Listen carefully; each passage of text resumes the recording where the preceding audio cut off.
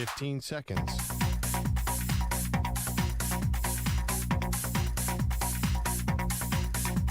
Break ends in 5 seconds.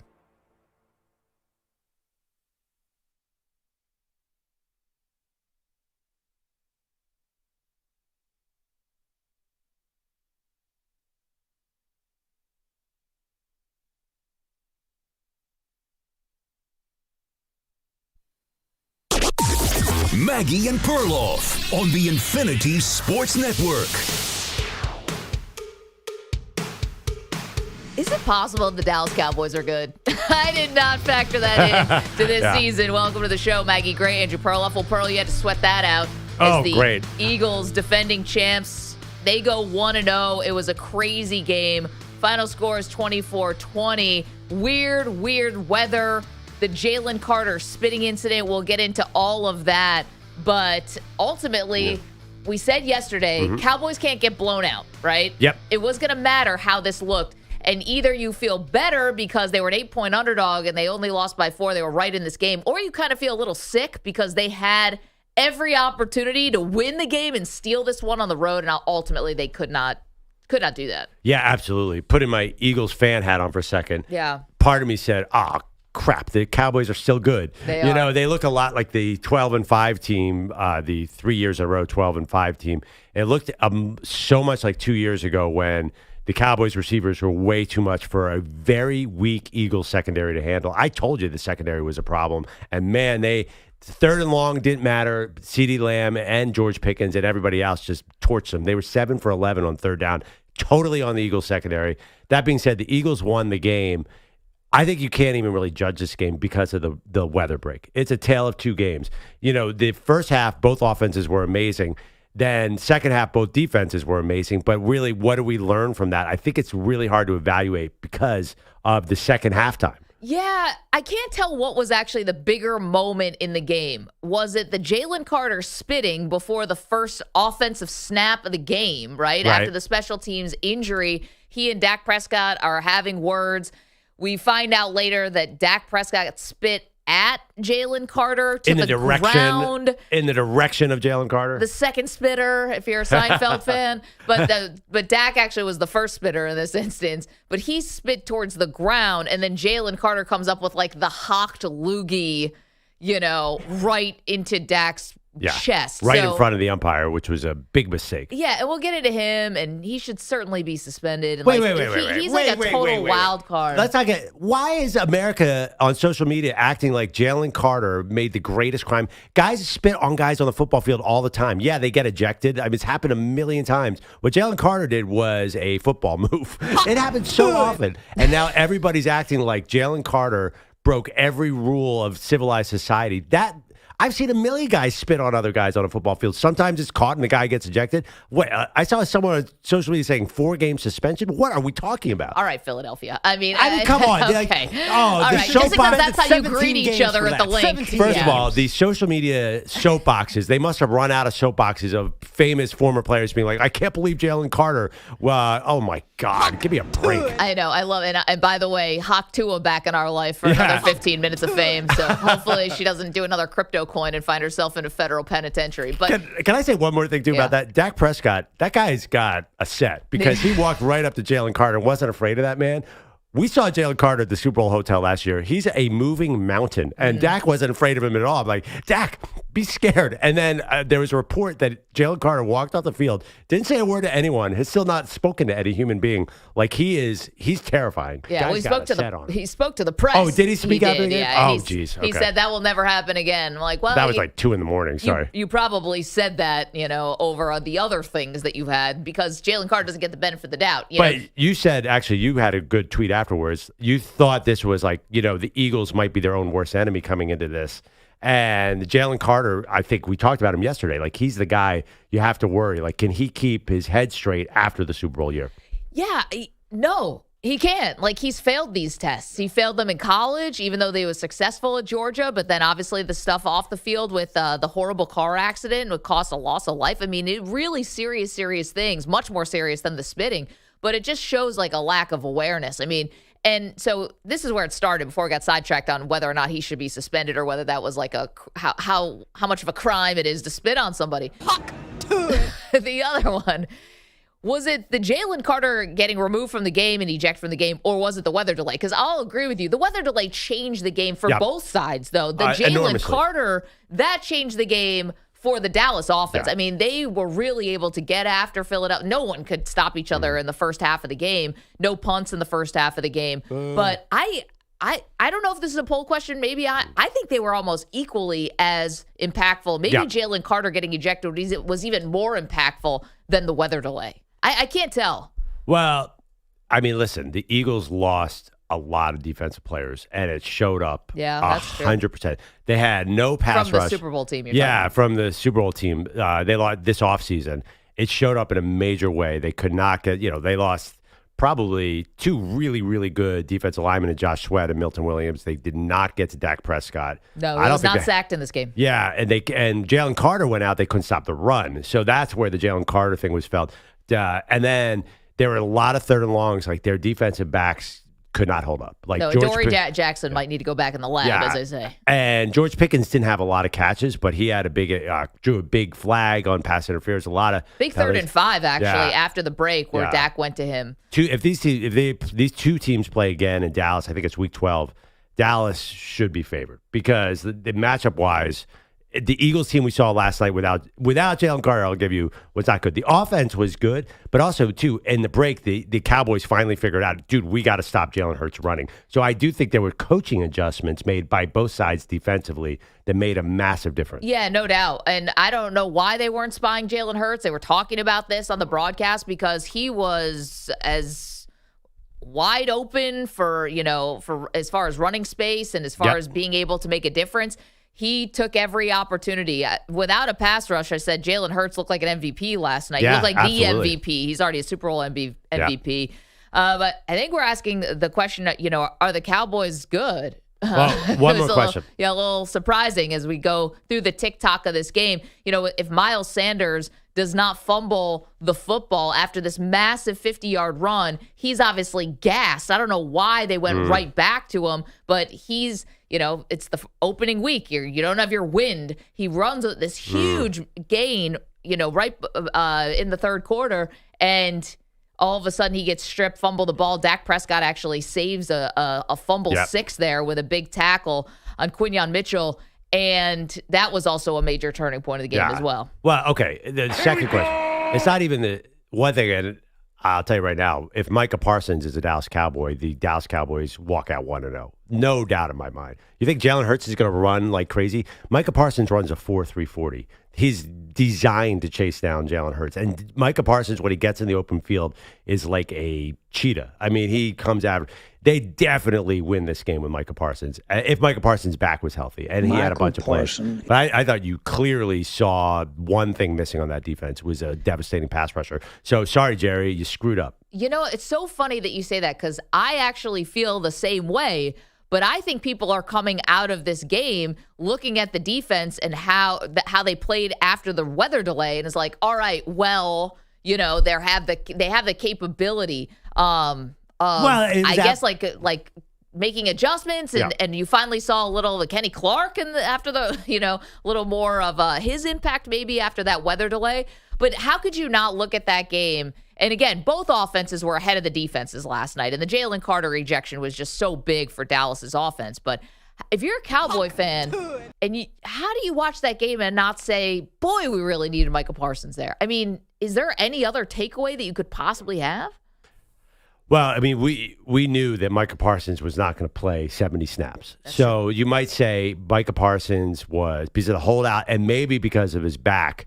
We have to see him play this weekend, and then we'll know more. We'll see how his back holds up. But yeah, the Cowboys could not get pressure, and then they lost their lanes. You could also argue the Cowboys' defense was rusty, didn't play a lot in the preseason, and they took a while to get warmed up. So you might squint and say, okay, we're going to be able to fix that.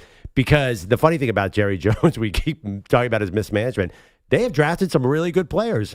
Chris Collinsworth is deep in love with Marshawn Nealon. Yep. There's some really good players. They have great cornerbacks. They just sort of, the one thing, I'm like, well, what does this defense need? A pass rusher. And also, they still weren't able to stop the run when it counted. I mean, Saquon Barkley was getting 4 or 5 yards before he got touched. By the way, any worries you had about Saquon Barkley and his workload, I know that probably wouldn't show up until later in the season, with all the carries that he had last year and how the Eagles really rode him to the Super Bowl. But he looked as good as ever last night. Yeah, it's week 1. Yeah. Did you think, okay, can this last up 18 weeks? I mean, I'm sure McCaffrey looked good after. Actually, McCaffrey didn't play at the beginning of last year, but we'll get see. to McCaffrey, too. If we got they some need news from him yesterday. Schedule a tweet for that guy. I know. The Eagles, they can't rely 100% on Saquon and Jalen Hurts' legs. Somebody was missing last night. It's very clear. There was no A.J. Brown. First target with a minute and a half left in the game. So if Saquon is the 90% of the offense, that scares me. Endurance-wise, like, can he last a season if he's the only weapon? I mean, looked like it, although his backup, Will Shipley, got hurt in this game, right? Yeah, had he to looked leave good the game.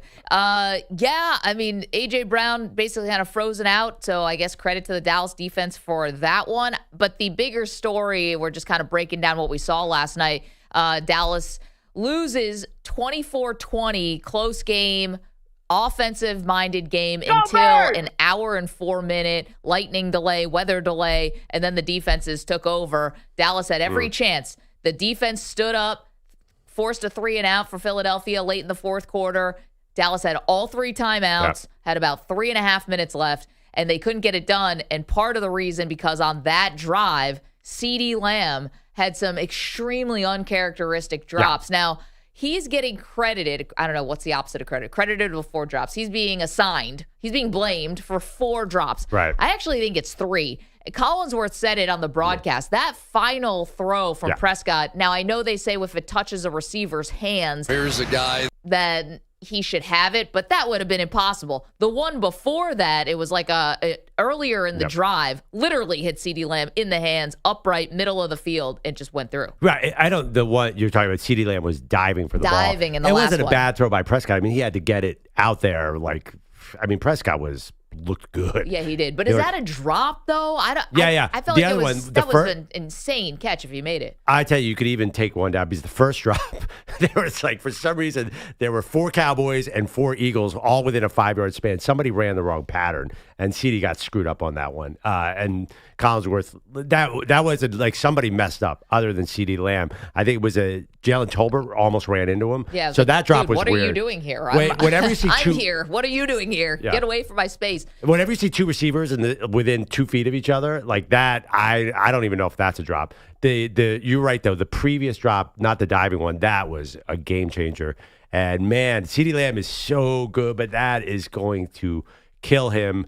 I wonder, what if he has a drop year? What if because you've seen his confidence go away. Remember the Packers game? Yeah. When he had a drop early in the game. Good point. And then Mike McCarthy had to come over to him on the sideline and talk to him. That's a guy who is all about confidence. He's so talented, but I'm curious how he comes back in week 2.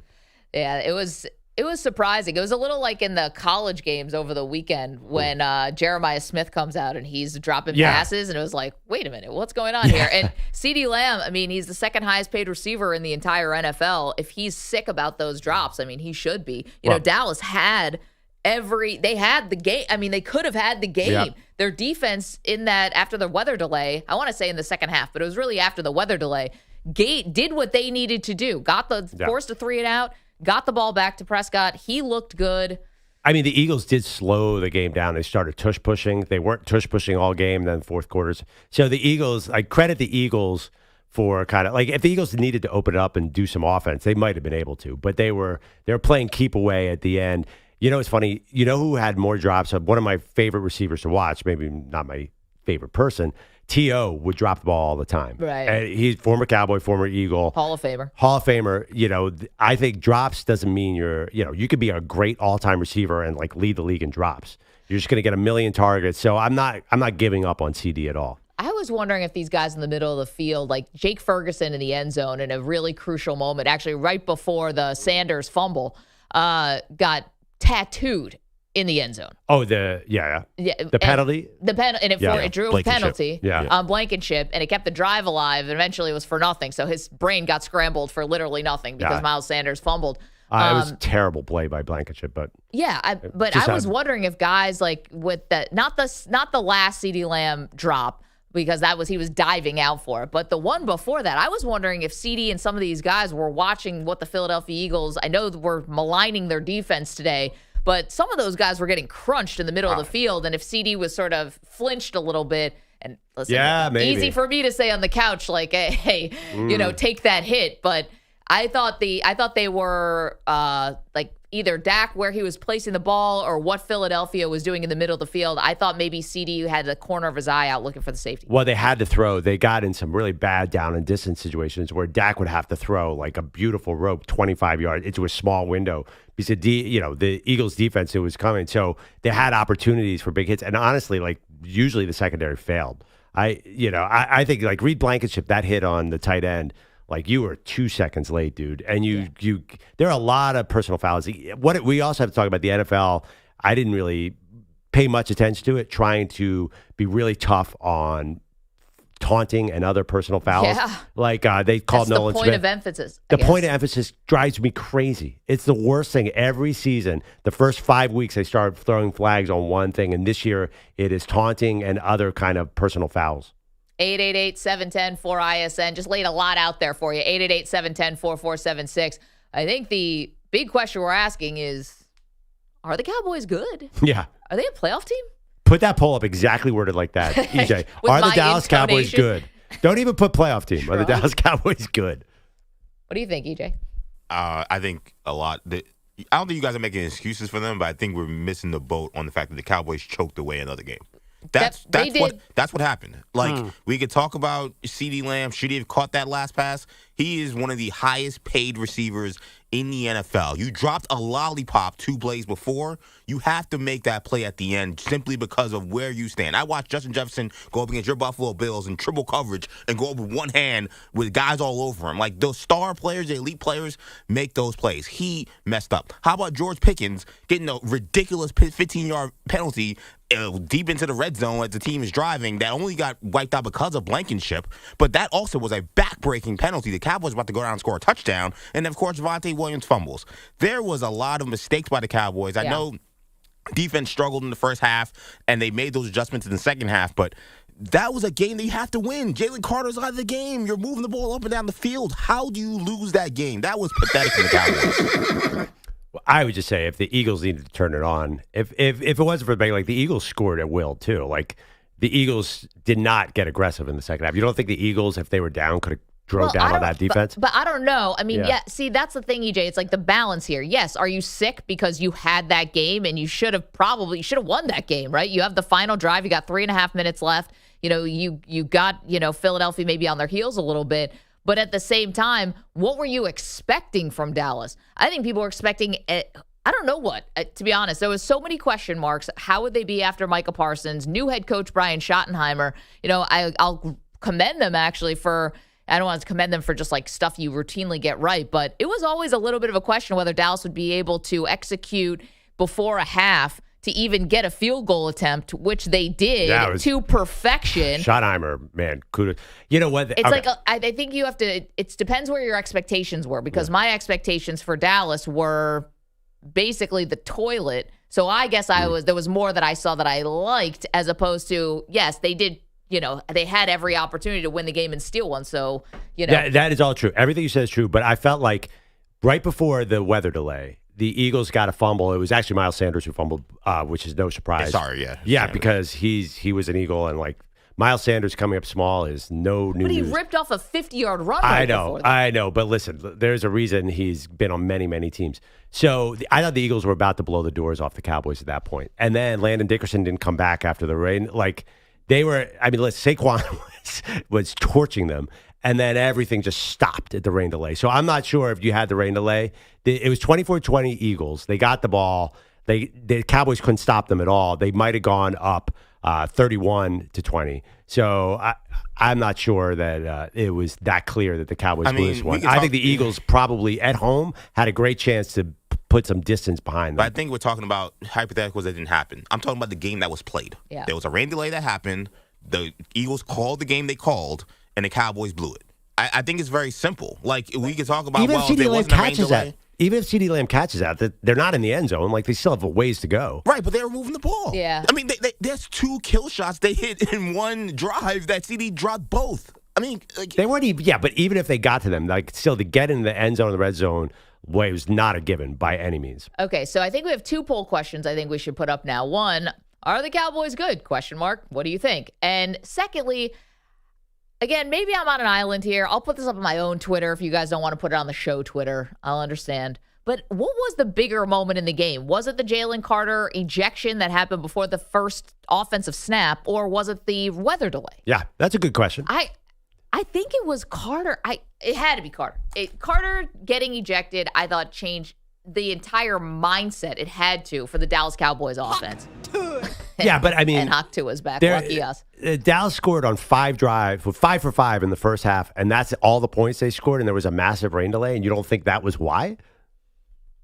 I mean, I think it was a math. mentality. No, I get it, but that's what I'm saying. I think there was a mentality of it was kind of like I'm not saying a gift because Jalen Carter did this to himself, but you get like handed this game-changing gift. It just has to shift everything on the sideline. I don't know. Yeah, I mean, I'm actually a little bit focused on the future. Like, is Dallas going to be able to ride the momentum of this performance and be really good? And are the Eagles, like, I'm sure Howie's on the phone right now looking for something. I mean, like, they need another defensive back. There's no doubt about it. And their pass rush stunk. So, and You don't trust Vic Fangio to just get these guys in shape? You don't trust Adoree Jackson is what you're saying? I mean, we knew that was going to be a problem. I said that the other day on the show. Like, there's Howie's on the phone right now. Like, there's definitely some flaws. The Eagles should have won that game more easily because when Saquon runs like that, how do you beat the Eagles?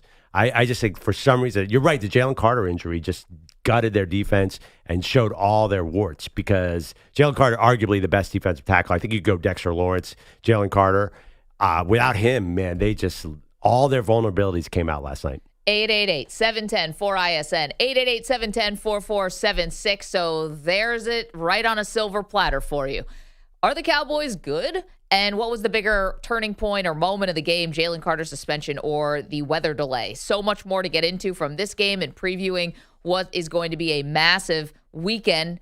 The NFL, yes, but also some really sneaky good college games on the slate to boot. 888-710-4ISN. Let's go Cowboys, Eagles fans, NFL fans. What did you see? And should Jalen Carter be suspended for the spit?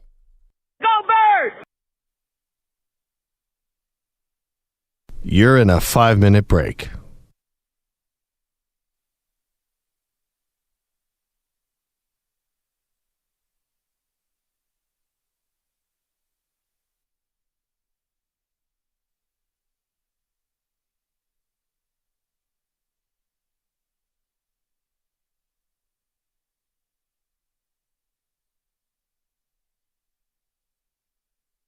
Four minutes, 30 seconds remaining.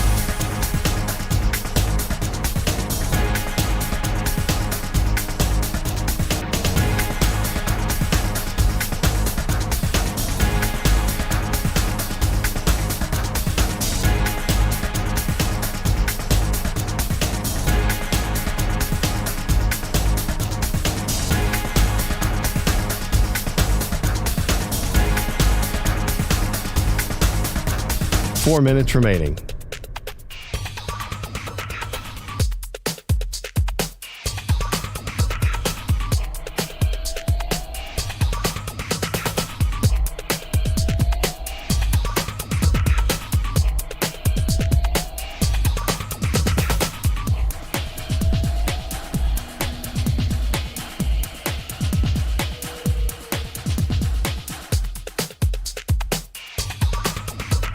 Three minutes, 30 seconds remaining.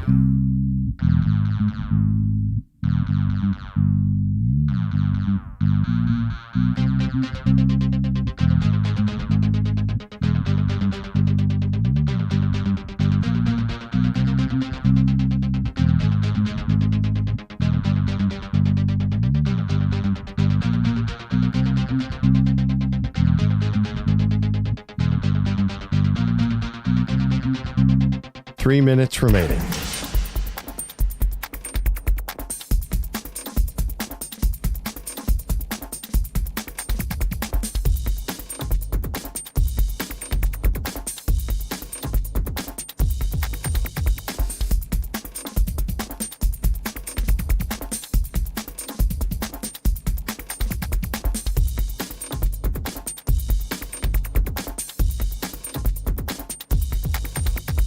Two minutes, 30 seconds remaining.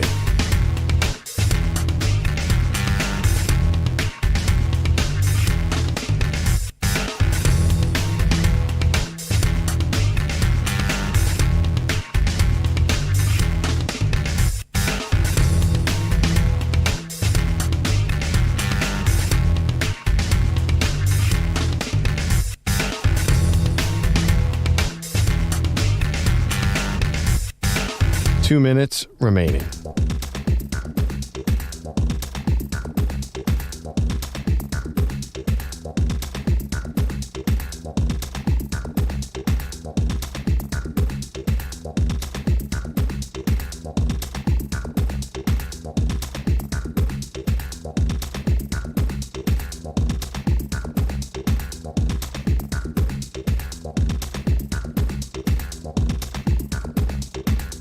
One minute, 30 seconds remaining.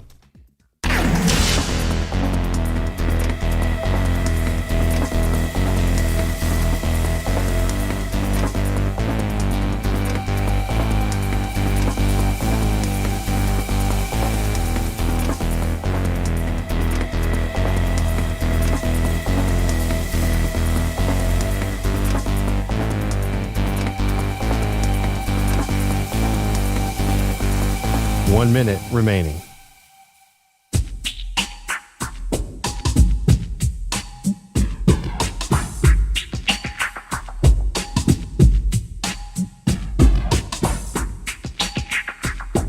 $45 seconds remaining.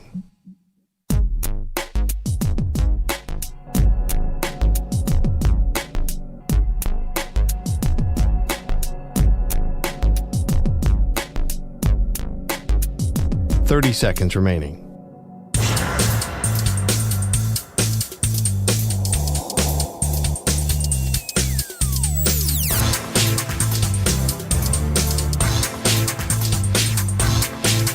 $15 seconds.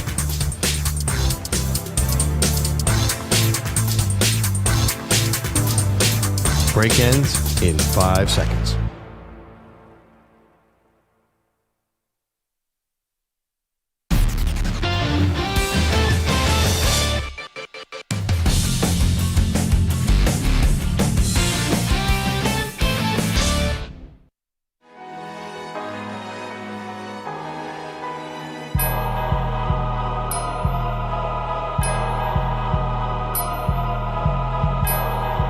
Welcome back. Maggie and Perloff Show. Putting out a very simple question. Are the Dallas Cowboys good? They lost 24-20 to the Eagles late last night after a big rain delay. I think they're good. I'm so sorry. I'm buying the Kool-Aid. Now, good in the sense that they could have a winning record and get blown out by a running team in the playoffs. Like that good. Not like Super Bowl good. I mean, considering they are plus money to be a playoff team. I think their over-under was, 7.5 wins I think it went down something? to 7.5. Yeah, I think that after the Parsons trade, it fell even more, like a game and a half. Yeah, I think it depends where your expectations were, especially with last night's game, because there was a huge turning point right before the first offensive snap of the game for Dallas, which is that Jalen Carter, the standout defensive tackle for the Eagles, gets ejected for spitting on Dak Prescott. It changed everything. Not to mention the weird weather delay that happens with 4 minutes and 44 seconds left in the third quarter, and that changed everything again. So are the Dallas Cowboys good? Well, I mean, man, Dak looked good. They're better than I thought. I thought we were walking into a dumpster fire, more or less, and I was impressed, actually, by Brian Schottenheimer. CeeDee Lamb with the drops was just inexcusable. But are they good? I don't. Wow. I don't think so. I don't know. Eagles had Eagles had no Landon Dickerson after the rain delay. That's a huge problem. He's awesome, and they had no Jalen Carter. So I think that's a one reason you might say, well, Dallas got a break last night. So it's hard to tell. But listen, they've been invested in their offensive line, and obviously that is a bigger key to rushing than who's actually playing running back. And Javonte Williams looked fresh and good. So I think they fixed a lot of their problems. Defense worries me. Let's go to the phones. 888-710-4ISN. Jason is in Washington, D.C. Jason, are the Cowboys good? Cowboys are very good. And I want to say thank you again. I called yesterday from D.C., and you gave me a hard time by telling me I must live in the area. I must feel a little bit bad by living in D.C. So, yes, the Cowboys are good. A couple of things. Jalen Carter, the Carter situation, it absolutely changed the dynamics of the game because it allowed us to feel comfortable that we could run against Philly's defense. Yep. Absolutely. Then, second of all, first half, we were horrible. Edge control, gap control. We couldn't keep Hurts in the pocket. Hurts was constantly breaking containment. There was nobody nowhere near him on his run, a lot of his runs. Through his scores, there was no one even near him within 15 yards. I think in that second half, as opposed to years past, we made adjustments. Yeah. Give Eberflus credit for making adjustments to say, we're going to start coming at you. They started pulling the pressure up. They turned the heat up. They made Jalen Hurts a little bit more comfortable to where you can see he starts throwing the ball a little bit faster. He gets it out of his hands a little bit faster than he wants to. So, yes, I think Dallas is – I picked them to win even with Carter.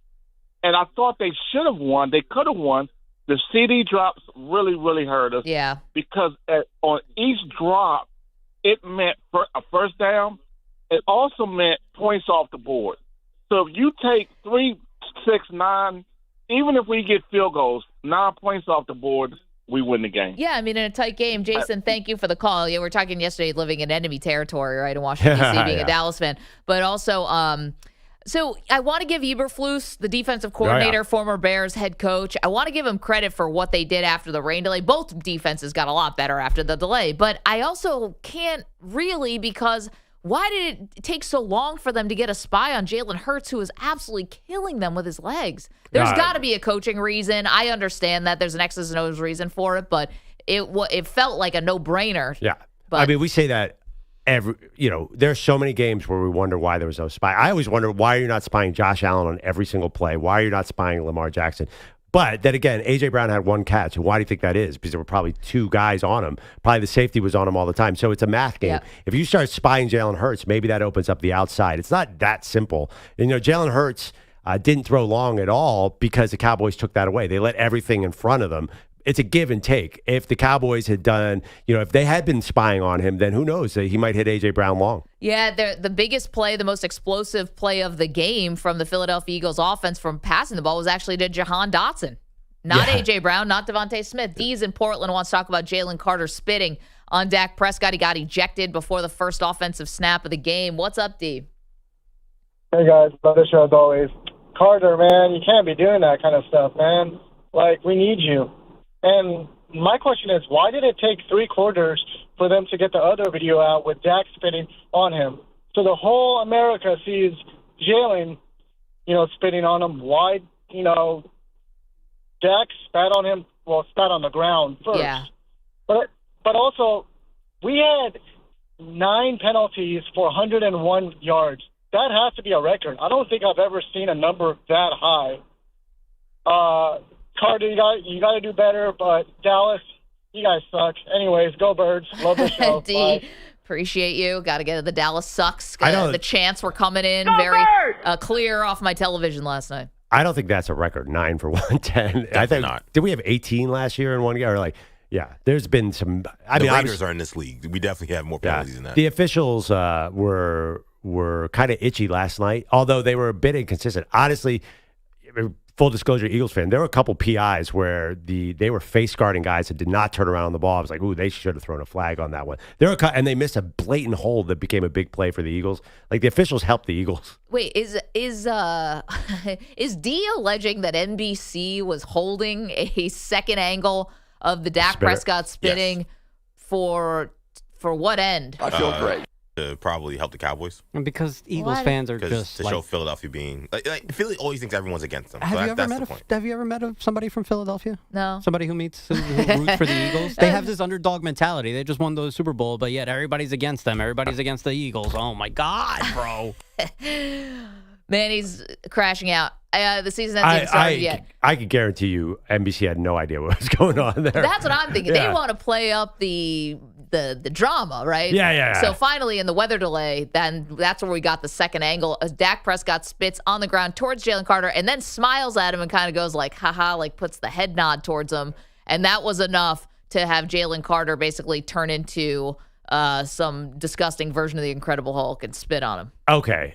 But let's not act like guys that don't spit on each other in the NFL. I know that's gross, but Sean Taylor famously ejected from a playoff game for spitting. It happens. I don't think Jalen Carter is all of a sudden like total should be kicked out of the league or something. And everyone, I saw some former players going on social media last night screaming like, this is unforgivable. And everyone linked it to his past too. I'm like, oh, come on, guys. Well, not the same in terms of severity, but exactly. Getting himself kicked out was beyond dumb. Let's get to Andrew Bogusch, who's back with us on this Friday morning. Geez, Bogusch, you come back just in time because I lost a dumb bet yesterday. Now breakfast, you just walked into like an awesome Friday. You didn't even know it. I'm a gentleman. Peter Schwartz going to have my breakfast. You can send it to his house on Long Island. I don't have that kind of dough. I don't think he's aware, so I will take his breakfast. Thank you very much. In the meantime, your headlines are sponsored by PrizePicks. Don't miss any of the action this football season with PrizePicks, where it's good to be right. Download PrizePicks and use code PRIMETIME and get a $50 bonus credit instantly when you play $5. Must be present in certain states. Visit prizepicks.com for restrictions and details. EAGLES. As you were just discussing, we are constantly told they are nice people, that Santa Claus and J.D. Drew had it coming, but Philadelphia'd again last night before a defensive snap was played, with Jalen Carter spitting on Dak Prescott. But surely Carter would never just hock a loogie on someone. There had to have been a second spitter. And as we do have video of Prescott spitting in the general direction of Carter, which led to them getting face mask to face mask, which led to Carter's direct hock to here's Dak's side of the story. I stepped through, I actually said the words like, what the hell would I, excuse me, but I'm probably even more colorful. What would I need to spit on you for? And he just spit on me in that moment, and it was more of a surprise than anything. Dak thought it was just going to be a penalty, so the ejection was a surprise for him. That gave us our first big Dom sighting of the season as he walked Carter to the locker room. Jalen apologized to his teammates and fans post-game, promising that it will not happen again. When they actually played football on opening night in Philly, the Eagles and Cowboys scored on the first 8 possessions of the night, with Dallas trying to make it 9. First down. Handoff goes inside to Sanders, and he goes no place. He fumbles the football, and it's picked up by the Eagles. Picked up by Quinyon Mitchell. Merrill Reese on Eagles radio. Miles Sanders losing that fumble 10 yards from the Eagle end zone. Soon after that came that 65-minute weather delay. Neither team scored once they play resumed, so Philly is 1-0 this morning, a 24-20 victory. Jalen Hurts running for 2 scores. 1 for Saquon Barkley. Christian McCaffrey's in midseason form, now on the Niner injury report with a calf issue. He was healthy all summer, but now this, and don't forget the first half of last season for him, ruined by Achilles tendonitis in both of those legs. Man, I picked him yesterday to win the Super Bowl. I feel like a dope. Because I can't say no one's surprised by this, right? It was only going to be a matter of time. I just didn't think it'd be before the first game, Pearl. Yeah. Well, that's on you. That's exactly what happened last year. Well, it's the just slump busters. I'm the worst. And I would think that maybe Shanahan has to have some type of plan B. Like, your season was just wrecked because this guy couldn't play last year. You cannot go into the next season with no plan. Well, it's this guy Brian Robinson Jr., or traded for Brian Robinson Jr., who is a bit of an Eagle killer. And I love, they still have Isaac Guerrero, who got hurt last year. You know, again, Is this foreshadowing it didn't another work bad season for but the 49ers? I always thought the Niners always could put in a backup running back who looked amazing, like the Denver Broncos under Mike Shanahan. But last year it just didn't work because they kept like guys would go in and they get hurt in 3 plays. Like, another guy goes in. They do have some depth, so there is like a possibility of survival. But wasn't the narrative like McCaffrey's going to basically do everything for us? He's going to be Superman again? Uh-oh. But they're also like on, it's like 6, 7, 8 years long now of them having by far the most injuries in the NFL. Yeah. Like they need some kind of seance. Well, Chargers are number one, I think. But the Niners are impossible. Like there's one of their beat guys had a graphic of how many injuries they have had over the last couple of years, and it's going almost on a decade now. Like I hope they have revamped their like medical staff because Doesn't look like it. Something's not right with the amount of people that keep getting hurt. Well, they're old though. I mean, could it be Trent Williams? What 37 now? Christian McCaffrey's ancient for a running back. George Kittle is old. So that's what happens to old players. Yeah, but this again, guys were getting hurt when they weren't old either. Yeah, true. I think the Chargers set like an NFL record for time on IR at a certain point recently. So the two of them, it must be California. Singular season, maybe. But like, California, the healthiest state that we have. Maybe not for soft tissue injury. Any chance sometime the Niners are a really physical team. Like, is there any chance that also catches up to them over the course of a season and even during a training camp? Like, just how physical they play? Yeah, but not with they're not going full tackle. Well, maybe. I mean, not on Christian McCaffrey though. No, but I mean the wear and tear that he's taken over the years, right? I mean, I know he's like a different case. He's been injured since he walked into the NFL. But the team, and Bogusch talking about these team injuries they deal with, like they're also a team that like beats you up. The whole thing about the Niners is like get ready for a physical game. Yeah. This could be also a side effect of that, is that you're going to have more injuries. But their defense is physical. Is their offense? Yeah, Deebo Samuel and that running game. Yeah, they're a physical team. I know they're West Coast, and we kind of think, oh, they're soft. The Niners beat you up. Very quickly, Caitlin Clark will not return this season from her groin injury. She ends up only playing 13 games for the Fever, the last of which was July 15th. And the Aces on the court last night won their team record 13th in a row, 97-87 over the first-place Lynx. Asia Wilson, 31 points and 8 rebounds. By the way, I had a deep dive into the personality of Andrew Bogusch last night. A long conversation with a friend of yours, a friend of everybody listening, about Jalen Brunson. I could save it, but we actually broke down everything about Bogusch because I think there were some interesting points that I didn't really realize, but now it's all coming to fruition. I think I'm starting to understand Andrew Bogusch. What a tease. Wow. What a tease. Yeah, Perloff was at a party last night. Yeah. And the rest of us couldn't go for various reasons. Shockingly, I wasn't invited. You're not the only one, brother. Various reasons. That was supposed to be a blanket umbrella statement. 888-710-4ISN. We're asking you this morning, are the Cowboys good? And now we get some of us couldn't go because we weren't on the list. Well, by the way, you guys are, be that as it may. Second topic off the party. You guys are going to be shocked when you find out who from this building was there that got the invite over you. Maggie, were you on the list? Of course she was. I was on the list. Everybody knows the quarterback. What kind of a question was that? That's damning on you, Bogues. No, God, we're kidding. But I am actually now very intrigued. What did we learn about our guy here, Andrew Bogusch? Oh, he teased it. Hold on. Okay. Yeah. Also, too, I want to say the people in this building who were there to make Manny and EJ mad, and Bogusch too. Like a lot of people got the invite. No. EJ was a polite pass. Yeah, I was like, you were on the. Okay. Yes, we'll get to all that. Did I miss an email? Perloff gallivanting last night in Midtown Manhattan. Fancy. We'll get to it next.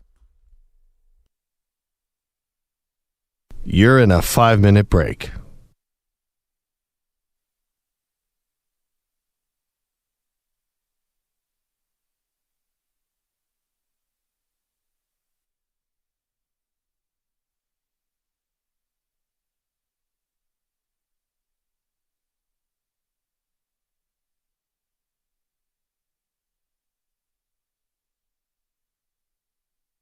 Four minutes, 30 seconds remaining.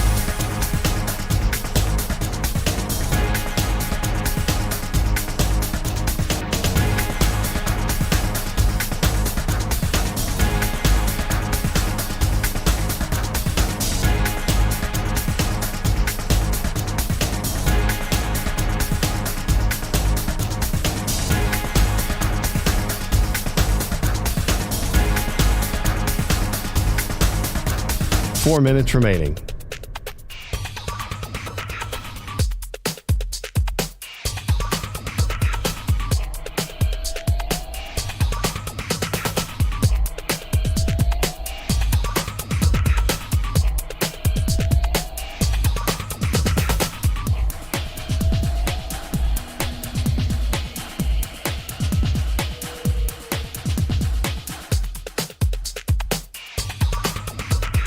Three minutes, 30 seconds remaining.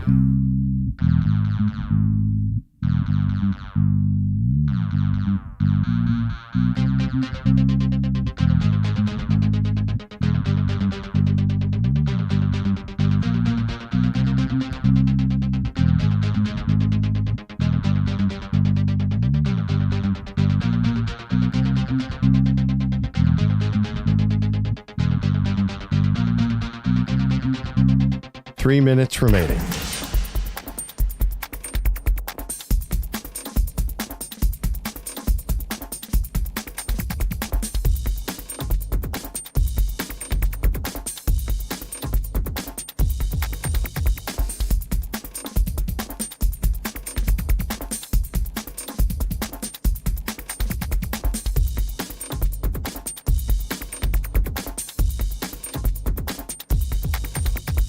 Two minutes, 30 seconds remaining.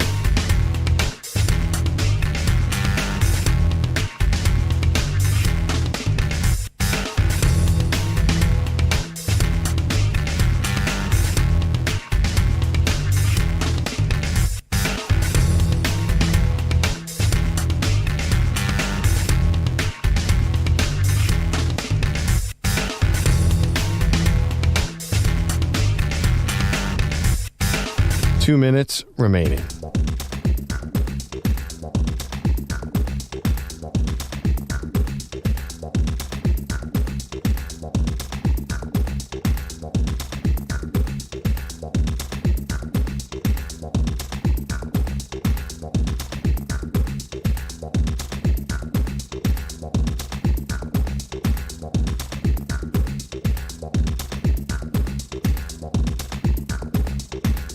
One minute, 30 seconds remaining.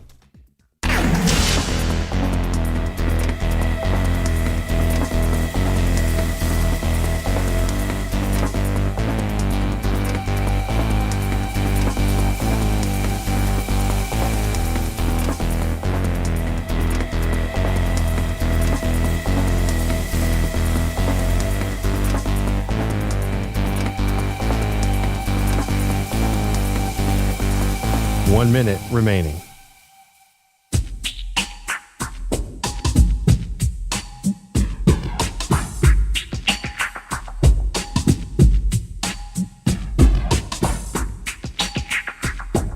Forty-five seconds remaining.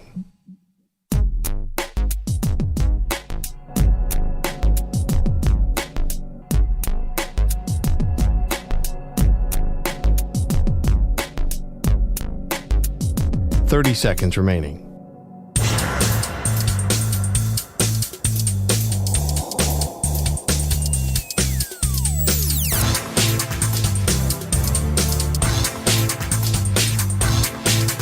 Fifteen seconds.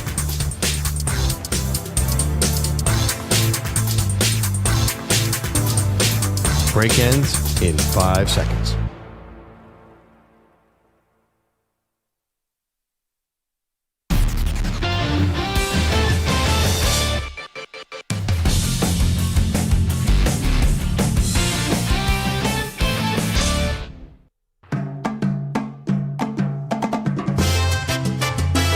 All right, this MLS game preview is sponsored by Lowe's. Celebrate Labor Day with big savings at Lowe's. Shop on deals, fall favorites from appliances and garden accessories to outdoor power equipment and more. All right, Manny, what do we got? Well, guys, World Cup qualifying means slim pickings on the Major League Soccer schedule, but the Chicago Fire head up to Foxborough to take on the New England Revolution. Both teams currently sit as the first and second teams out of the playoff picture, respectively. Matters perhaps a bit easier for the Fire. They trailed the New York Red Bulls for the final playoff spot in the East by just 1 point. The Revolutions have 31 points, 9 back of New York for that final playoff seed.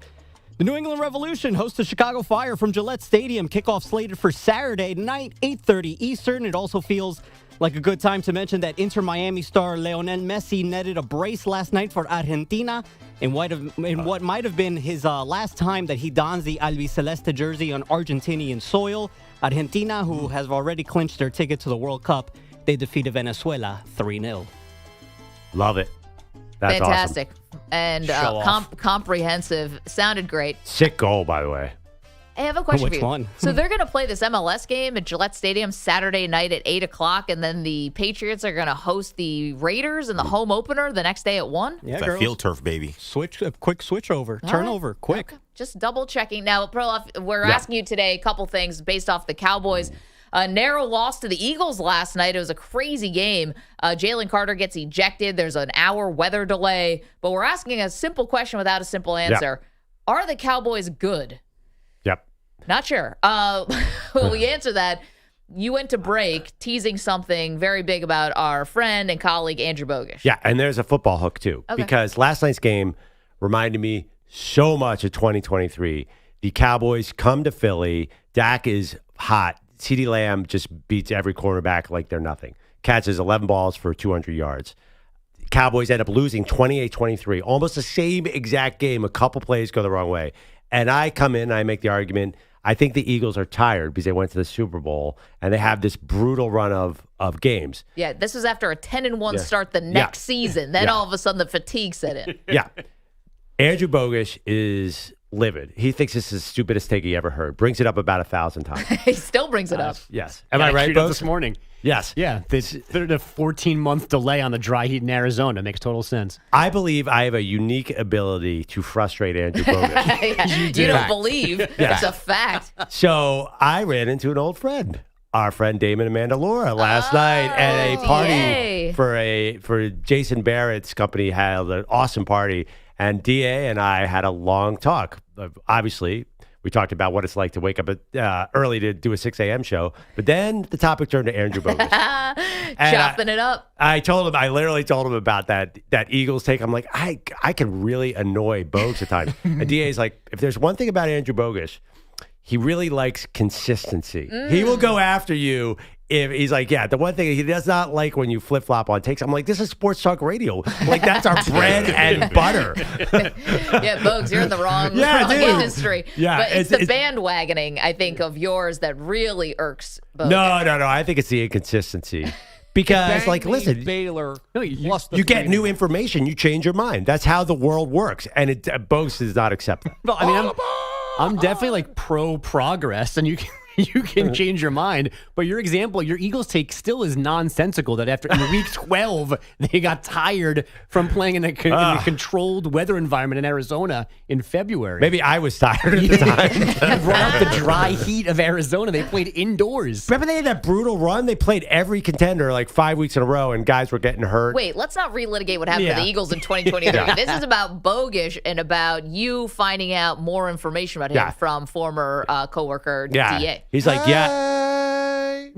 DA is like, I know Bogusch can get hot. He's like, I've seen it before. He's like, you just might want to grab my crotch. Try not to be inconsistent with a take when you're arguing with him because it drives him nuts. Is this true, Andrew Bogusch, that is one thing that gets under your skin? That's probably a fair assessment, yeah.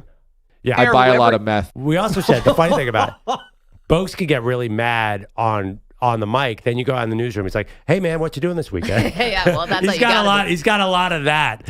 Sort of a Jekyll and Hyde.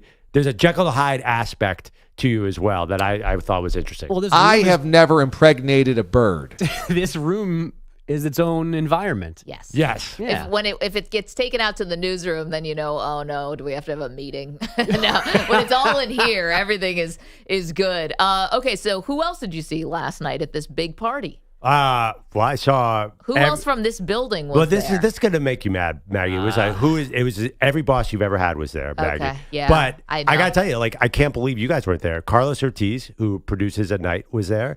Ryan Hickey, who produces the next show, was there. Yeah. Nico was there, who sometimes produces. Not even 21. He was wearing Nico's Carlatos. and he stood up because he was wearing a Michigan jersey. That guy sucks. There are a couple other guys that, honestly, Listen, it's a big game this weekend against Oklahoma. What are you guys going to do? That's a rookie move there. there are a lot of producers. Here's me being mad.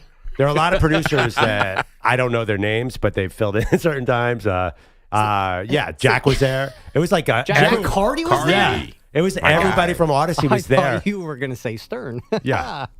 It was Stern, who no longer has the worst pronunciation of Shea Gilgeous-Alexander because that now belongs to Marshawn Lynch, but we can't play it because he drops it was a like curse. It was the Odyssey break room, and you guys weren't there. I don't understand. I wasn't invited. Seriously. Sorry, guys. Who sent out an email? I have no idea. To Nico, of all people. He's not even full-time. That's not even his real name. It is Peter. I felt bad I wasn't there. There was a large degree of FOMO. Just to suck up to our bosses was mainly the number one thing. No, everyone asked about you, and I said you're pre-gaming, studying the matchups. Half true. 888-710-4ISN. Are the Cowboys good? I am broken!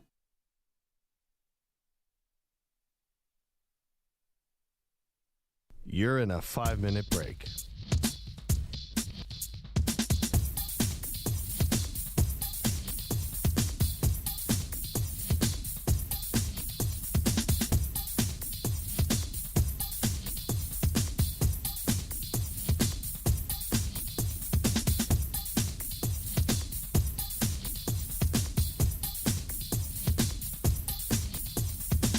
Four minutes, 30 seconds remaining.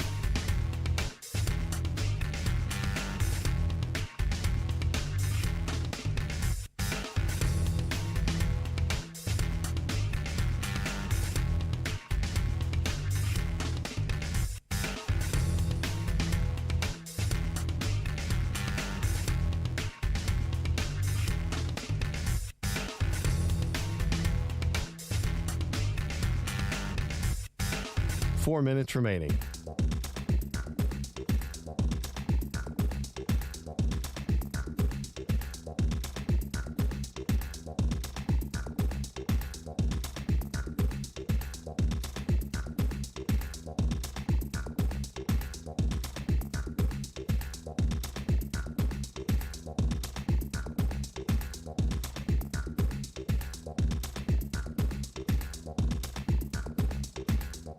Three minutes, 30 seconds remaining.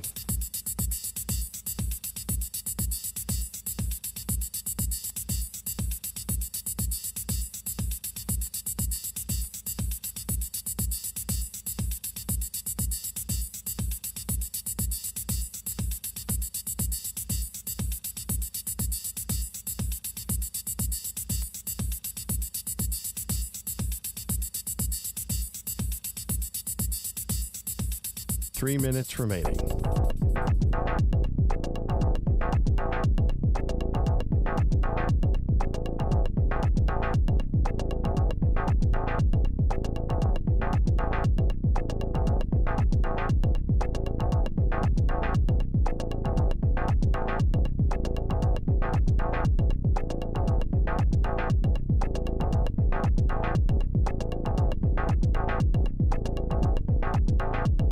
Two minutes, 30 seconds remaining.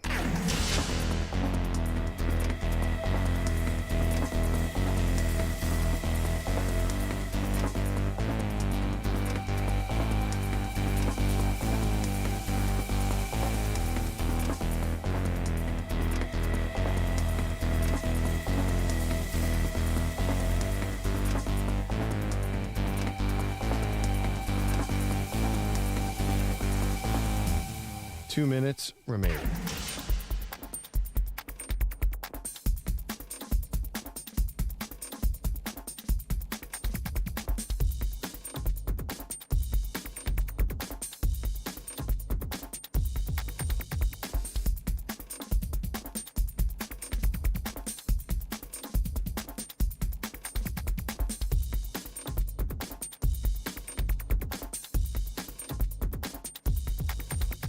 One minute, 30 seconds remaining.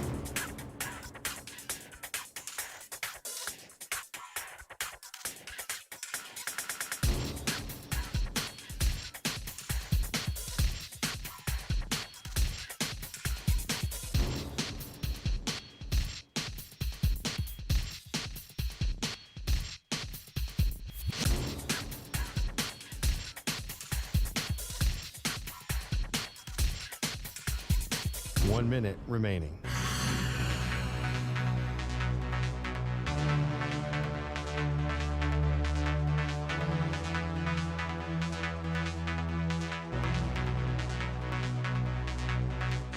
$45 seconds remaining.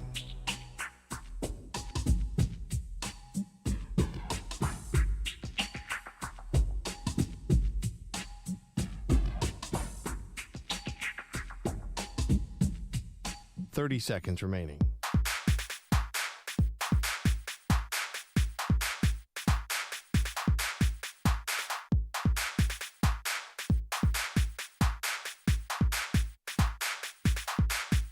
$15 seconds.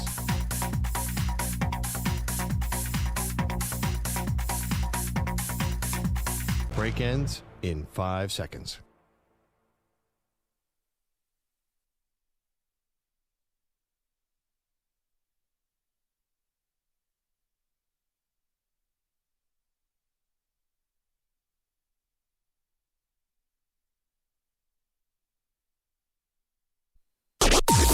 Maggie and Perloff on the Infinity Sports Network.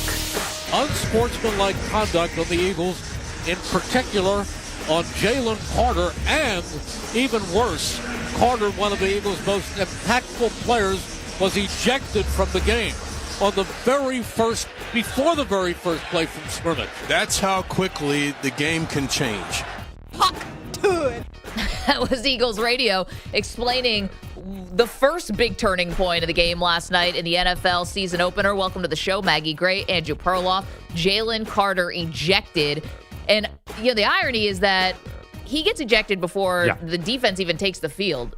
And there was a stoppage in the game because of an injury to the fullback for the Eagles, who was also playing special teams. Yeah, new guy. And you think without that stoppage, would we have had this spitting incident because it gave the guys a little bit more time? Like Dak Prescott spit towards the ground, we found out later on in the game. And then sort of Jalen Carter kind of looks at him. Dak goes like smiles, gives him the head nod.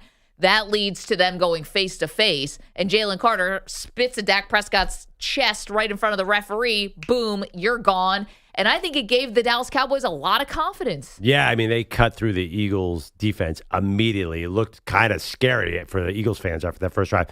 I'll say one thing about Jalen Carter, and I say this about a lot of players in the NFL. You don't get half of Jalen Carter. People are like, he's so stupid. How can he do that to his team? You know why Jalen Carter is a killer? Because he is wildly intense. He plays, again, I'm going to go back to Charles Haley and the Dallas Cowboys. I can go back to James Harrison and the Pittsburgh Steelers. You can't tell certain defensive players to rein it in. Jalen Carter is terrifying to other teams. It's like Draymond Green. You always say you can't go half Draymond. Yeah, but we always yell, Draymond, why don't you get smarter? Well, if Draymond was smart, would he be Draymond Green? If Jalen Carter was under control, would he be Jalen Carter?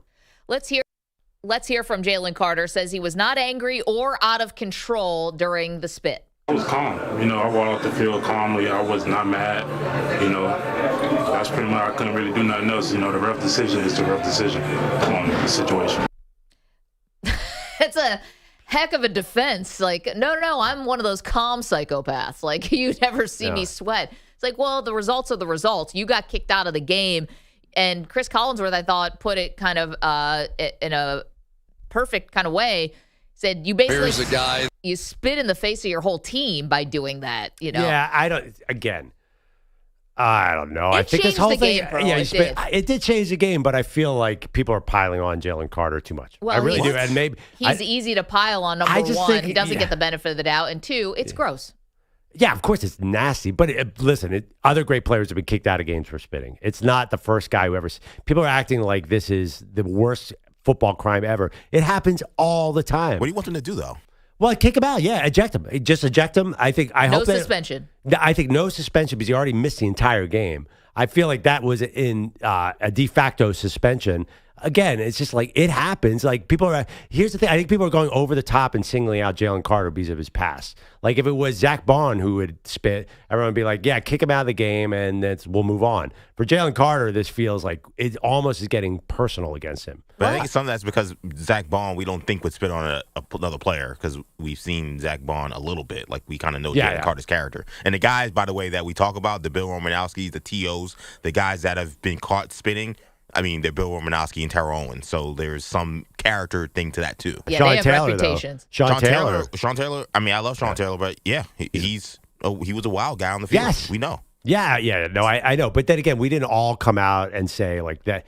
Yeah, I guess we killed them in the moment. But then again, it does happen. Like this Carter is a terrible cancer on this team at all. Well, the proof is going to be in what does the rest of the season look like, let alone a suspension or not a suspension. We have no idea. But the Eagles handling success, the Eagles keeping it together, if you will, that was a question I had before the season even started. And then I felt like I was, kind of proven right on the first snap. I don't see it that way at all. I see it as Dory Jackson is a massive problem. This is a personnel issue on the Eagles. It's not about locker room and all that stuff. This is like the Eagles lost too many good defensive players, and they better get to work right now. Yeah, and the best one, though, was off the field because of his own issues, right? Absolutely. Absolutely. But he'll be back, and he'll be fine. That was the first big turning point of the game, the first big wild card that got, injected into this opener. And then the offenses were just off to the races, which is funny because usually early in the season, you're expecting defense. Defense is way ahead of the offense, and that was not the case. There were no punts in the first half, much to Manny's chagrin.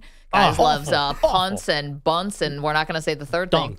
But I think that the offenses looked awesome. I mean, really, really good, and especially for two things. One, the Dallas Cowboys, their offensive line did look very good despite having a lot of youth there. Javonte Williams running the ball looked good. You could see the Brian Schottenheimer DNA, if you will. He's never been a head coach, but as an assistant, loving to run the ball. The shocking part for the Dallas offense was CeeDee Lamb dropping the football. 4 drops he's getting tagged with last night. Two crucial ones on the final drive of the game, but get to that in a minute. Drops, but running the ball, and then a crucial fumble on the offense. But overall, that offense looked really good to get going. I mean, we didn't see the full George Pickens effect. He had 3 catches.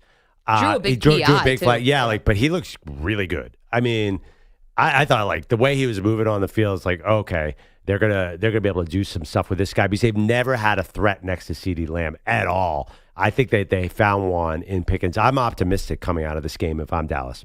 And on the offensive side for the Eagles, it was the Jalen Hurts show in the first half. I mean, he and Saquon together, but Jalen just had all this green grass in front of him. No A.J. Brown, really. No Devontae Smith. They were not a focal point of the offense, or good job by Dallas to take them away. And Jalen Hurts was scampering all over and just making it happen with his legs. Like, even on plays where you just thought nothing was there, all of a sudden he's getting 5 yards. And now you're in 2nd and 5, and your whole playbook is open to you. I mean, it was impressive. I'm actually a little bit surprised. This Jalen Hurts friendship with Michael Jordan, who was in the crowd last night, I feel like Jalen Hurts is like now being compared to Michael Jordan in the sense that not that he's the best player in the game, but like the ultimate winner. Feels like there's the narrative building around Jalen Hurts. He may not be on anyone's list of top 5 quarterbacks in the NFL, but he is climbing up the ranks of guys who are going to win you football games. And I think you saw that last night. So the first turning point of the game was the Jalen Carter ejection, no doubt about it. He's out after spitting on Dak Prescott.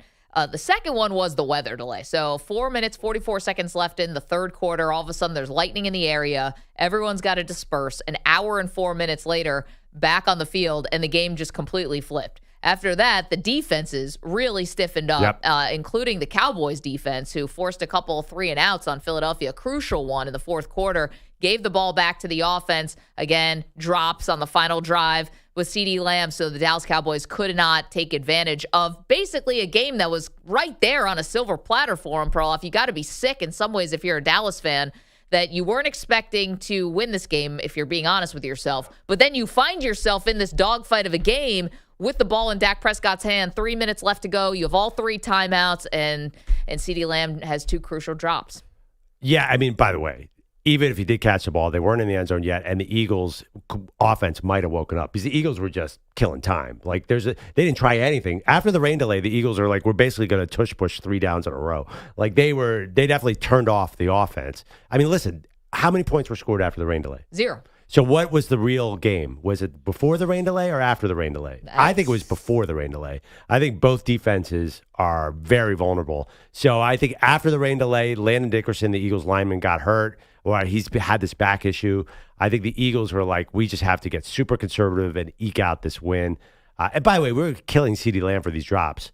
He was a problem for the Eagles last night. He was over 100 yards receiving. Yeah, I mean, he was 60% of the Cowboys' offense. So I actually have faith that he's going to turn around. You saw him afterwards. Did you see the camera shot where he's walking? He's like, I got this. I know I screwed up, but I got this. And I actually, for some reason, I'm buying into CeeDee Lamb. I think he's really, really good. Yeah, just now the tenor a little bit changes on the Cowboys season, I think, because of how they looked last night. Because now you're wondering, all right, maybe this is a playoff team. At least maybe they're challenging for a playoff spot. And does this loss come back to haunt them?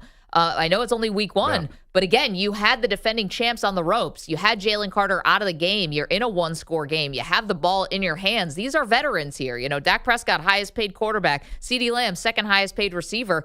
And you're getting the ball to your guys and drops. Yeah, absolutely. Can I have one funny observation? There was actually the biggest victim of the spitting incident for Jalen Carter spitting on Dak Prescott was definitely fellow Eagles lineman Jordan Davis, who had to play twice as many snaps. He lost weight. I've never seen a big guy. I mean, he was huffing and puffing. Like the rest of the Eagles line, like these are big guys. They were trying to fill in. They were so exhausted by the end of that game. So, again, I don't think what we saw last night in the second half was real. I think the Cowboys defense looked like the all-time Cowboys defense. That's not the case. Yeah. There was also a big fumble in the second half. That was right before the weather delay. And this is with Dallas driving. Miles Sanders rips off like a 50-yard run.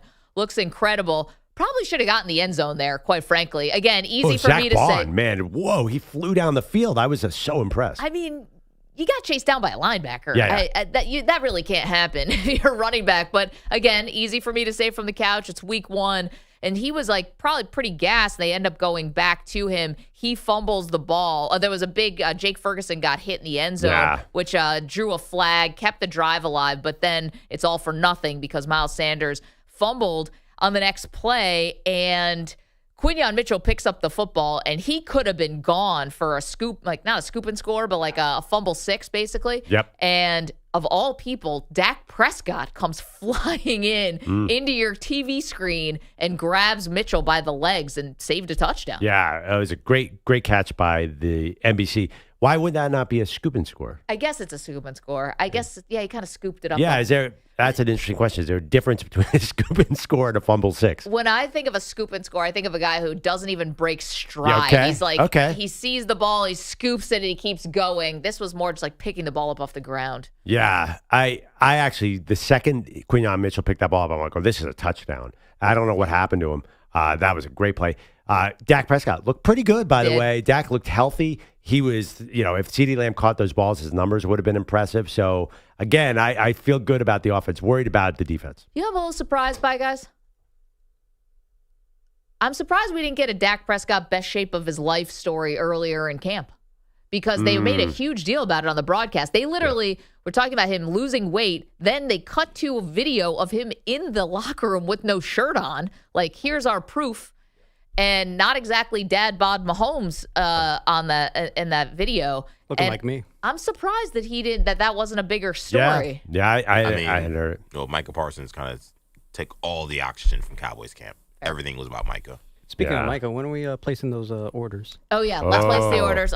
Thank you, Manny. I lost a bet in spectacular fashion last night. It was one of the earlier bets I've ever lost. Melissa Starkham was just broke the number just in the first before the game kicked off. Honestly, I was like, what happened to women helping women? I mean, she had no clue that I was on the hook for breakfast this morning because we set the line at how many times they would mention Micah Parsons at 7.5, and I took the under like a dope. I think we went 8.5. Or 8.5, excuse me. Was final number. Yeah, it's funny because you set the line. You're like, this is how it went down. You said they're going to talk about Micah Parsons a lot. And I said, well, what would you set the number at? You're like 8.5. And then why did you take the under? I don't know. know. I thought maybe they would downplay it for some reason. I'm not sure. I'm an idiot, and I forgot about the sideline reporter. I did, because we said it was the clock would start once Collinsworth and Tirico take over the broadcast. I feel great. Totally forgot about Melissa Stark. Yeah. I'm like, oh, this is going to crush me. And she did. She mentioned Micah Parsons, I believe, I wrote it down, 3 times in her update. Well, in her opening one, right? Yeah. Thank God there were so many. Because if we had to argue about does the hour and 5-minute rain delay count, that would have been ugly. So- Because they talked about him a lot there, too. When Jalen Carter got ejected, I was like, there's a chance. Because now that Micah's back burner and Jalen Carter's now the story. Too early. Also, Micah Parsons, Perloff, you said it. It's your take, and I think you're right. If Micah Parsons is on the field, they win that game last night. It was so obvious that they did missing a very crucial piece. We're giving the Cowboys all this credit this morning, but they really missed a pass rush. Jalen Hurts was all over the field. No, you tweeted it, and I totally agreed. It's like Jalen Hurts looks like the MVP when there's no pass rush. And the first half, there was no pass rush at all. They got to him in the second half. Again, I'm going to talk about the rain delay, the injury, Landon Dickerson. But when it counted, Jalen Hurts was just sitting back there totally comfortable, and that does not happen if Micah Parsons is playing. So, EJ, get your fresh squeezed orange juice. I'm buying this morning. Can I get iced coffee? Get whatever you want. Hell yeah. EJ, I want That's iced a team coffee. player right there. That's a real QB. Whatever you guys want. Dozen bagels. Thank you, Miss Stark. Yes, you should send her a fan letter because she earned you breakfast this morning. Rich is in California. Good morning, Rich. Good morning. I don't know that you can ascertain whether Dallas is good or the Eagles have issues on game 1. I think maybe you got to at least wait till maybe game 3 to figure it out. I'm quite sure that it looked a little ragged, at least from what I did see. Yeah, but Rich, that's no fun. Come on. We had an all-time fun, weird game last night. Yep. Not fun for Dak Prescott. He got spit on. But the rest of us, it was very interesting. The weather delay was not fun either, but everyone was safe. So. Well, no, but by the way, Rich is totally accurate. Like we should wait, but this is America. There's no. By the way, the Cowboys play the Giants next week. That would, and Manny, you're wearing your Giants. That should be a get right game because the Cowboys own the Giants. Hey now. In early season games, so I'm not going to disagree, but hey now. I do think that you could take away a lot of optimism for Dallas. Even if Rich is saying, hold on, I refuse. Johnny's in Atlanta. Johnny, did the Cowboys, are they good? I don't know if they're good, but I gotta give it a shot for having that team ready for all the controversy with Michael Parsons, and they was ready to play. With all that stuff going on with Jerry Jones and everything else, they was ready to play. And you got to give it to them for that. That's a great coaching job. That's Johnny, great coaching right there. I wasn't sure what to expect from Schottenheimer. Thank you for the phone call. And well, first of all, I do want to give him credit. I think the biggest thing is that how Dallas executed their field goal, how they got to the field goal attempt right before the half. I'm just not used to Dallas executing in that way, quite frankly. Maybe this goes back to little Tony Romo stuff from a long time ago, but even with Mike McCarthy and with Dak Prescott, we've just seen some big-time, just boneheaded moves in big moments. And last night, that was executed like a well-oiled machine for week 1. So I want to give Schottenheimer credit there. How much credit can you give him, though, when Jalen Carter is out of the game? Like, clearly, you can run the ball now. You're going to be so much more effective. Like, your offense is just going to be – it's such an advantage after that ejection. Yeah, I mean, back to Rich's point, let's see in week 2. I think they're going to be able to run. They have studs up front on the line. Javonte Williams has his burst back. We'll see how long that lasts. And, yeah, I just think the pieces are in place on offense. The test is, can they stop the run? And it's so funny. They traded for Kenny Clark. We didn't even see Kenny Clark until after the rain delay. I was about to ask, was he active for the game? Well, he came back after the break, which was still a little ridiculous. He looked good. So, Jerry Jones talking about we got Kenny Clark to stop the run. That's the real test for the Cowboys. 888-710-4ISN. 888-710-4476. That's your number to call. Get involved with the show. Asking a question, are the Dallas Cowboys good? We have the poll question up for you on X at Maggie and Pearl. Right now, 65% of you saying no. No, they are not good. Another question. Interesting. What was the more game-changing moment of last night's Cowboys-Eagles game? Was it Jalen Carter's ejection or was it the weather delay? Weather delay is... Close, though, right? No, not close. 62% say weather delay. It's close-ish. Yeah, sure. Okay, so let us know what you think. 888-710-4ISN. We have to get to the San Francisco 49ers because even if you were expecting that maybe Christian McCaffrey would not last a whole season, Pearl, I think we all believed he'd be healthy week 1. Not the case. What does it mean for their season? Get to that next, MMP. Have a good summer. You're in a 5-minute break.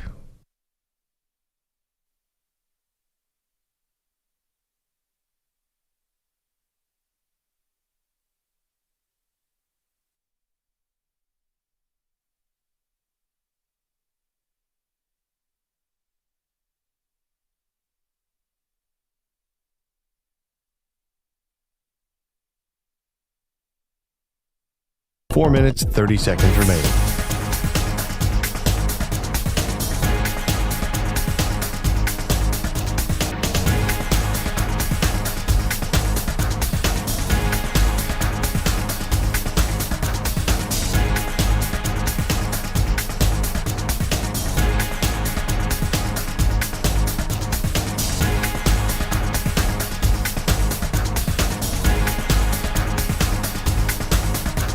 Four minutes remaining.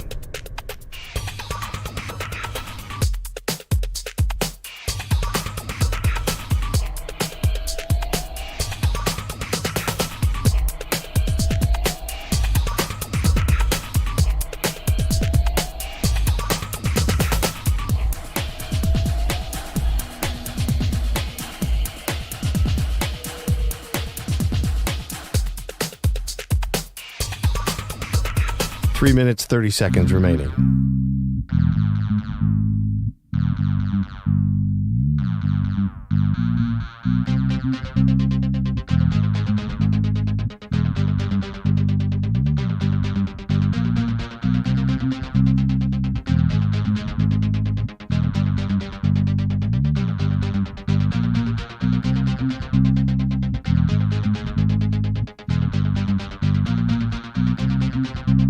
Three minutes remaining.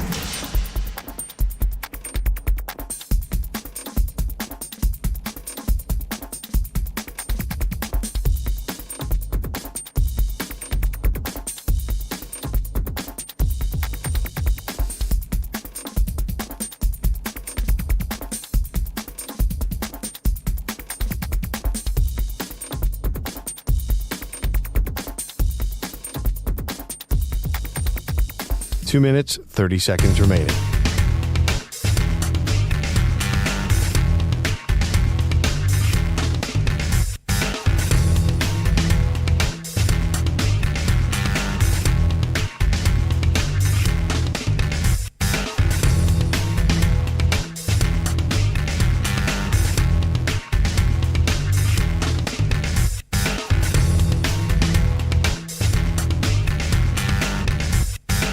Two minutes remaining.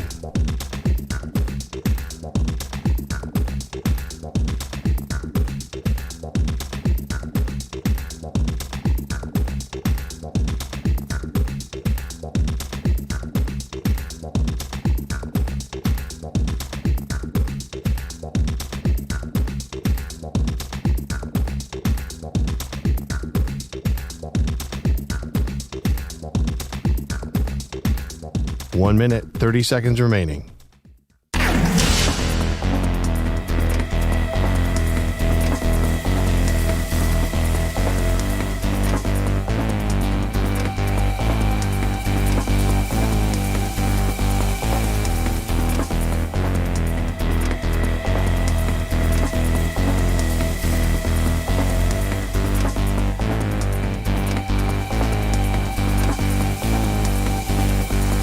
One minute remaining.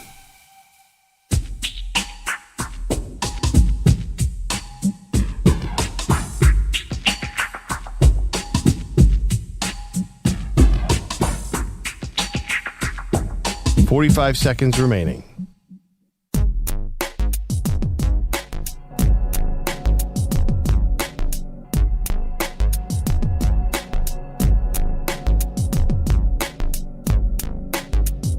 30 seconds remaining.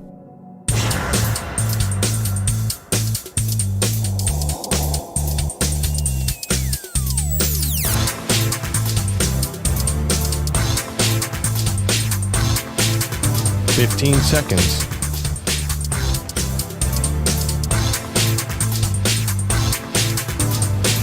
Break ends in 5 seconds.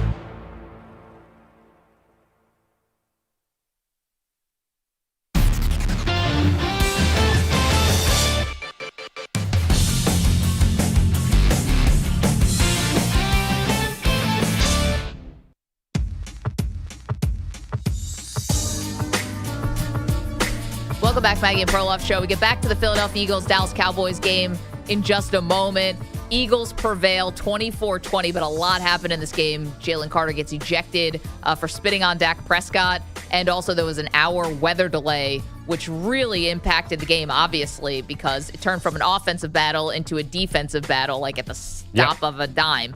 But quickly, something I saw yesterday that I was so excited about, and I'm curious because we've got younger people who work on our show, and I'm hoping they're familiar with this person, but I don't know if they are.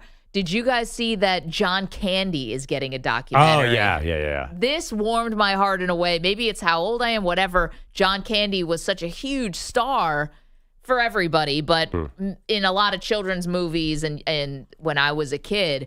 And I found it funny that after the Jalen Carter spit incident last night. What's the connection? Yeah, stay with me. The Seinfeld episode of The Second Spitter, where Roger McDowell spits on Kramer. No, Keith Hernandez. Keith Hernandez. No, but it was actually Roger McDowell. Right. It turned out to be. Yeah, they thought Keith Hernandez spit on them in 1986 or whatever, Kramer and Newman. It turns out it was Roger McDowell who spit on me. He was the second spitter. It's obviously a reference to the movie JFK.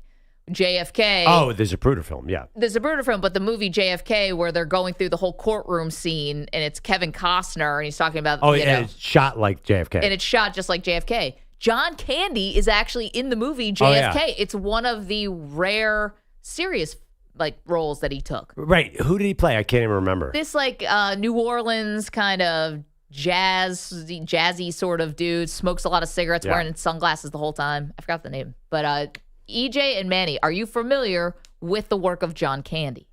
No. Oh, yeah. Well, EJ's seen no movies. No, but I mean, he knows superstars. Was he the guy from Cool Runnings? Yes. Yeah. He was. Yeah, of course. John Candy, yeah. Large fella, of course. Yeah. Passed away way too early. What are the movies that you would have thought they might have seen him in?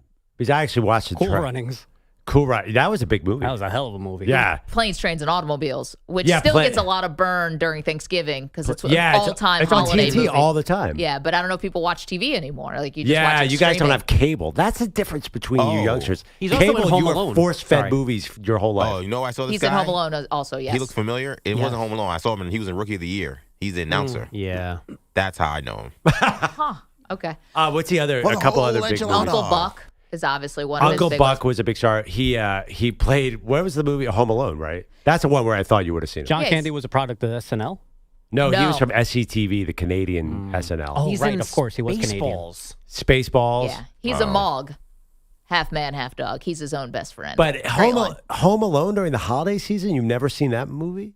I've seen it, but I've not seen Home Alone. He's a bit of a since I was like 7. He's a bit player, and remember But it's such a memorable role of it's like you never heard of our polka.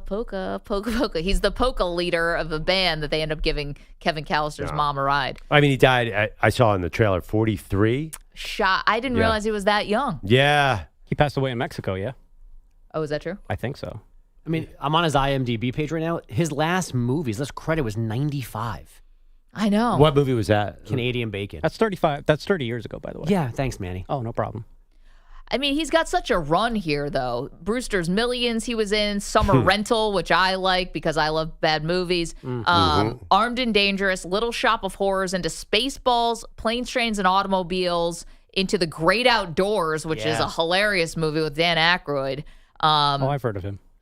It's a solid IMDb. I get him and Mr. Belushi mixed up. Yeah. Oh, geez, Louise. Yeah, different. I mean, John Belushi, they're both super icons, like in comedy. John right? Candy was actually I'd say so. I think he had a different gear, though. Belushi was only physical comedy, almost like Chris Farley.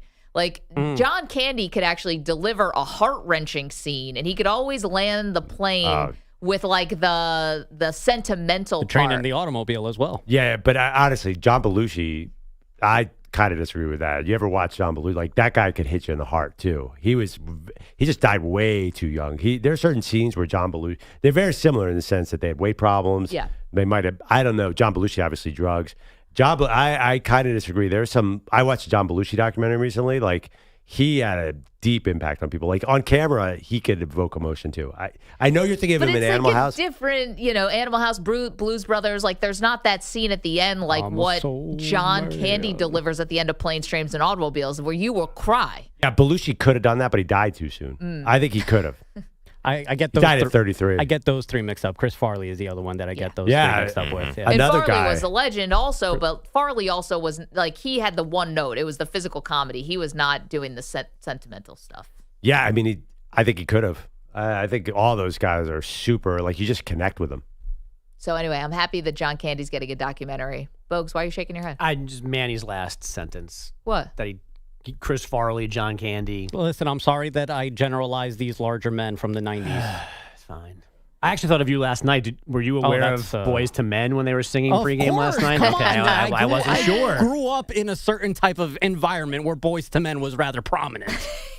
I don't know.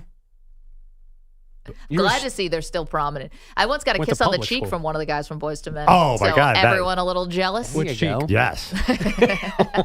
Boys to Men. I had to explain who Boys to Men were to my daughter last night, and my daughter's like, why are they like, they're going overboard with the singing thing. I was like, it's Boys to Men. Sorry, have you ever seen the skit on Saturday Night Live where John Belushi visits the graveyard? No. No, it's the weirdest sketch. It's 2 minutes. It's completely serious, and it makes everybody cry. Oh, weird. John Belushi could have done John Candy. Like, those both, I think there's an ability, and maybe it's bigger guys, to connect. Like, that humor is like, there's so much pain right below it. That's Not true. to get so deep, but John Candy, I got a little emotional watching the trailer, dude. Me too. Yeah. I did. And I'm going to be crying like a baby during this thing. Oh, my God. There's a scene, by the way, not to dwell on this, where Steve Martin in his documentary that came out, which was awesome. He's still alive. Amazing, on Apple TV. He pulls out the script for Planes, Trains, and Automobile and reads the page where John Candy gives the final speech and breaks down crying in front of the camera. Yeah, that's an amazing movie with one of the all-time great scenes and lines when they get on the highway going the wrong direction and someone's trying to tell them, the car next to them is trying to tell them, you're going the wrong way. And Steve Martin looks at John Candy and goes, how do they know where we're going? Amazing. For the whole Magilla. Maggie, your ability to like 80s comedies with 42s on Rotten Tomatoes is amazing. When I called The Great Outdoors a great movie. Yeah. And Great. Summer Rental. I saw that on cable the other day. Great Outdoors. I swear to God, Dan Aykroyd. I was like, this is just an unpleasant watch. For the whole ball of wax. If only there was an Uncle Buck, too. That would have been perfect for Maggie. Oh, man, I would have loved that. All right, let's get to some... Let's get to Bogusch's headlines. We'll get back to what our main topic is today. Last night's Cowboys-Eagles game question. Are the Cowboys good? Bogusch, I hand it to you. Headlines are sponsored by Progressive Insurance. Your small business keeps you on the go. Progressive Commercial Insurance keeps your policy within reach with our easy-to-use mobile app. Learn more at progressivecommercial.com. For the whole enchilada. It's a good thing the Cowboys traded Michael Parsons to fix their run D. Shotgun formation, the snap, the handoff to Barkley. Over the guard, breaks the tackle 10. Outside, the 5, touchdown, Philadelphia. Saquon Barkley, 10-yard touchdown run. And the Eagles have taken the lead with under a minute to play in the first half. Their first lead tonight. I'm wet, I'm dirty. Kevin Harlan on Westwood 1. The Eagles did not give that lead back, winning on opening night 24-20 over those Cowboys. Barkley ran for 60 yards in that TD, 62 yards and 2 scores from the legs of Jalen Hurts. Nick Sirianni now on his quarterback. I know that it will say that we threw for 152 yards. What's going on? Why didn't we throw? But Jalen played really efficient and really good, and from what I saw, and made plays both with his legs, with his mind, and with his arm. This game included a 60. In that order? Yes. Yeah. Why does that sound so weird? It's Nick Sirianni. Nick Sirianni. Yeah. Bingo. This game included a 64-minute weather delay that began late third quarter. Nobody scored in the fourth, with Dallas failing on fourth down on its last possession on a second crucial drop from CeeDee Lamb. Now, long before any of that happened, that's when Eagles D-tackle Jalen Carter spit on Dak Prescott during a brief exchange between the opening kickoff and the first snap of the game. Carter was ejected. The Eagles say any discipline will be handled in-house. 2-year suspension. Back to Micah Parsons quickly. His back continues to survive practicing in Green Bay, but still no official decision yet on him playing this weekend. Parsons says he is open to a shot to get him on the field. The final call on suiting up belongs to the medical staff and the coaches. You would think that Trent Grisham hitting 30 homers would be enough for the Yankees, but they're out there last night in Houston asking for bat checks. Aaron Boone had the umps confiscate Taylor Trammell's bat after a hit in the ninth. You know, you're not allowed to do anything to your bat, so I'm not saying he was. We noticed it, and the league thought it maybe was illegal too, so I wanted to at least ask about it. Can you say you're not accusing him of something when you accuse him of something? No, he can say that I'm not accusing him. I'm accusing him of something. The dude had his bat sanded at the label. What are we talking about here, guys? Also, all bets are off when it's Yankees Houston. They have a lot of history Cheating together. Astros back at it. Well, but in just a lot of stuff has gone on, so I'm okay with managers getting petty about this, or not even petty, like for going all out. But I'll tell you what, have you guys seen Aaron Boone lately? So we saw him at the North Carolina game because his son coaches for North Carolina. The great thing is it's right in front of us. He's like a handsome guy, right? Aaron Boone, good-looking dude. Sure, yeah. He was on TV for a long time. I got to tell you, I had no idea where you were going before. This one, I don't have the slightest clue. I know where she's going. Oh, he looks like he's on his last limbs. Like, he what's looks going bad. On? I saw him second president term, Aaron Boone is what you're saying? Oh my gosh, it's like Obama, right? Totally gray now. He was on a John Boy, and I don't usually do this because what do I care what people look like? But it's not that he just looks so tired. He looks so worn out. Well, when Anthony Volpe is your shortstop, I too would lose sleep. I don't know, man. You know, it's all right there in front of us. The great thing is it's right in front of us. We have it right in front of us. It's right in front of us. But it is right in front of us. But, back to you, know, Bugs. it's all right there in front of us. This is like Manny's anti-porn. He made this himself. He listens to it just to get angry. It's all right there in front of us. Wow. Not sure if you guys know, but it's all right in front of the Yankees. Yeah. So what was in front of them last night, as Manny mentioned, there was a big scuff mark on the barrel of this bat. That's what they were worried about. And here is the defense of one Taylor Trammell. They thought my bat was shaved down too much, and to be honest, I have no idea how you shave down a bat. Like, I don't know what it is. I also don't know why you would shave down your bat, why you would compromise the integrity of the barrel. This one I don't get. I know of other things to do to bats that work. This one I'm not sure what the after effect would be. Yeah, I'm not familiar with what the effects would be of sanding down a bat. Yeah, but the umps pine tar, yeah, sure, why not? Yeah, that's what I thought initially. But then I saw the barrel of the bat, and it was white with the rest of the bat black. Umps didn't do anything in the moment. They kept the bat, though. It's getting checked now by MLB. The Yanks won the game 8-4. That's all that matters. And American Amanda Anisimova with a 3-set win over Naomi Osaka to reach the U.S. Open final. That's tomorrow. She'll face top-seeded Arina Sabalenka in that one. Guys, back to you. Bogusch, thank you. I'm glad Andy is calling from Pennsylvania because I did make a crucial error talking about a great moment in the movie Planes, Trains, and Automobiles. We found out yesterday John Candy getting a documentary, which I'm looking forward to. Andy, what did I screw up? It's a big one. So I'm calling from Reading, home to Elaine's grandparents on Seinfeld. I'm your fact checker today. Okay. And it's John Candy that says, "How do they know which way we're going?" And Martin reacts to that. You're right. I don't know why I thought that Steve Martin delivered that line, but it was John Candy. Obviously, it was John Candy who delivered the line where they're on the highway going in the wrong direction. Yeah. A car next to them pulls up and says, trying to tell them, you're going the wrong way. And John Candy goes, how do they know where we're going? Andy, can I ask a question? Do you guys claim Taylor Swift as a Reading alum, or is she's from near there, right? Right. She grew up in the borough that I am in, Wyomissing, Pennsylvania, but brought more broadly, she's considered a Reading alum. That's cool, dude. That do you brag all the time when you're out on the road and say, I knew Taylor Swift back in the day? Actually, not at all. I think that's where Ross Tucker's from. You think Ross has more? Yeah, do you know Ross Tucker's from Why I'm Missing? Absolutely. He played at Wyomissing High School. Told you. Great football program. What about Lonnie Walker the fourth? Is he from Wyomissing? He's from Reading. He's from Reading. I've seen Lonnie play, and it isn't Lydell Mitchell. I think Lydell Mitchell is also, or some famous running back from the Colts is from Reading High School as well.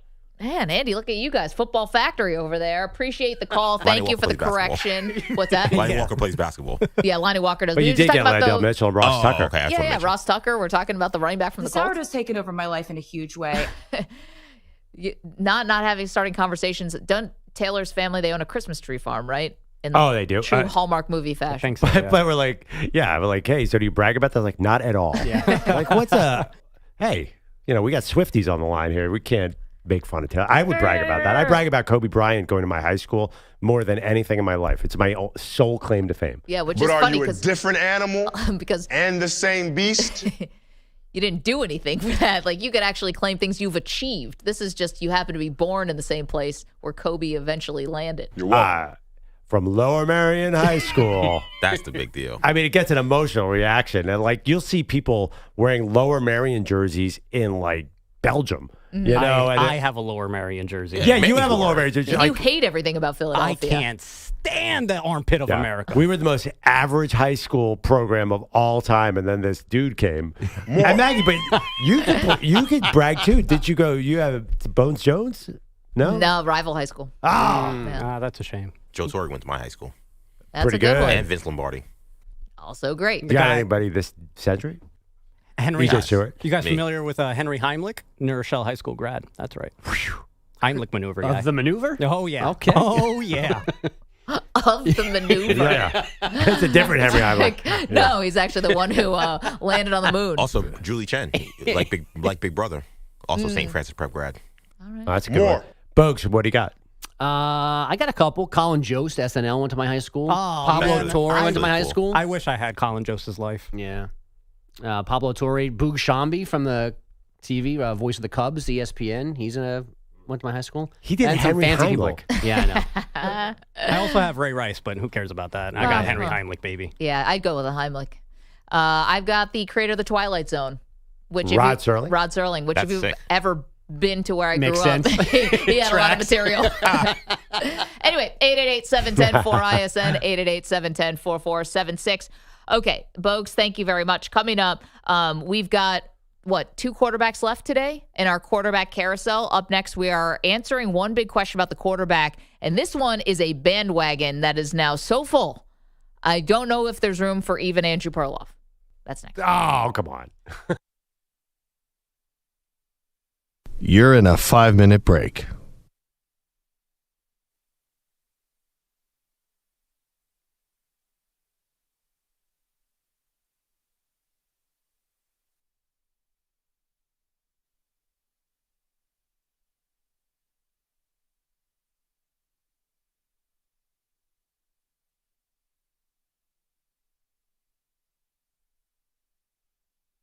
Four minutes, 30 seconds remaining.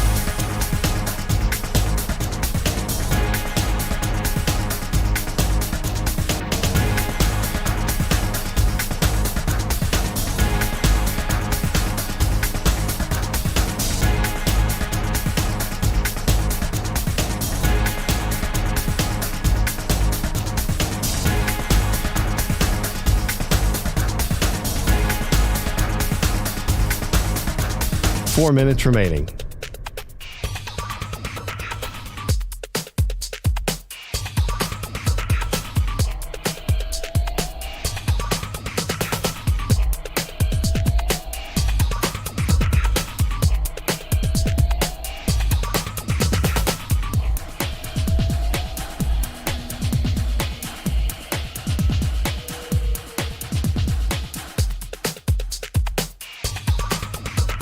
Three minutes, 30 seconds remaining.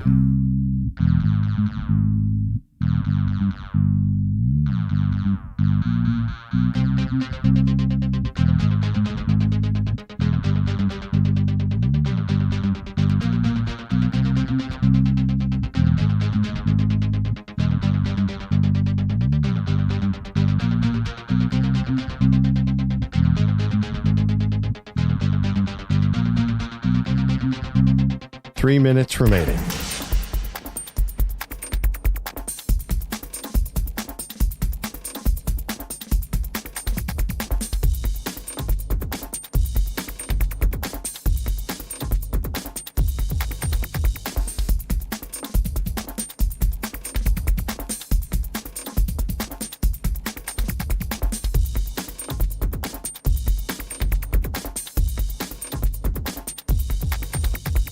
Two minutes, 30 seconds remaining.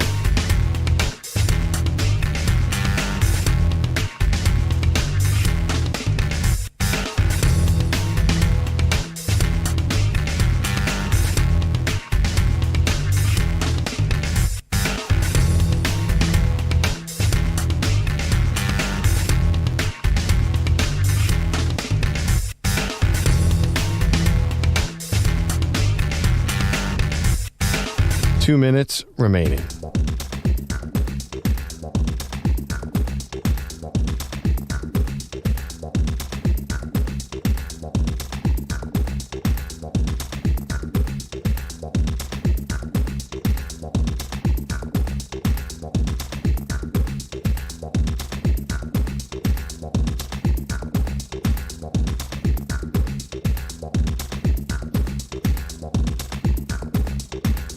One minute, 30 seconds remaining.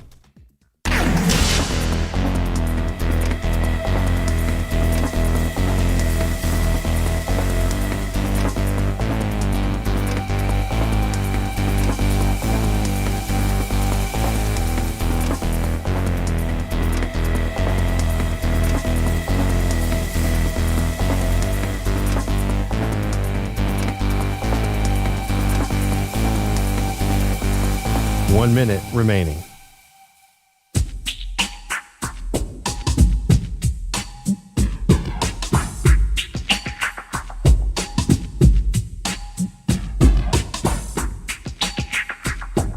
$45 seconds remaining.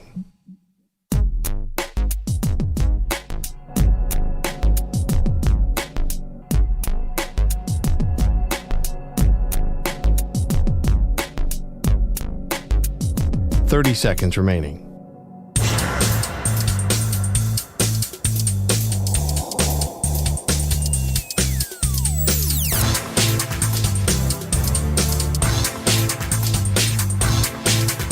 $15 seconds.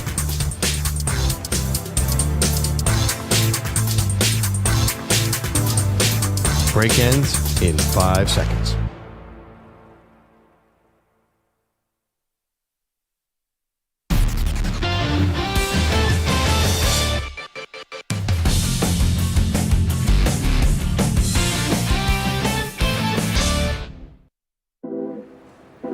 It's great for the NFL that you have great quarterback play. Finding the right quarterback can change your franchise forever. Can you throw it like a quarterback, third in the line? 32 teams, each with just one signal caller. It's my quarterback.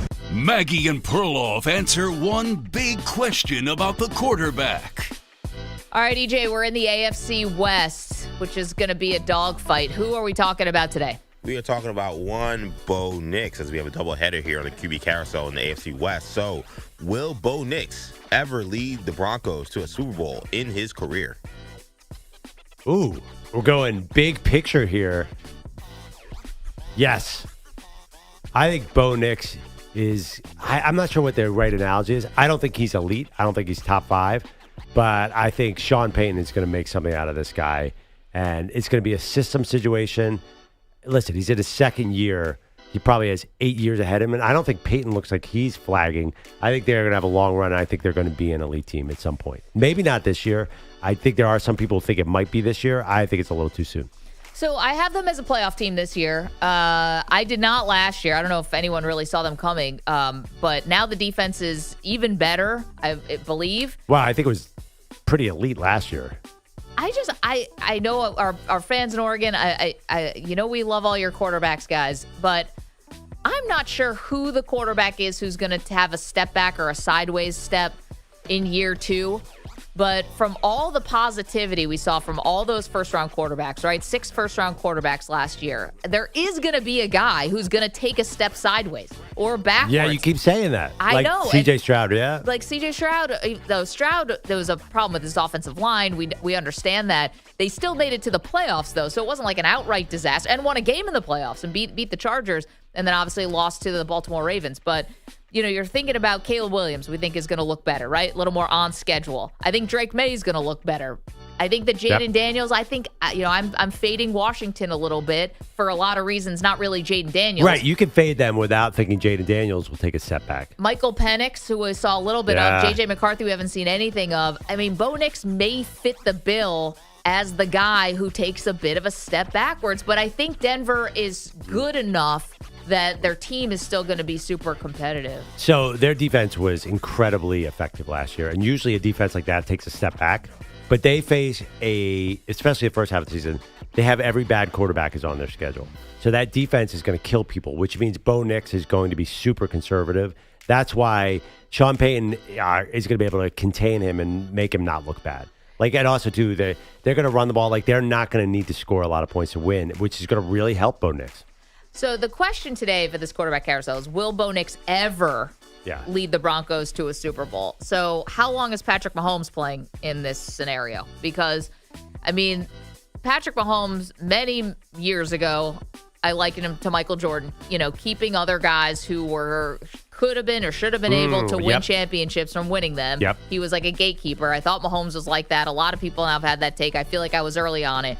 And now Bo Nix it's in his own division. I don't see Patrick Mahomes is not leaving someday to go play in Seattle. He's gonna be a factor.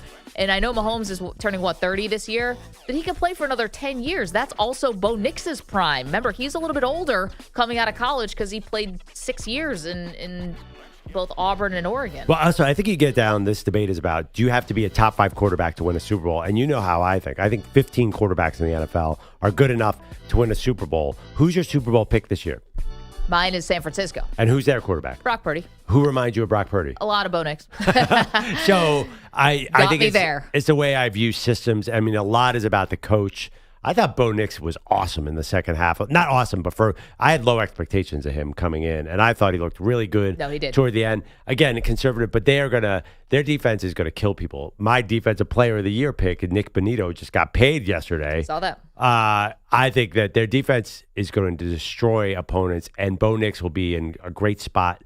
I do not expect a step back at all here. Everybody knows the quarterback. 888-710-4ISN. As I mentioned before we went to break, though, that Broncos bandwagon is as full as I've ever seen it in my life. Yeah, I think that's because a lot of people like Sean Payton. I think that's he's my coach of the year pick. Yeah, he's very friendly with a lot of media members who give him a lot of love. Vance Joseph, a lot of people like him, their defensive coordinator. I think that there's a lot of reasons to be optimistic. Again, for some reason, their schedule was so easy last year. This one's not any harder. I feel like the AFC West might put in multiple teams again into the playoffs. Broncos host the Titans in week 1. It's now the biggest spread of the weekend, 8.5. Yep. So. The Eagles matched that, but then it came down before the game. Let's go to Mark. He's in Rochester. We were talking about John Candy. The late John Candy's getting a documentary, which we're excited about. Mark, you wanted to talk about his tie into sports, famously. Yeah, hey, good morning. First of all, go Eagles. Secondly, I wonder if you guys had mentioned about the Super Bowl, where Joe Montana was trying to calm down a nervous teammate, and he pointed into the stands, hey, isn't that John Candy? And they all got a big laugh about it, and I think it was a little pretty famous moment for John Candy. Yeah, that's a good one. I remember that. Now, which Super Bowl was this? Was this 23? It was the 23 against the Bengals. Against the Bengals. Thank you for bringing that up, because that is why we don't bring that story up. Because we work less than 100 feet from Boomer Esiason. So, no, that game never existed. We don't bring that up. What the hell was that all about? We don't even acknowledge that game. That never happened, that game. Oh, come on. I'm not bringing it up to Boomer. I once accidentally brought up some kind of comparison to Joe Montana, and I was like, I'm not doing it again.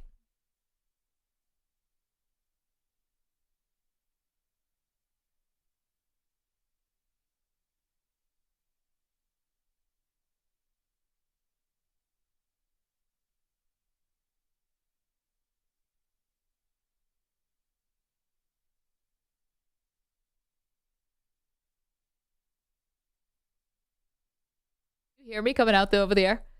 Are you kidding that I just said Boomer Esiason and all of a sudden our studio got mixed up and crossed with WFAN's where he's doing a morning show and so are we? That was like the Candyman. What's going on?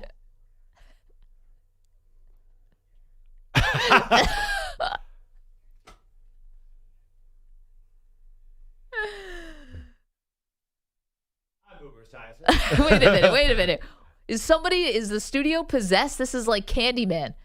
Is it like how your phone hears you? I said.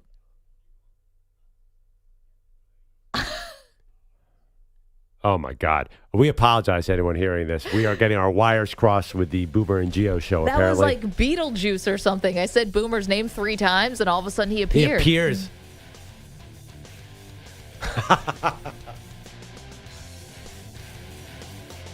Wow. All right, we're going to go to break before any more of this happens. Coming up next, we will break down what we saw last night in the Cowboys and the Eagles. What is happening?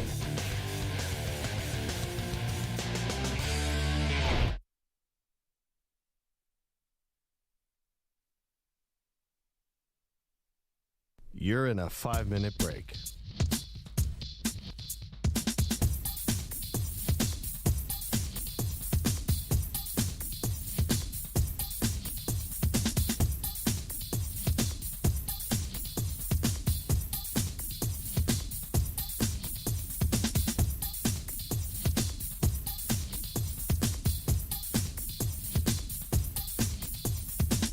Four minutes, 30 seconds remaining.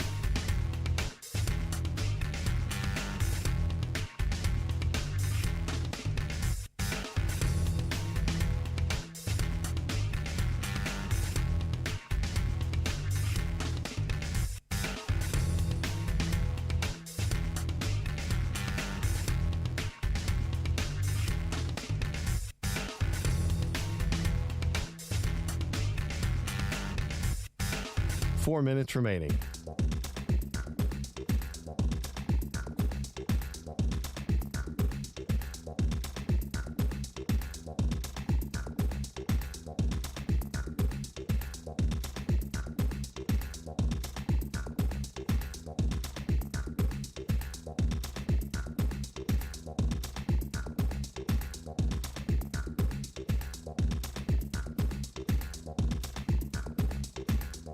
Three minutes, 30 seconds remaining.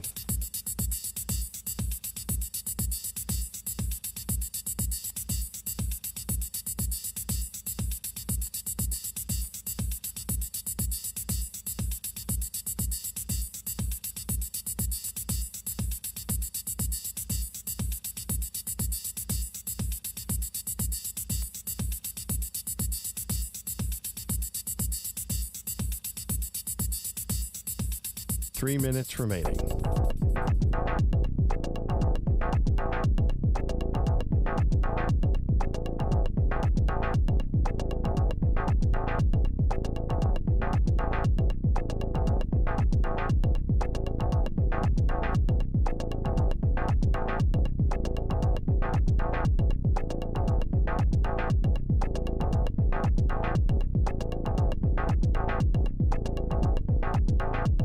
Two minutes, 30 seconds remaining.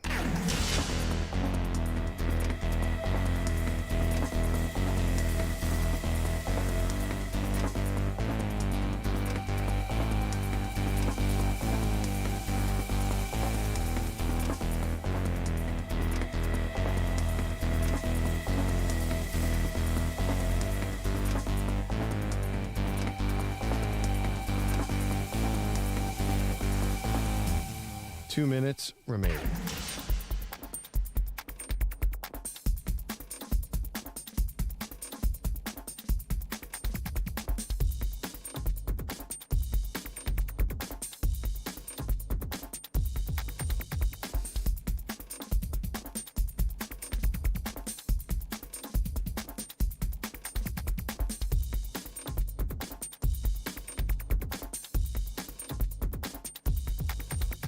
One minute, 30 seconds remaining.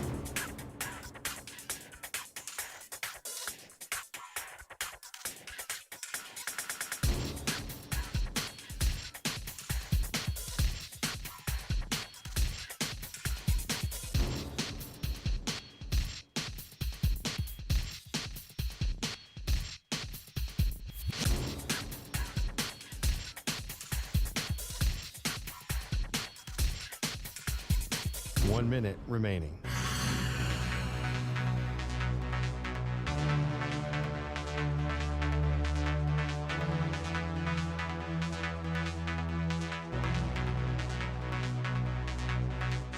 $45 seconds remaining.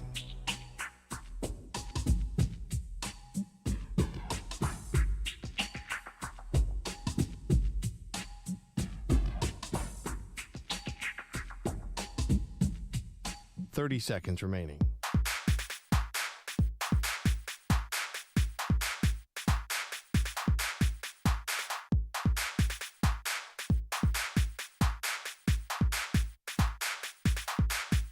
$15 seconds.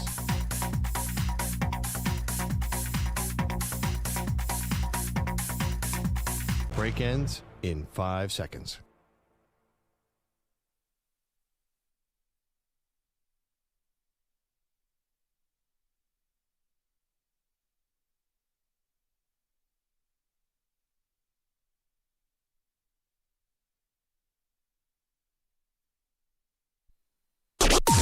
Maggie and Perloff on the Infinity Sports Network.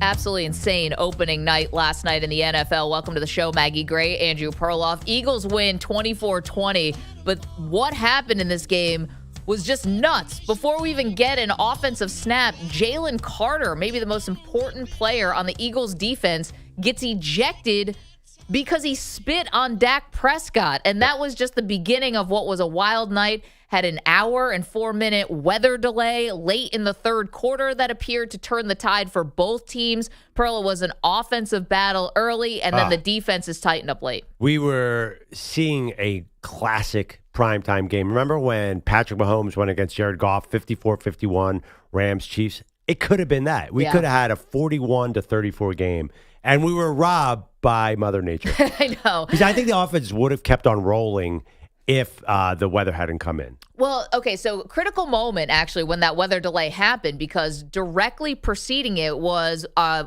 think, the first turnover of the game. Yeah, the first fumble of the game. It was Miles Sanders of the Dallas Cowboys. He used to be on the Eagles, now is on the Cowboys.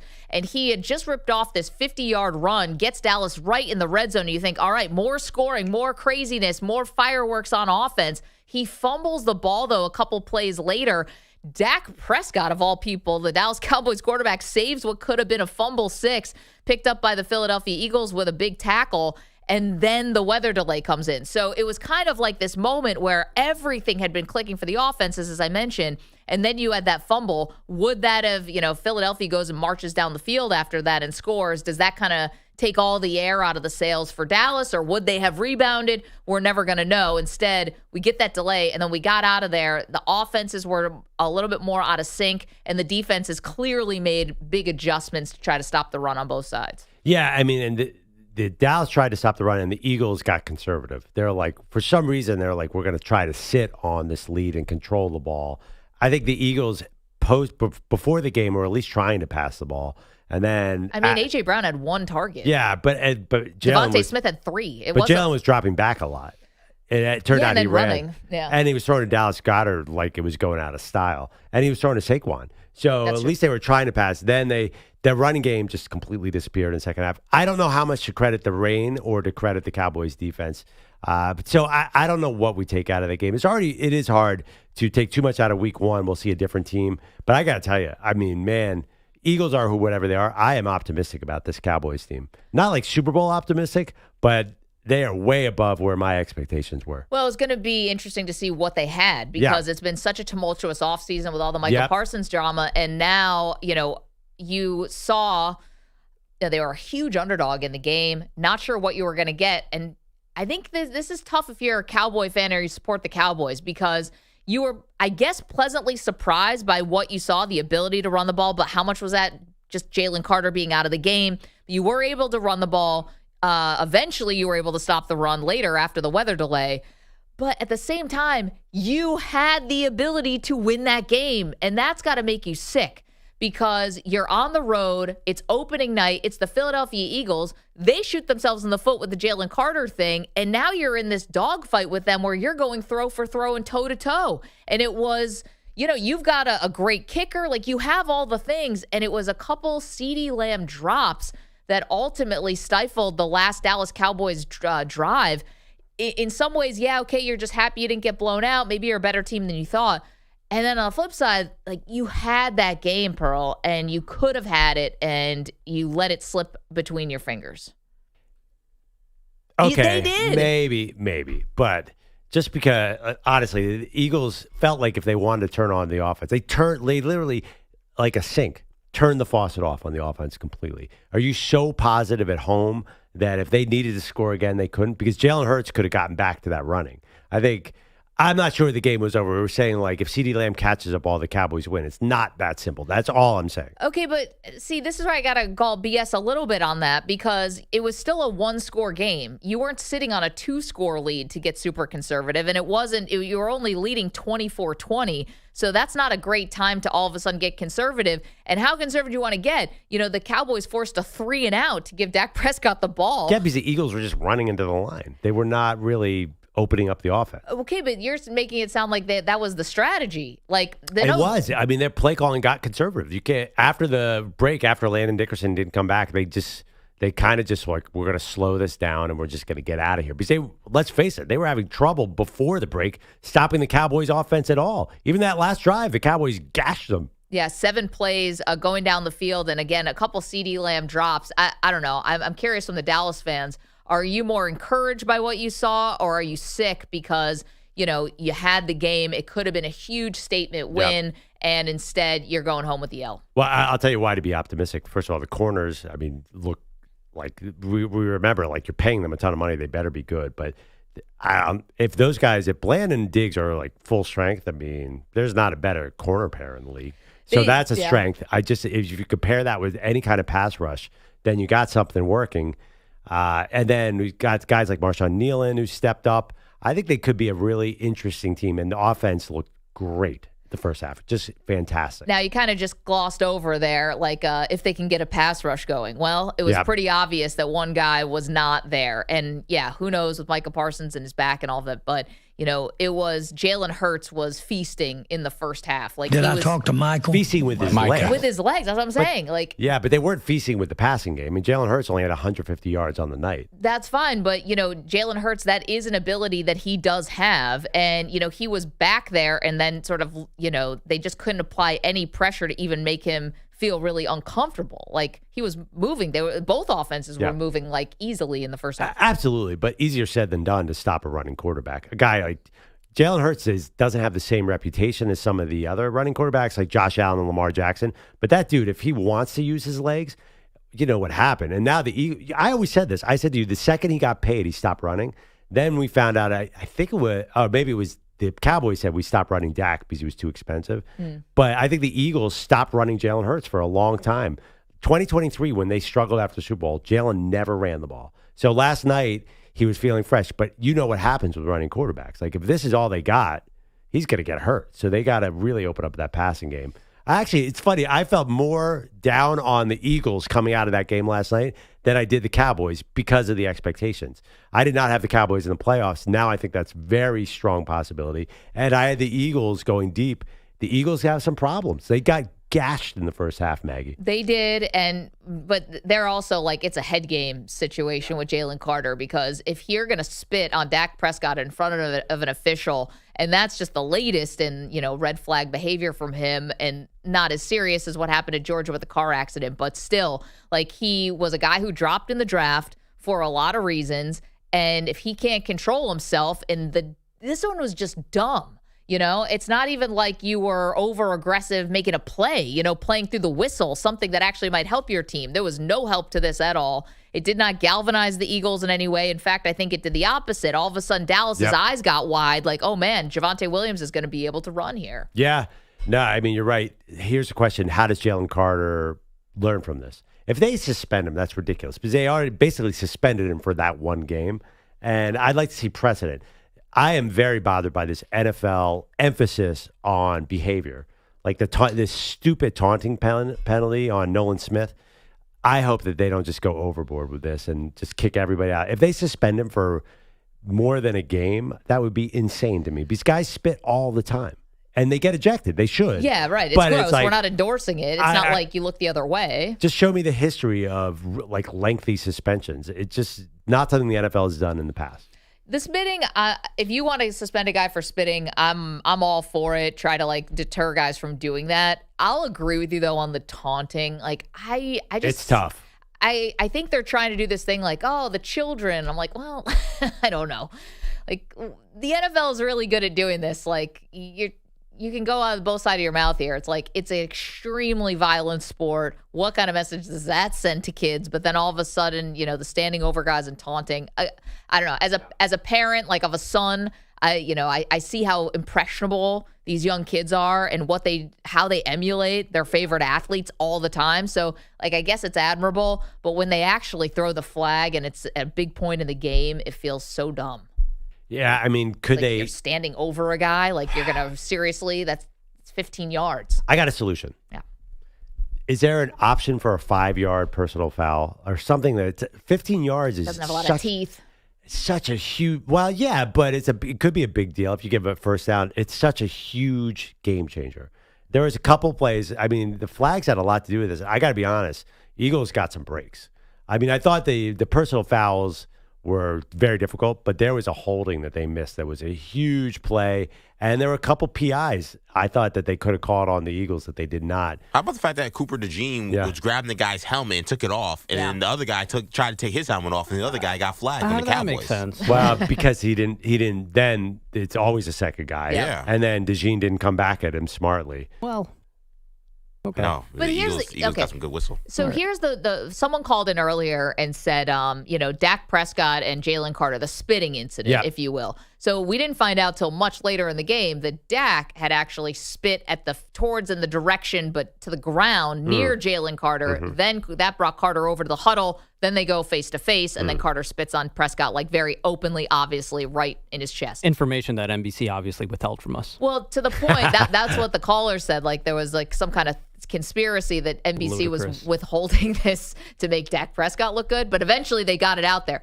There's so many camera angles. That's my point. Yeah. There's so many cameras and so many camera angles. Like to Manny's point, should it no longer be, well, it's always the second guy, like who gets penalized, not the guy who started it. It's always the guy who retaliated. That probably shouldn't exist anymore, considering NBC has 50 cameras on that game. So, but now what you're talking about is instant video replay. So you're saying go to the cameras? Well, we've got 100 guys for that. There's a whole command center back in New York. But you don't like these delays. Like not that you're anti-replay, but you don't want them to expand replay to a crazy. If they're going to go back and look at the tape, that takes actual time. That's going to slow the game down. Well, maybe that could be challengeable, or maybe. Ooh, I like that. I like that. Maybe it's something where it's like eye in the sky, where if someone sees it, they're allowed to call in without a disruption in the game. Listen, a lot of that stuff is very much judgment calls, though. Like, what is the degree of who started it? Who started it? Like, I mean, you're a parent. Like, you have one kid. I have two kids. Like, who started it? Who is more egregious? It's not like foot on the sideline. It's not black and white. But the Cooper DeJean one kind of was. Like, he definitely had his hands on the guy's helmet before, so. But there's degrees of contact. I mean, you're opening a Pandora's box if you're going to review in real time every personal foul. I'm all here. I like it because it's so impactful. Billy, let's go to the phones. Is in Buffalo. Good morning, Billy. How's it going? Good. How about yourself? We're good. What'd you think about last night's game? Cowboys, narrow loss to the Eagles. I mean, I kind of accepted it because, everybody's been bashing the Cowboys, but no one realized it's like 3 out of the last 4 years we picked a defensive line in the second round. Like, I think once we traded Micah, there's no more stress. Like, it's just like go out there, perform, and get your stats, and maybe in a year or two we'll try to put this back together with our draft pick. Billy, you're from Buffalo? You're a Cowboy fan? Well, I used to. My parents moved up here when I was 10 years old. I was from Pennsylvania, so I'm displaced. I'm a Cowboys, Knicks, and Guardians fan. Interesting. So how do you think my pain is for not winning a championship? Yeah, no, you're really in it. Thank you, Billy. The Guardian stuff I get because Buffalo and Cleveland. You could be a Sabres-Bills fan. That's the Sabres. Worse. Interesting. I get what Billy's saying. You draft a lot of defensive linemen, you draft a lot of offensive linemen if you're the Cowboys, and now that he said they can play kind of free because Micah's not there. I don't know. I'm going to respectfully disagree with my Buffalo brethren here that it didn't look easy for anybody last night to get anywhere close to Jalen Hurts. And I have a feeling that if Micah Parsons had been on the field, he's the one guy who could actually chase down Jalen Hurts. None of those other dudes can. Well, it's funny. When Micah Parsons got traded, the line on the game jumped up 1.5 points. So Vegas thought that Micah Parsons would have that kind of impact. Turned out later it came on down. Turned out, yeah, I think he did have a major influence on this game. We don't know how many snaps he actually would have played in Dallas. They did report that he definitely wanted to play this Thursday night. Like he had planned on coming out there, even though he's kind of questionable for the Packers game, which is something. But yeah, I totally agree. I think Micah Parsons is exactly what they needed last night. Maybe Sam Williams develops into that kind of player. Maybe at some point DeMarvion Overshawn comes back and plays. They got to find some pass rush somewhere, Mag. We have poll questions that we want you to answer at Maggie and Pearl on X, or just call us at 888-710-4ISN, or come by the chat and hang out, youtube.com/InfinitySportsNet and twitch.tv/InfinitySportsNetwork. You can also watch the show on X at Maggie Gray. Yes, the chat is feeling themselves on a Friday. So hats off to you guys. Question. What was the more game-changing moment of last night's Cowboys-Eagles game? Was it the Jalen Carter ejection, Pearl? Or was it the hour weather delay? Now, this has gotten a lot more even. People now saying 59% say the weather, 41% saying the Jalen Carter ejection. They were both massive for different reasons. And the second question, are the Dallas Cowboys good? 63% of you say no dice. I think before the weather, I don't know, I had this vibe that the Eagles were about to open up the game. I really felt like because the Miles Sanders fumble? After the fumble, I thought there were a lot of calls went again. I mean, I was saying they got the benefit of calls, but a lot of the Cowboys production came on the Eagles' boneheaded mistakes. I thought the offense was about to really start clicking, and then it just died. When they came back, they had no juice whatsoever. You know what? I would wonder, though, because on that final drive, for the Cowboys, you did have 2 CeeDee Lamb drops. Now, the first one on that drive was egregious. For someone like Lamb, it was unforgivable. The second one, which was a 4th down play, which was the game, I don't know. That would have been a very difficult. It's still CeeDee Lamb. You're still one of the highest paid wide receivers in the entire NFL. You're one of the best at what you do. That, to me, did not feel like a drop. That was way more gray area. Yeah. When a guy is diving, it's not necessarily a drop. There was I think it was the same drive where there was an over the middle pass where. Yeah, that's the one that was egregious. Oh, no. Went right through his hands. Well, no, there was a long pass that was super egregious that he dropped, like that he should have caught. No, the shorter over the middle, not the long over the middle. Got it. Yeah, I think there were 3 drops on the same drive. Yeah, that's the thing. Like the Eagles definitely got lucky in that sense because that guy owns us. Did I just go us there? That's all right. I mean, he is a terror for the Eagles defensive backs. And everyone's killing him right now, but you have to admit, like, he's a force of nature. I mean, early on in the game, he showed why he's the second highest paid receiver in the NFL. Here's my question. I'm not worried about him. I'm worried about, will George Pickens be a legit number 2? And I think he will. They worked him in. I thought he looked really good when they threw him the ball. He's just so good on the sideline. Like, he's always doing that. I feel like for Pittsburgh, I watched it over and over again. He's able to catch the ball, control his body. All these guys are really good at this, but I find that George Pickens really is great at those 50-50 balls right on the sideline. And they mentioned on the broadcast last night of what he does, which is catching the ball and putting it out, right, away from your body, which is probably counterintuitive, to what you're taught, haul the ball in. But it helps because it can't get swatted away. But that really works best on the sideline because if it's in the middle of the field, guys can kind of break your arms apart, if you will, and lead to fumbles. But on the sideline, it's beautiful. Yeah, I mean, and we're just seeing this the first week of this experiment. I mean, if Dak throws the ball like he was throwing last night, we're going to see some offensive fireworks, and they run the ball. This could be very similar to the team from 2 years ago that was 12-5 and actually looked good. Now, I don't see 12-5. But I got to be honest, we did our playoff picks yesterday. I would have been really nervous leaving the Cowboys out. Maybe I'm totally overestimating last night, but I would almost want to do over on that one because I did not know the offense was going to look that good. Quickly, John's in Western New York. John, what'd you see from the first half to the second half last night? Well, I think what's being lost here is what happens in preseason. And, when they used to play 4 preseason games, usually the third preseason games, your starting offenses or your starting units usually got out there for a full half and got to play, the higher intensity, faster game. Now what happens is you've got where, now they're coming out. Some guys have played. A lot of your veterans haven't played. And so, you played the first half and everybody played with a lot of energy. Then you had your halftime. Then they came back out and they started to play again. Then you had another stoppage. And that's where I really think that I won't call it body fatigue, but maybe a little bit of body stiffness comes in. Yeah. And so when you see the ball being dropped or timing being off, I think that has a lot to do with it. These first couple of games, they're going to be a bit different than what you're going to see through the whole season. No doubt. John, wait, hold on one second. And thank you for the call. I just want to bring something up here. So definitely, your body gets, you get cold, and Chris Collins was talking about warming your body back up and how this is a hard thing to do for football players and, got to get that sweat going again and all of that stuff. So I totally understand it, but I can't blame CeeDee Lamb's drops on that. I'm sorry. That was, the game had already been resumed. You'd already had a couple drives.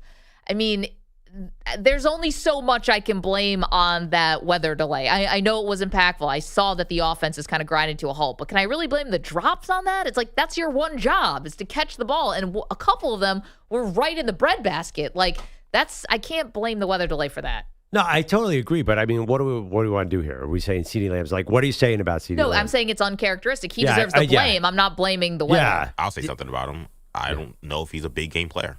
I think that's a fair thing to say about this guy. Well, he's played big games against the Eagles before. He started, when it really, really matters in big spots. So week 1 is a bigger spot than any other Eagles game? It's the opening game of the season. Yeah. There's been all this controversy about Micah Parsons. This was a massive spot. You start off the game red hot, and then when crunch time comes, your team needs you to make a big play. You get the drops. I'm sorry. And we've seen this guy in the playoffs disappear. People were saying, hey. So is it wait? So is it that he disappears because he came out like a house on fire, or is it that he's bad in the clutch moment? He's not going to come through. Can you Same trust thing CD? to say about Dak. Right? Can you trust CeeDee Lamb to come through in the clutch? And I just don't. I think that's a fair question. He bombed out against Green Bay in that famous playoff loss in the first drive. I mean, that wasn't in the clutch. So I don't know. I just don't. I think it's kind of I think we're like. You're I think the point is, the same thing. He's not. I don't know if he's a big time player when it comes to these biggest moments, and he's getting paid like he is. Why don't you throw that poll up as well? Is CeeDee Lamb not a big game player? 888-710-4ISN, 888-710-4476. You're welcome to call in on that. All right, coming up next, predictable, maybe. Got some news yesterday. Is it going to torpedo one Super Bowl hopeful's entire season? Comes your way next. Talk to it.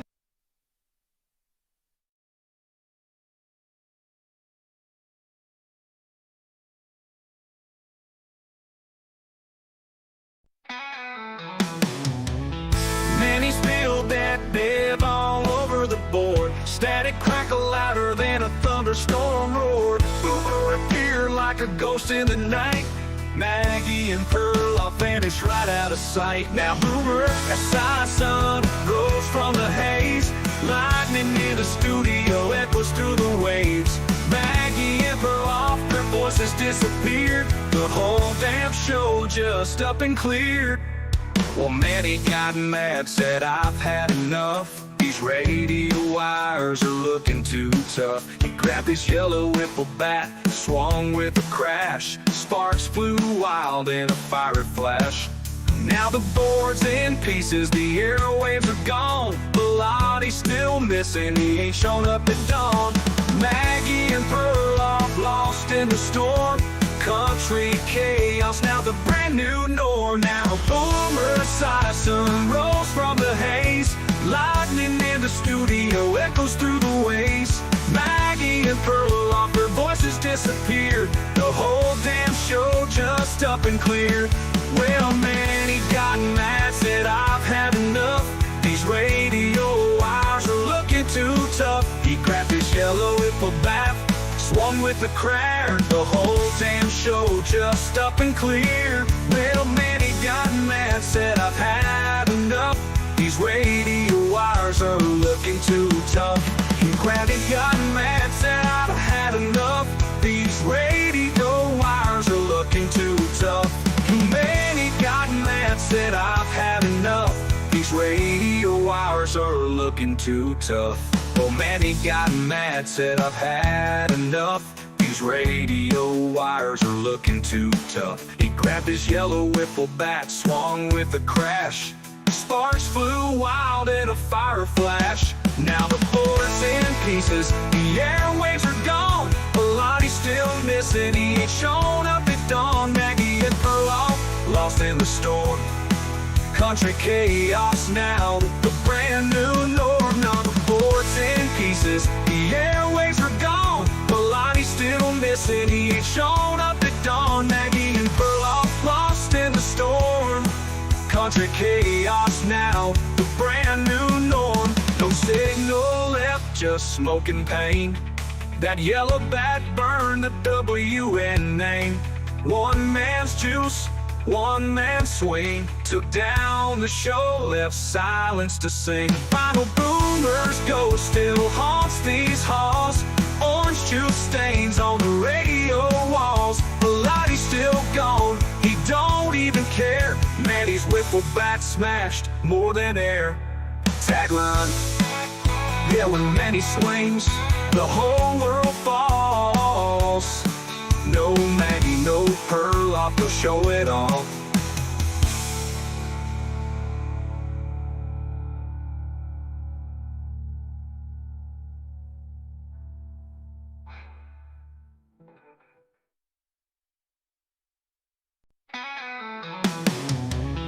Manny spilled that bev all over the board. Static crackle louder than a thunderstorm roar. Boomer appeared like a ghost.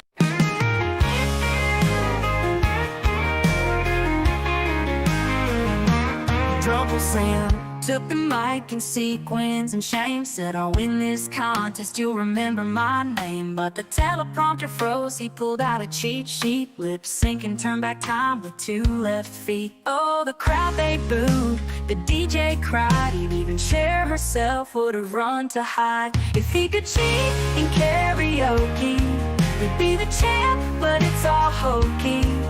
With a glass of gin and a tambourine, he's the soggiest diva you've ever seen.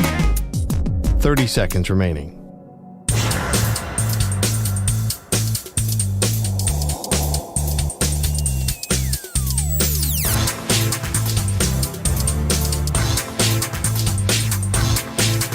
$15 seconds.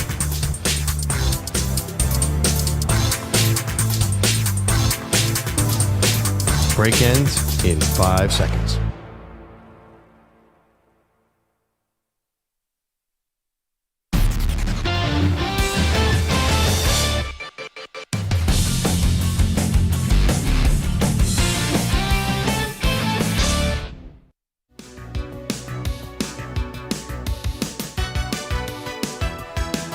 Welcome back, Maggie and Perloff. I don't know who follows me on IG here, but did you see the big development in the Perloff household last night? No. Somebody, Manny, want to share with Maggie what went down? Perloff made cheesesteaks. Homemade cheesesteaks.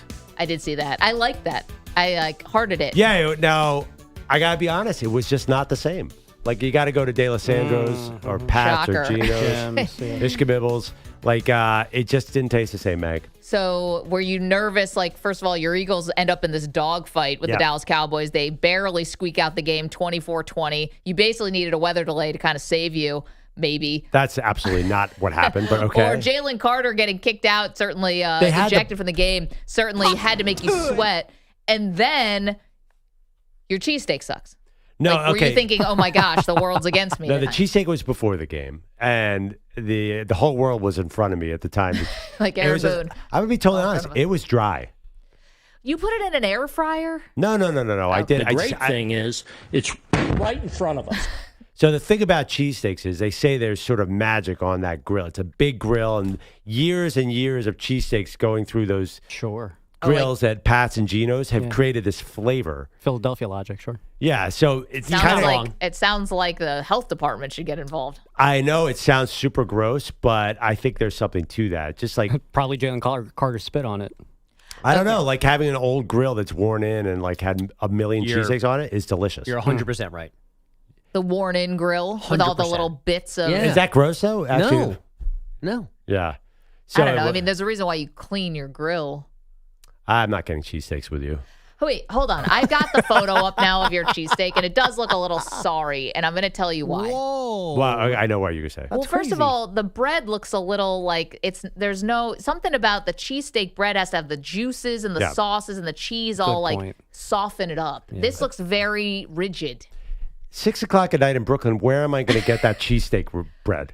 I mean, no, I'm saying there's like no au jus. There's no, where are the juices from the cheesesteak? You need the juice. Well, they're on the bread. You can't see them. The meat is blocking the juices. That actually happened. But and then where's the cheese whiz? Yeah, you said you were going to mixed in provolone. You did provolone. And I don't see any onions here. You can't see them. They're mixed in. I saw the onions. I did a little zoom in. I had some of the same thoughts that you did. I didn't want to bring it on air, but I did see some chunks of onion in that steak. The cheese, when you do provolone, gets mixed in. You can't even see it. I didn't put in enough cheese. That was a problem. But, I couldn't find, where would I get? Maybe Bogusch, I would go like the right bread for that at an Italian bakery. It's like a semolina roll? You need a soft roll. It's long, though. Yeah, you need an Italian bakery. My first observation was the fact that there was no cheese whiz on it. Yeah. Yeah, I had to go provolone. Couldn't find cheese whiz. What? Stop and Shop? It's America. Wegmans? What do you mean? I was at Trader Joe's. Yeah, I think that's where you messed up. Trader Joe's does not sell Cheese Whiz for all you people out there. Actually, I don't even know. I've never bought Cheese Whiz. Is that something that's easy to buy? I don't know. Is it easy to buy in Philadelphia? Not really, because nobody makes cheesesteaks at home. That's like a cardinal Fair sin. enough. Like, you'd be laughed out of your house if you tried to make a cheesesteak when there's one down the street. Wait, EJ needs to come back in here. He's getting the breakfast that I bought for everybody this morning because I lost a Micah Parsons bet very badly last night. It was how many times were they going to mention him on the broadcast? And I lost the bet before the first quarter was over. Thanks for nothing, Melissa Stark. I thought women were supposed to have each other's backs. Thanks for breakfast, Miss Stark. I'm just kidding. There was somebody who tweeted us, and I want EJ to find it because I can't now, where they said, Perloff is always up for every kind of food challenge. Yeah. He'll be like, I'll eat a 92-ounce steak, but it's got to be tofu. And you always want to change the terms of the eating challenges. Well, and this cheesesteak, explanations make me think of that. Well, it's funny because earlier in the week, we talked about eating challenges, and I think I can drink a gallon of milk in an hour. I don't understand why Yeah, that was a take that he had while were you here for that one, Bogey? No, I was here for that. Yeah. So it doesn't seem that outrageous to me because but I guess, and I think I'm not the only one with this. Other people say, that doesn't seem that hard, but I guess your stomach just can't handle that much milk. But there's too many calories in milk. I want to go oat milk or soy milk. Yeah, that's where this tweet came from. Because you said you'll do the gallon of milk, but it has to be oat milk. Not dairy. Yeah. We should make you have to do goat milk because you said oat milk. I think goat milk's a healthy alternative. Goat milk is in right now. Kaplan put a picture of Perloff's cheesesteak on the stream on the YouTube stream. Okay, youtube.com/InfinitySportsNet, Twitch. Dry. To be honest, you self-owned, though. We would have never brought it up had you not, the cheesesteak. Yeah, no, I have no problem. Listen, I screwed up. It was my first attempt. At least I tried. You've made buffalo wings when the Bills play. Is it your mom? They're delicious. Is it you or your mom? My mom made them the first time, and then I took over. And the wings are so good, but the Bills played so bad when I ate them. I deemed them unlucky wings, so I stopped making them. Oh, that's a shame. Yeah. Because listen, there is no bigger fandom than this office with your mom's cooking. I know. The biscotti. Bogusch talks about it. It doesn't even matter if it's holiday season. She's got summer flavors. Well, okay. I know. Actually, I was eating a coconut lime one the other day. Yeah. It was so good. Don't when it comes to that woman's, baked goods. Coconut's not for me, but you did make a lime, just for fun, made cookies that had lime and white chocolate in them. Those were good. Pam's got unique flavors that she thinks up. These combinations, they're just good. Football. Let's do it. Bogues, what do you have for us? Jalen Carter spit on Dak Prescott. The Eagles and Cowboys scored points in the first 8 drives of the game, and there was an hour-long weather delay late in the third, so the game didn't end until 12:18 a.m. Eastern, the first night of this new NFL season. was a lot. And it was a win for the Eagles, 24-20 with Jalen Hurts throwing for just 152 yards, but running for 2 scores. Now, things might have gone better / differently for Philly had Carter not been ejected before playing a snap. Head coach Nick Sirianni. Great, like I said, energy, tenacity, all those different things, but we got to do it within the rules of the game. And, we'll address that. We'll go through that, but we got to get better in that scenario because we need that guy on the field. He's a really good player.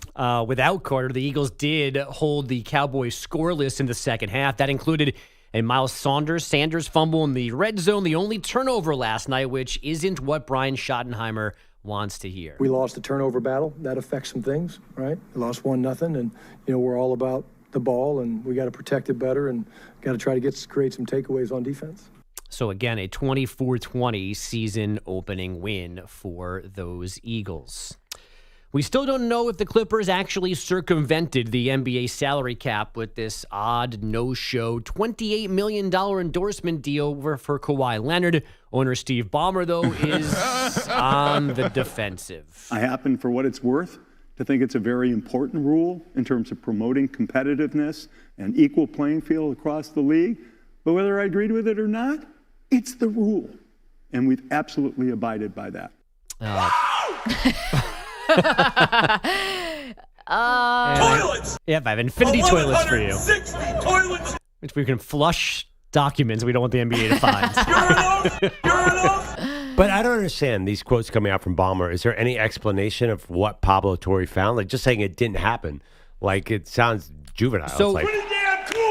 So the story that he told in these interviews yesterday, as he starts to make the rounds defending himself, is that he admits that the company that in question, Aspiration, asked the team to connect them to Kawhi Leonard, which they did, but then he says he had nothing to do with the deal that they then struck. Okay, well, it's hard to disprove that. Right, but I guess there would be a question there of like soft influence and hard influence on it, right? Because if you make the connection and then Aspiration not only does a deal with the Clippers, but then Steve Ballmer invests $50 million of his own money into that, and somehow a chunk of that money ends up going to his best player. Right, well, how do you prove that, though? Well, because they actually were paying Kawhi Leonard the $28 million a year when they were defaulting with all these other, like the whistleblower from the finance department is saying, we couldn't pay anybody at the end. Like when this is the end of the movie, when everything's spiraling and the helicopters are overhead and like the DEA agents are at the door, they couldn't pay anybody, but they had to make sure they paid Kawhi Leonard. Partly because they were afraid of his crazy uncle, like, maybe blowing the whole thing up.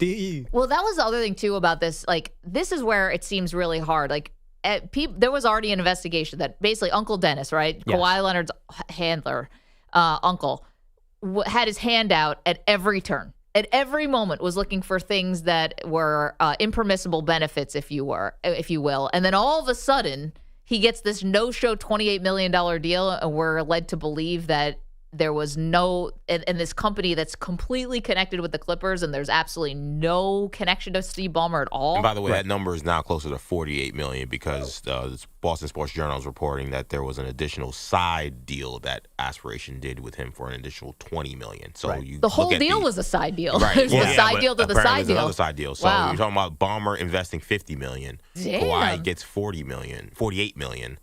I mean. But that doesn't answer my question. How do you prove any of that? Unless you have an email from or something where Steve Ballmer says, hey, give this guy a no-show job.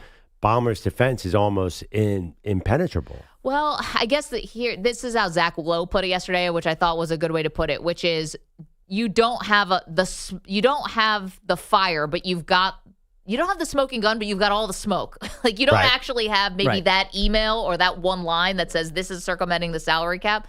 But you've got all the other stuff, and when they look back through the collective bargaining agreement, it turns out for something like this, you only need circumstantial evidence. And I think they have a lot of that. And I mean, we only have one, I guess, employee that went on the record with Pablo, but you have someone saying that I was told this was done to circumvent the cap. Right. So if you have more people who maybe do have that paper trail or do have a phone conversation or whatever, that's where that comes in, I think. Well, I think it has to be a paper trail. I don't think a phone conversation would do the trick. Apparently, there's a lot of emails.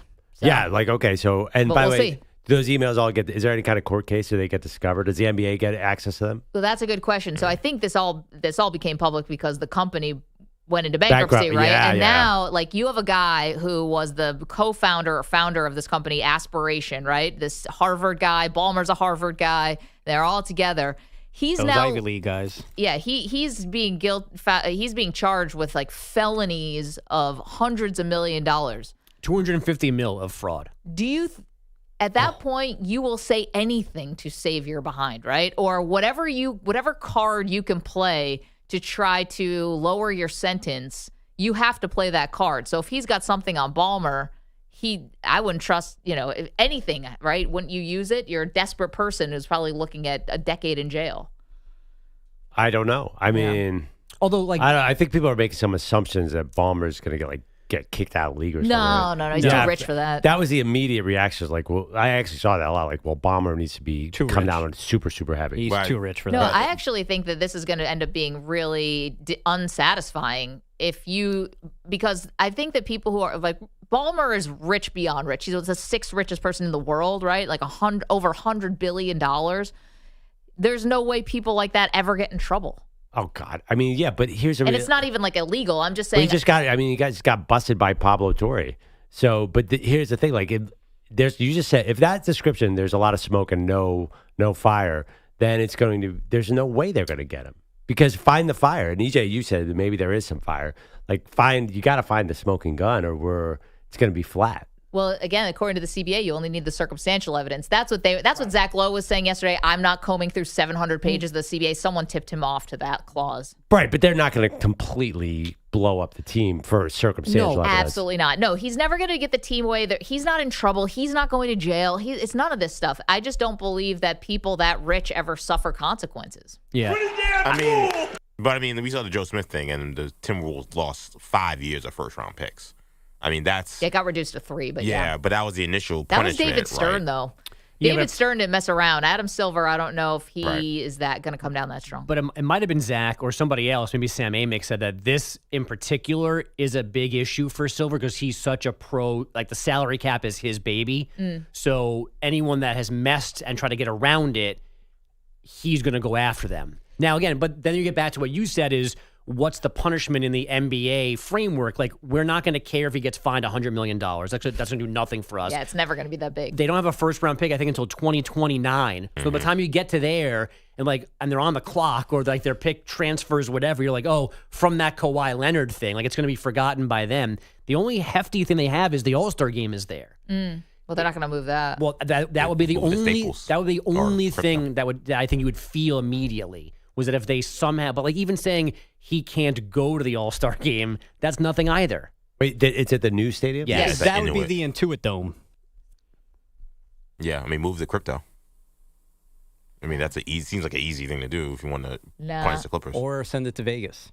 Put in the Sphere. No, would putting it in LA That'd be cool. Would putting it in LA be like a personal shot, like we're going to the Lakers, like taking it from Yankee Stadium to Citi Field? I don't think so, because I think you're saying, hey, listen, like the city of Los Angeles, you guys didn't do anything wrong.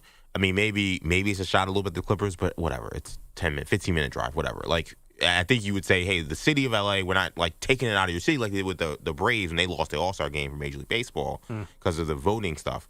Like, we're not going to banish the city.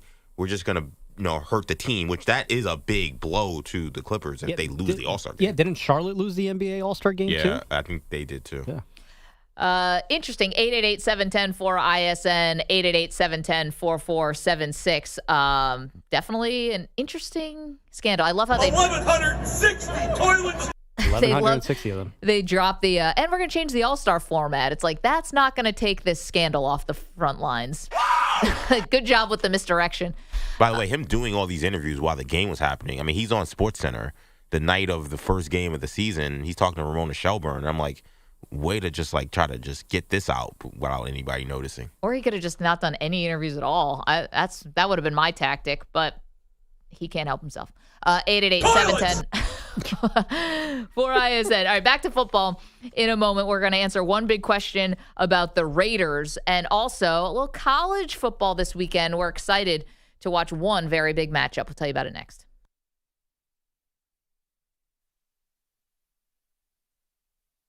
You're in a 5-minute break.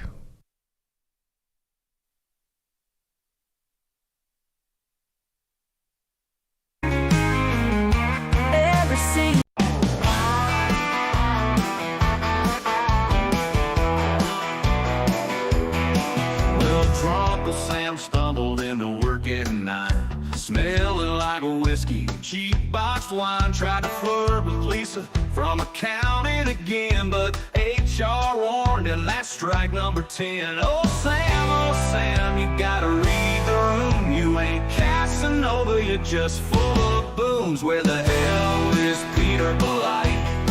Did he call and said, go win the damn lottie? Nobody's seen him since 2:15. Was it a long night or a rendezvous? Oh, Bellotti, did you ghost us for good? Or are you just stuck in your neighborhood?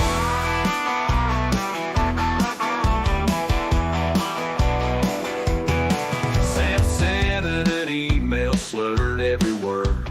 Called the boss, baby, man, that's absurd. Tried to high-five, but he missed by a mile. Knocked over the coffee, still flashing a smile. Then he said, I may get too familiar too soon. I am told by HR and writing, yeah.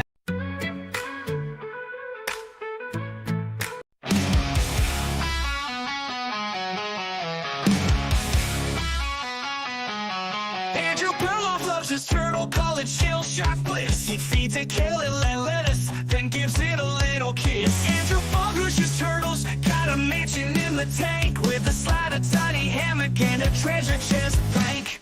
Two-tone Tony rolls in, his turtles got swag. Cruising slow but steady, repping that reptile flag. Meanwhile, Kevin Lamel's got tacos on his plate. Breakfast, lunch, and dinner, he's got no time to wait. Turtle love, taco dreams, Andrew and Andrew living supreme.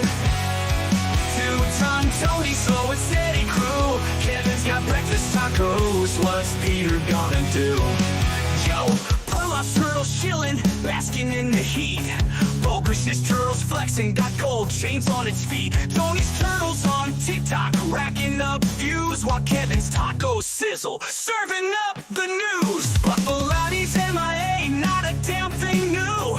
Work? Nah, he'd rather just hit snooze. We're out here hustling, making turtles the stars, and Pete's just ghosting like he's hanging on Mars. Turtle love, taco dreams, Andrew and Andrew living supreme.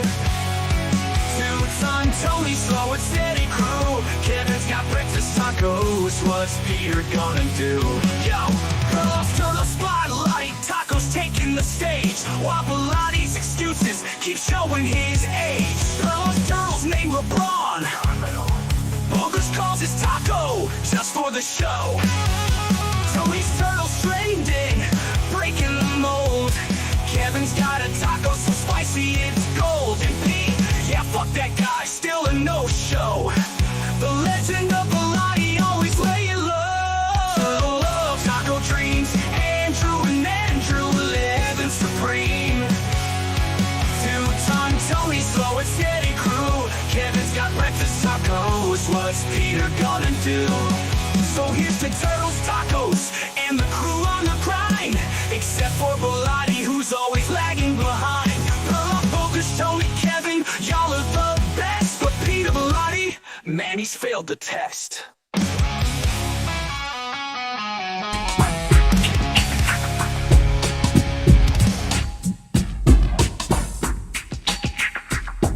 $45 seconds remaining.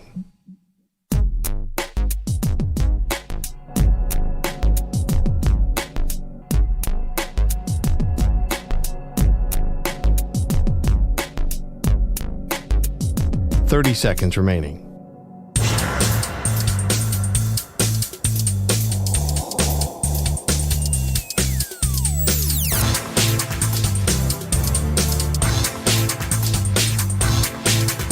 $15 seconds.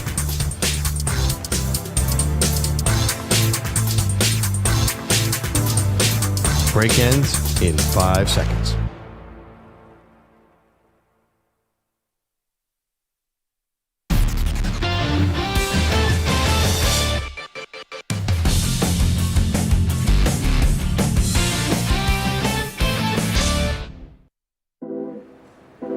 It's great for the NFL that you have great quarterback play. Finding the right quarterback can change your franchise forever. Can you throw it like a quarterback, third in the line? 32 teams, each with just one signal caller. It's my quarterback.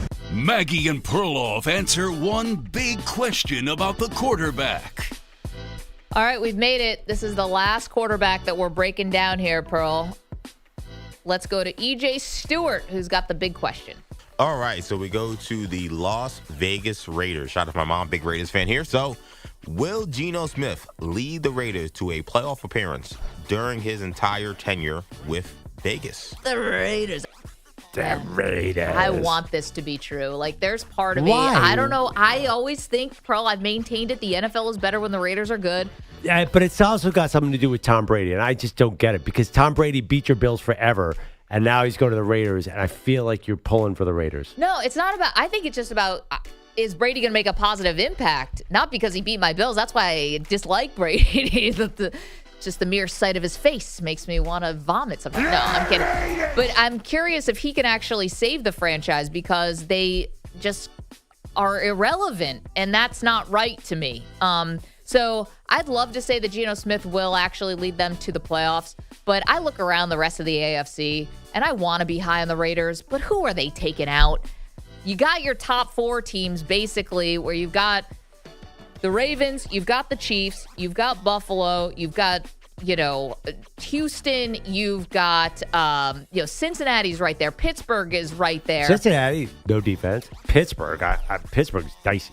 You've got Denver. You've got the Chargers. That's a problem. Like, there's just so much in your way. Your own division, first of all, and then just look at the rest of the AFC. I like Geno Smith. I trust him more than I trust Sam Darnold, the other guys who are kind of in his tier, but I just don't see how they break through when there's this many good teams in the AFC. Well, I don't think it's the AFC. I mean, listen, you just named two pretty dicey teams in Cincinnati and Pittsburgh. I mean, Cincinnati has maybe the second best quarterback in the entire league. Yeah, but their defense is terrible. Unless so is the Raiders. Yeah, fair. But I think the question, it's an unfair question because I do think Geno is going to be really good for the Raiders. I agree with Maggie. There's just too much competition in that division, not the conference. That division is brutal. You got to play all those teams twice. But watching Geno in the preseason, whoa, can he sling it? I mean, there's just no doubt about it. He's still mobile in his mid-30s. I think he's a really good quarterback for what that's worth. Listen, they don't really have weapons. They have Brock Bowers and a prayer. We'll see if they can establish Ashton Genty as a real threat to put him in good down and distance. I think they're going to be fun, but you're right. It's going to be hard. And you point out good. They do have Max Crosby on defense, but that's about it. The Ashton Genty pick actually made me kind of nervous for this whole Tom Brady era. I love that Pete Carroll is back to steady things, but, I said it when the Giants drafted Saquon Barkley, and I'll say it when now the Raiders drafting Ashton Genty. If the rest of your team is not nearly ready to let a running back like that shine. Like, if you still have questions maybe on the offensive line, even though I know Pro Football Focus likes their offensive line, if you still have questions on the defensive line, if you still have questions in your secondary, if you still have questions all over the field, what's a running back going to do for you? Like, I think it's a tall task. You got to help all those things. I mean, if you have problems pass protecting, then get in a good down and distance. And it helps your defense. Obviously, a running game to me is the number one aid to a defense. No, yes, I'll agree with you. Because you keep that ball, keep away. That's what you do when your defense stinks. I know, but does it have to be a top 10 running back pick, or should it have been more offensive line? Like the Cowboys. Exactly. And look what happened to the Cowboys. Javonte Williams now looks very good last night. Now, granted, Jalen Carter got kicked out of the game for spitting on Dak Prescott, which you don't see every day. But they were able to run the ball effectively in the first half. Well, I mean, the other problem, too, is if you're an opposing defense of the Raiders, who are you scared of at receiver? Like, nobody. So I think you can be a little aggressive. And if Genty's getting the ball a lot, then you start moving up. Because Geno is really good. The question is who he's thrown to. I like that rookie, Dante Thornton Jr. made one catch this offseason. They made in the corner of the end zone. This preseason, it got a lot of attention. By the way, do you think the average person, you guys probably might not remember who the backup to Geno is? Oh. Gardner Minshew. No, is it still Aiden O'Connell? Gardner Minshew? Hint. tiny hands. Oh, Kenneth Pickett. I forgot they traded him. Yeah, everybody forgot. Kenny Pickett's a Raider. I think there's going to be a shot probably on Red Zone in week 1 where you're going to see Kenny Pickett on the sideline like, oh, yeah, I forgot that the Browns shipped out Kenny Pickett to the Raiders because the Browns got all the attention for that deal. Memorial Day week? Or not Memorial. Was that Labor Day weekend? I don't know. It was just like, it was all about Shador. Everyone was so busy. By the way, what happened to spending 3 hours a day on Shador? Well, we're on to the season now. We can spend 3 hours on Jalen Carter spitting on Dak. I had 2 sons. Then the whistle blew. Somebody out there just learned something. That Kenny Pickett is the backup quarterback for the Las Vegas Raiders. What about Shallow? Who says we're not educating America? At least one of us is. 888-710-4ISN. Nick Kostos going to join us next. Let's make some money. And let's not forget Shallow.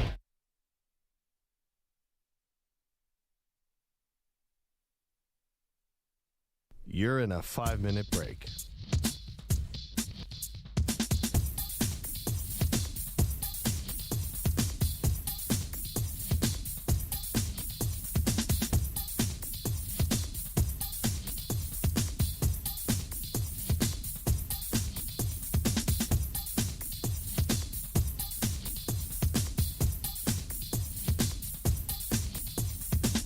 Four minutes, 30 seconds remaining.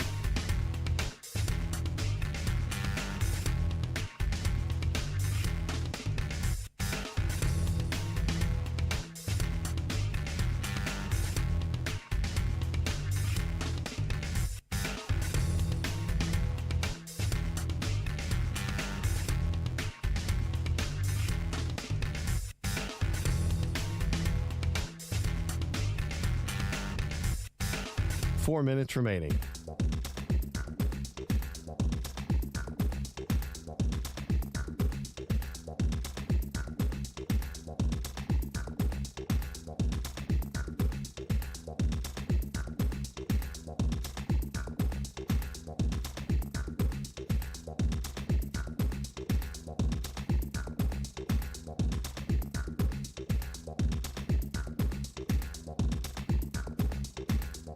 Three minutes, 30 seconds remaining.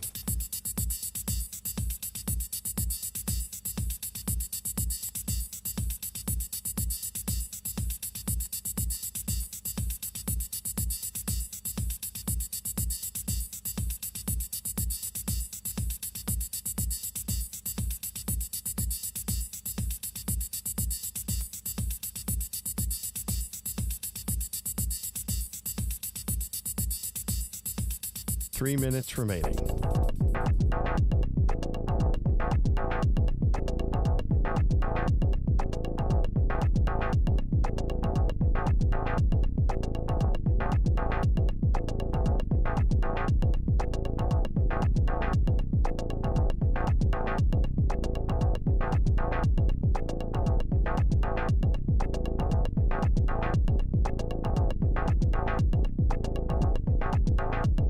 Two minutes, 30 seconds remaining.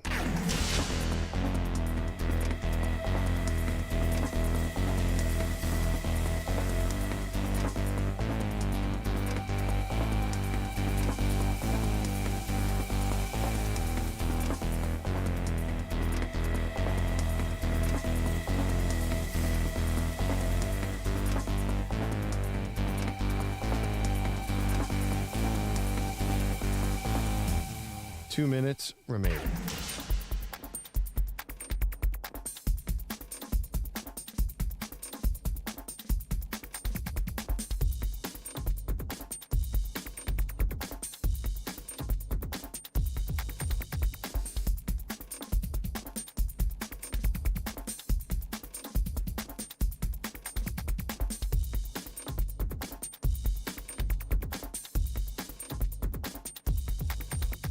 One minute, 30 seconds remaining.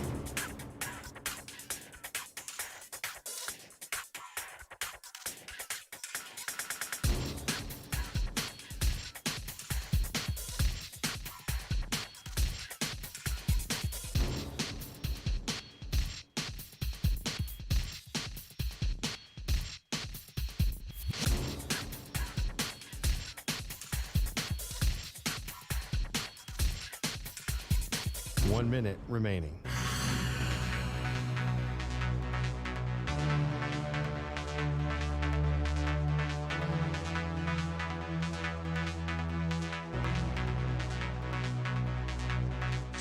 45 seconds remaining.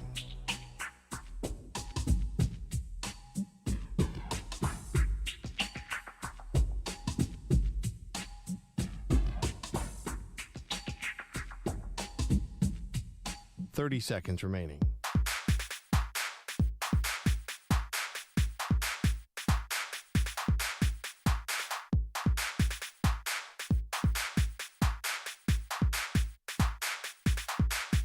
Fifteen seconds.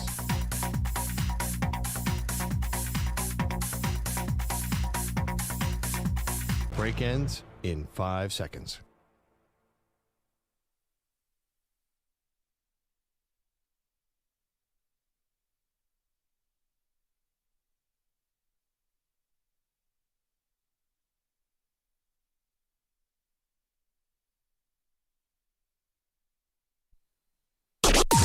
Maggie and Perloff on the Infinity Sports Network. Prescott is in the gun. He's got 3 wide, 4th and 3. He looks at a 4-man front. They bring the blitz. They're going to bring 5. Prescott winds up arching spiral, far sideline. Diving attempt, Lamb incomplete. Off his outstretched gloves. On the far side of the field, it's incomplete at the Philadelphia 22 down the far sideline. And on downs, the Eagles will get it. Kevin Harlan on Westwood One. Oh, the Dallas Cowboys almost had it. The offense lets them down at the end of the game, or maybe credit to the Philadelphia defense, but CeeDee Lamb with a couple drops on that drive. That one would have been a spectacular catch if he had connected on 4th down, but still the second highest paid wide receiver in the league, and Dak Prescott, the highest paid wide receiver, when they needed it most, Pearl, could not sustain the drive. They lose 24-20. None of that happens if they don't have to sit out an hour and 5 minutes. The game plays out 100% differently. We were in the middle of one of the all-time great primetime shootouts ruined by Mother Nature. To break down the game, first you can go answer our poll question at Maggie and Pearl. Are the Cowboys good? Also, what was the bigger turning point last night? Jalen Carter getting ejected from the game before an offensive snap was played for spitting on Dak Prescott, or that weather delay that Perloff just referenced, an hour and 4 minutes because of lightning in the area. Let's turn to our pal Nick Kostos. Oh, the host of You Better You Bet. We are so excited to have Nick back for us this football season. How you been, Kostos? Everything's great. Football season, awesome to be back, I will say. Bet the over last night. Oh. Ooh. Yeah, it's tough. And Perloff, you're right. I won't even add to what you said, just to repeat it. Yeah. We were in the midst of one of the great opening game shootouts, primetime shootouts. Yeah. Scores on every possession. Weather delay happens. Not a score from there. And 41 points in the first half, and it ends at 44. A pretty annoying beat in the first game of the season. Nick, I'm a massive nerd. You know how I knew it was football season when I saw the random tweet by Nick Kostos. I just need a Hunter Lepke touchdown for Christmas. Oh, yeah. The random player touchdown, and there was 2 guys you had. I was like, oh, we're back, baby. Well, we had Miles Sanders too, and he ripped off. And what a jerk! He couldn't get to the end zone. Gets chased down and then fumbles the ball and screws the over up. So he screwed the over up twice on one drive in the span of a couple plays. That was pretty frustrating. You know, Nick, we are starting a new segment this football season, which you're welcome to participate in. It's called Coming Clean. And this is where we talk about all the bets we lost. I think I've got a bit of a handle on what your night was like with the over. Any other painful ones? Do you guys play the Hillary Duff song as the intro music for it? The Laguna Beach theme song? Oh, that's a good one. Because I loved Kristen Cavallari before she was famous back in the day on Laguna Beach. That was the over was massively frustrating. It was not great. The anytime touchdown bets are at long prices. Honestly, I thought they were great bets. Jaden Blue was inactive in the game. We had 2 of the 3 running backs, and honestly, if you bet the game last night and you could have won your bets, and I lost, and I would say this even if I had won, the game completely gets turned upside down when Jalen Carter gets ejected before one play from scrimmage. He's the best defensive tackle in the league. The best defensive tackle in the league. The best defensive player on what projects to be a really good defense for the Eagles, and all of a sudden he's not playing in the game. him not playing changes everything about how you would feel about this game. So, I mean, I don't even know how you're supposed to feel about this going in when it completely gets turned on his head before one snap on offense is even played. So I'm turning the page past this game, and I'm ready to go for tomorrow and then for week 1 on Sunday. Okay, before we get to the individual games and the money lines, over-unders, all the props, all the good stuff we do with Nick Kostos, the host of You Better You Bet on Odyssey. For people with survivor pools, what's your advice for week 1? Who do you think is a sure bet? All right, so I think there's 2 schools of thought here on how to play survivor. Do you want to take the sure thing and just survive this week and then potentially and if you do that, you take the Denver Broncos, who are 8.5 point home favorites against the Tennessee Titans, and the number 1 pick in the draft, Cam Ward, making his first NFL start on the road, in altitude, in September, against what could be the best defense in the league. So I think that's kind of like the layup pick. Now, the layup pick does not always win. Think about Cincinnati last year in New England, losing that game against the Patriots, knocked so many people out of Survivor, which doesn't mean the Broncos are going to lose. Just, if you wanted to get a little funky with game theory and hold the Broncos for a date later in the season, so myself, Femi Abebefe, my co-host, and Tyler Morales, one of the guys on our crew, we enter one of the big contests in Vegas, and we did this on the show yesterday, and we decided to get a little funky, and this is like a decent-sized big money entry. We're going to take the Jaguars against the Carolina Panthers. We like Jacksonville in the game organically. Jacksonville's left tackle, Ike Ekwonu, had an appendectomy last week, didn't practice yesterday or Wednesday, looks unlikely to play. I really like Jacksonville this year, so I think the Jaguars are going to win.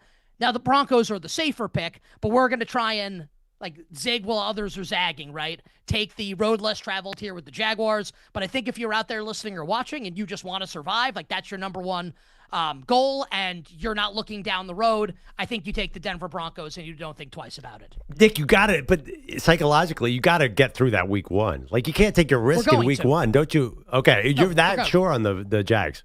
I like Jacksonville a lot this year. Okay. I think Liam Cohen's going to win Coach of the Year. I think Trevor Lawrence is going to have a big year. I love Travis Hunter. Yeah. I love Brian Thomas Jr. So I think I'm higher on Jacksonville than most. Love it. Hey, I want to ask about tonight's game. Chiefs, Chargers.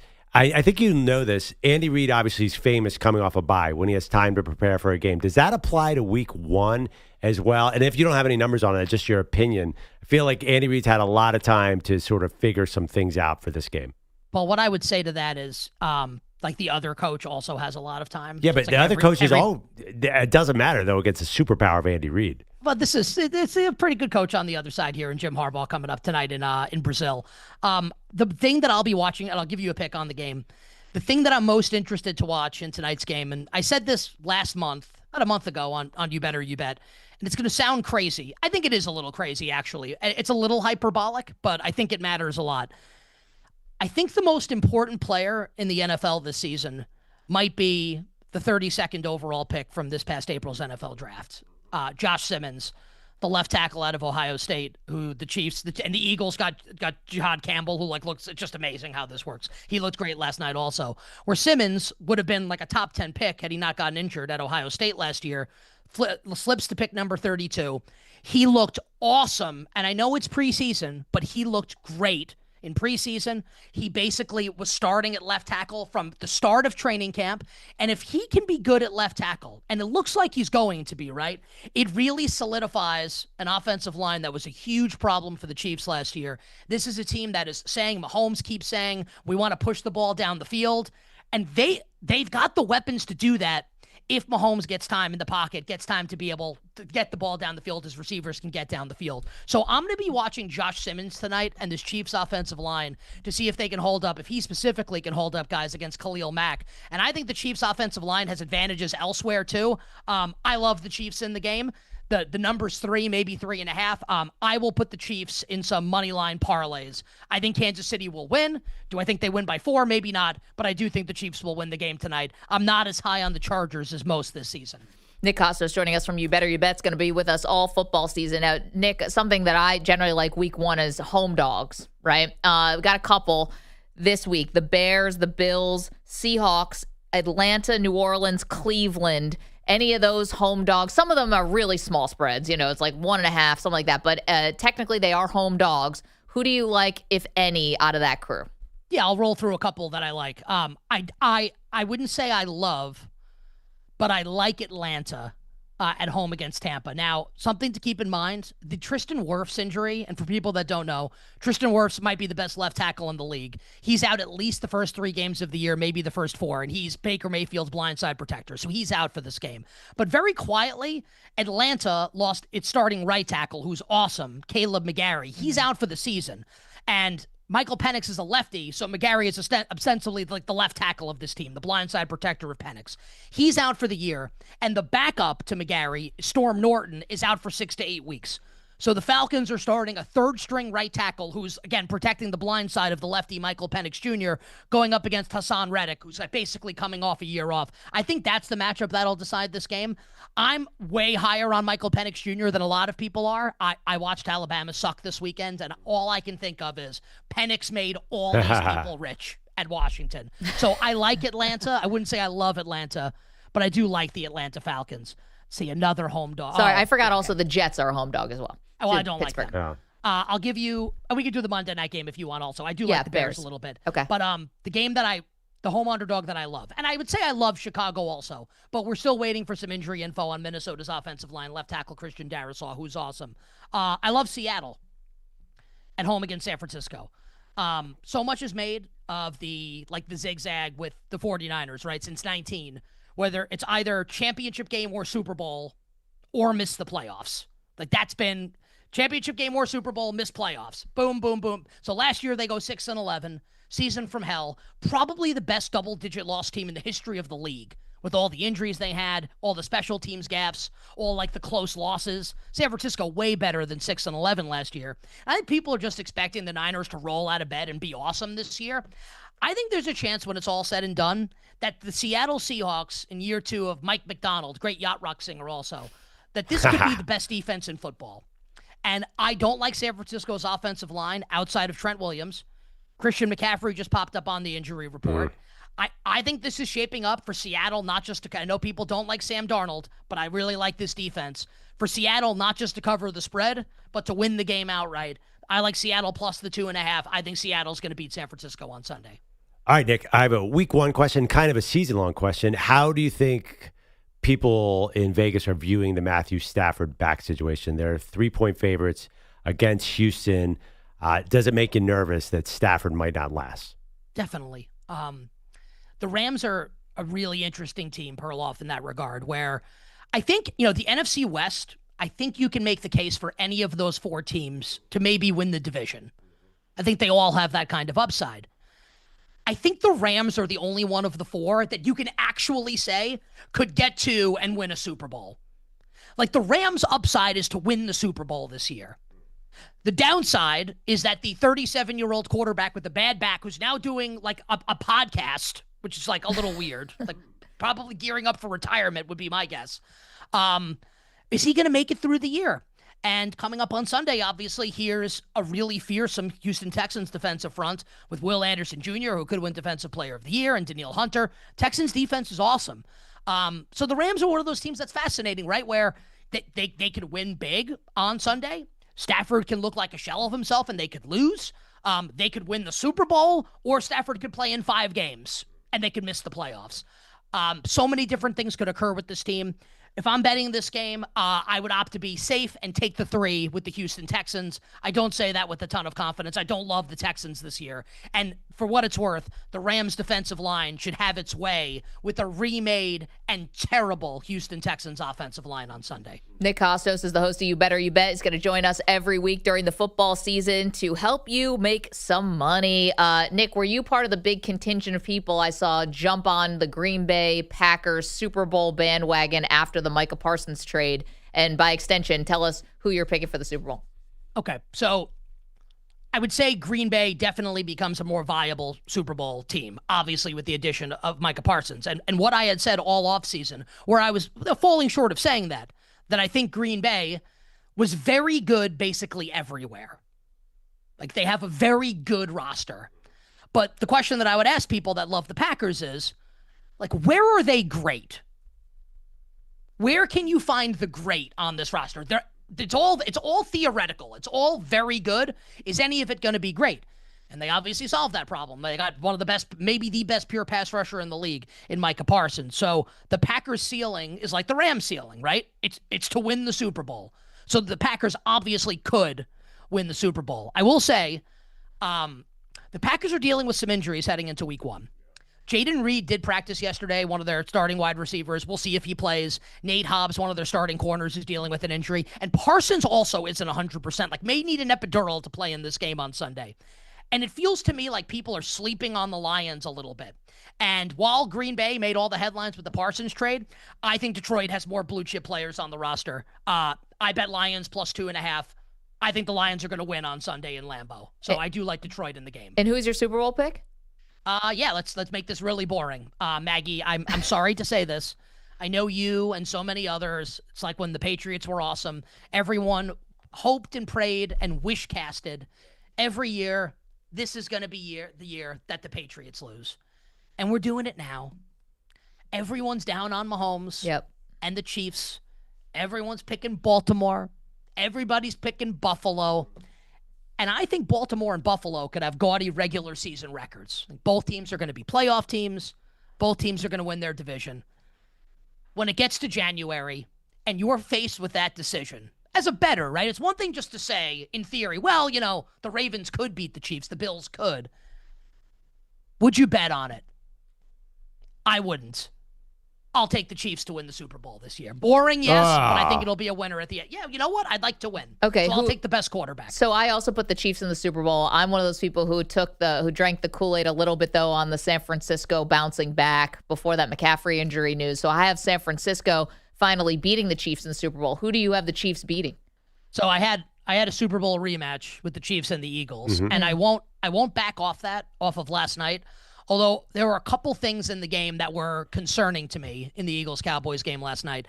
Number one would be, and we all knew this, like I've been saying it for 2 months, Adoree Jackson can't play. Yep. And you saw that last night. The Cowboys relentlessly targeting Adoree Jackson. At some point, they're going to have to try Jacorian Bennett, who they traded for from the Raiders, or Keely Ringo, the former Georgia Bulldog. Someone at that number 2 cornerback spot opposite Quinyon Mitchell.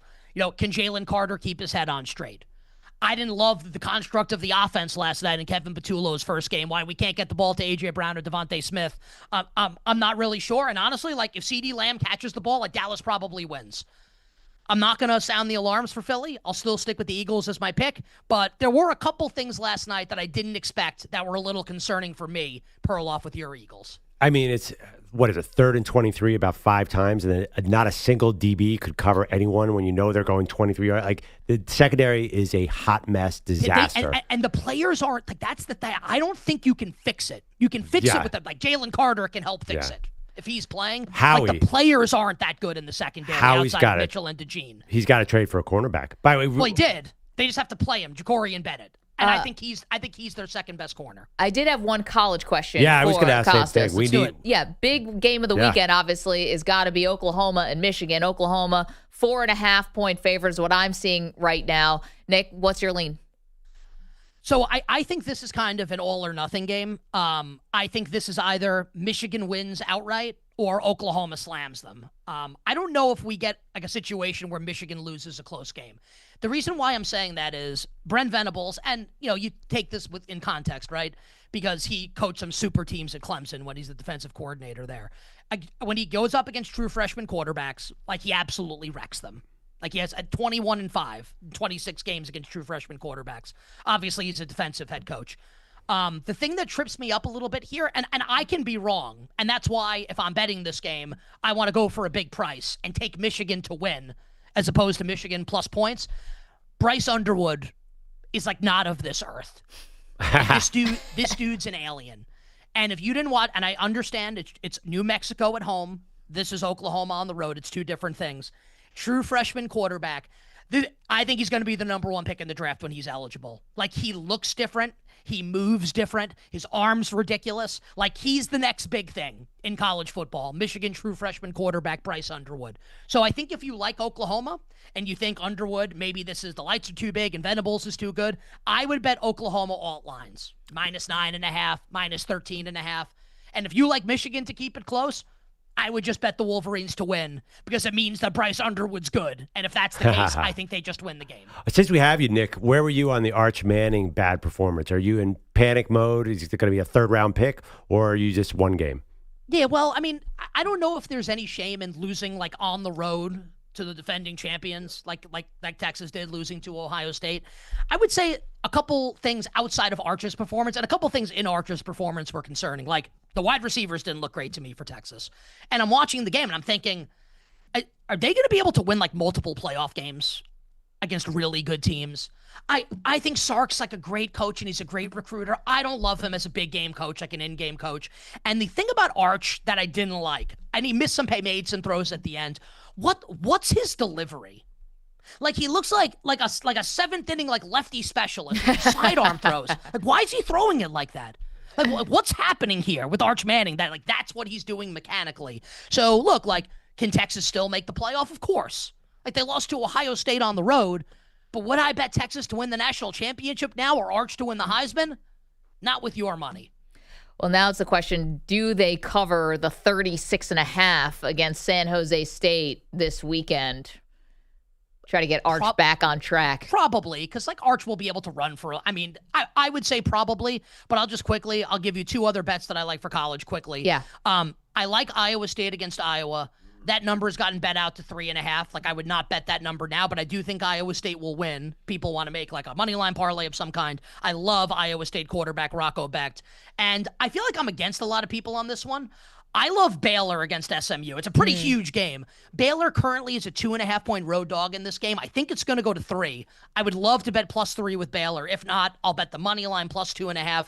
Auburn slammed Baylor on Friday night. To me, that's way more about Auburn being awesome. And Baylor actually outgained them on a yards per play basis. I love Baylor quarterback Sawyer Robertson. Dave Aranda's defense bounced back after getting shredded by Auburn. Give me Baylor to win on the road at SMU, and we can wait for a +3, see if it pops in between now and tomorrow. Nick Kostos, you can check him out, the host of You Better You Bet with Femi Abebefe. Absolutely love it, Nick. You're the best. Thanks for doing it, and we'll look forward to talking to you all season long. Appreciate it. Yeah, I feel like I'm going to have to come clean on a lot of losers. Yeah, coming clean. Wishing everybody minimal sweats, winning bets, the absolute very best of luck. And you guys take that idea on the house for the Hillary Duff music for the intro of that segment. You're basically producer of the show now. You get producer credit, so thank you. You got it. See you next week. All right, Nick Kostos with us. Love that. Want to unpack a lot of things he touched on there. But first... You know it, Mag. Football season is back on PrizePicks. Every day we make choices, but on PrizePicks, being right can get you paid. Millions of users, billions of dollars awarded in winnings. PrizePicks, best place to put your takes to the test. We've been doing it all week now that all the sports are going. It's so much fun. The app's so simple to use. Just pick 2 or more players across any sport. Pick more or less on their projections. If you're right, you win big. Okay, perusing PrizePicks right now. Can I offer you a little? We got NFL football tonight. So you got Patrick Mahomes or Justin Herbert. You can go over, under, more than, less than on their passing yards. Or you can put that together with maybe a Juan Soto hitter fantasy score. I just got everyone's attention on the other side of the glass. Or how about this, Pearl? Did you know we got a college game tonight as well? Miller Moss in action for Louisville against James Madison, one of those sneaky teams to go with the passing more than 259.5. I actually like that for Miller Moss in a big spot. What do you have to do? Well, you just put 2 picks together and see if you're right. See if you win. Download the PrizePicks app today. Use the code MNP. Get a $50 bonus credit instantly in lineups when you play $5. That's code MNP on PrizePicks. You get a $50 bonus credit instantly in lineups when you play $5. So win or lose, you get $50 bonus credit in lineups just for playing, guaranteed. PrizePicks. It's good to be right. Must be present in certain states. Visit PrizePicks.com for restrictions and details. Mand P.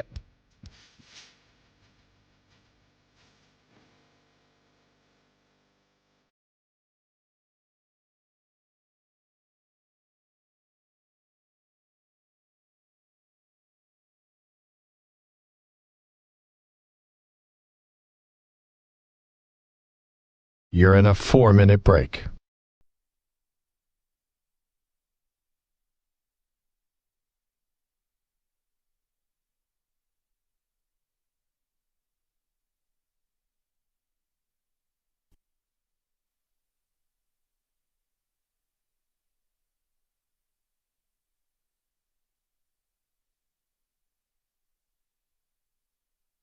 3 minutes, 30 seconds remaining.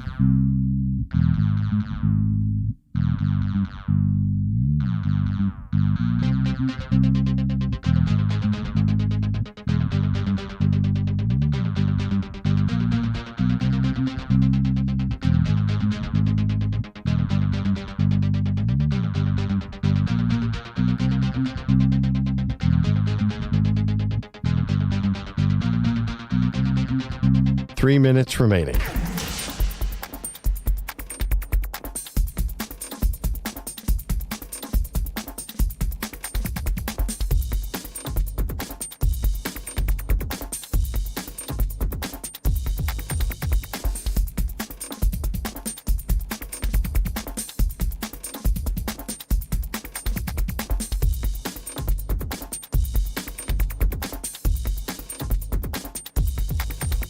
Two minutes, 30 seconds remaining.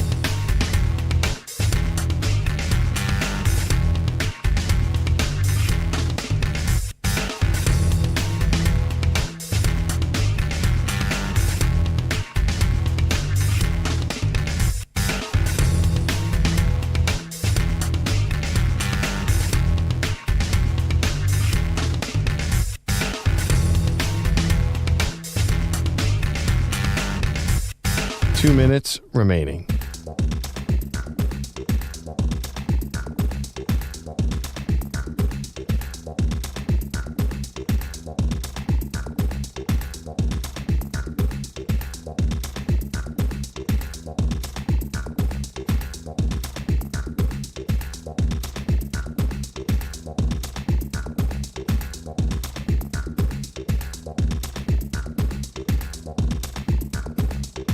One minute, 30 seconds remaining.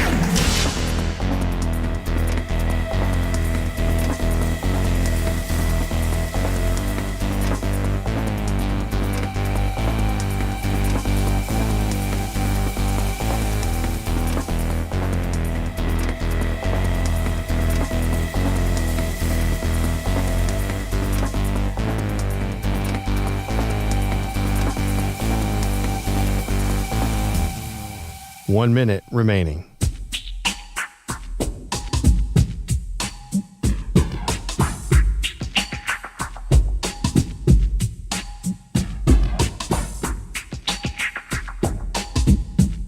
Forty-five seconds remaining.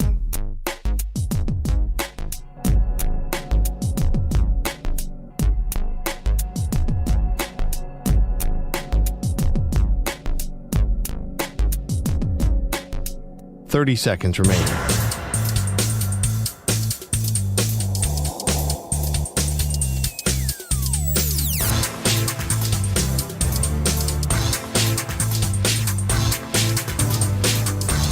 Fifteen seconds.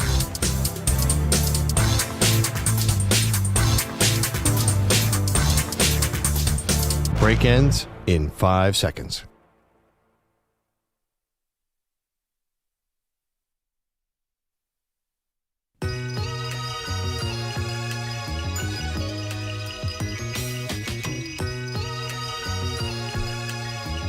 This NASCAR race preview is sponsored by WeatherGuard Truck and Van Equipment. They're just as driven as the hardworking pros they serve. When it comes to NASCAR, we turn to Manny. What do you got, bud? All right, guys, the NASCAR Cup Series playoffs rolls into week 2. It's the Enjoy Illinois 300 from the Worldwide Technology Raceway in Madison, Illinois. That's a suburb of St. Louis. Chase Briscoe is at the top of the St. Louis, not in Illinois. St. Louis, yeah, it's a suburb of St. Louis, Missouri. How does that work? Sorry to interrupt. Illinois is shares a border with the state of Missouri. Okay, sorry.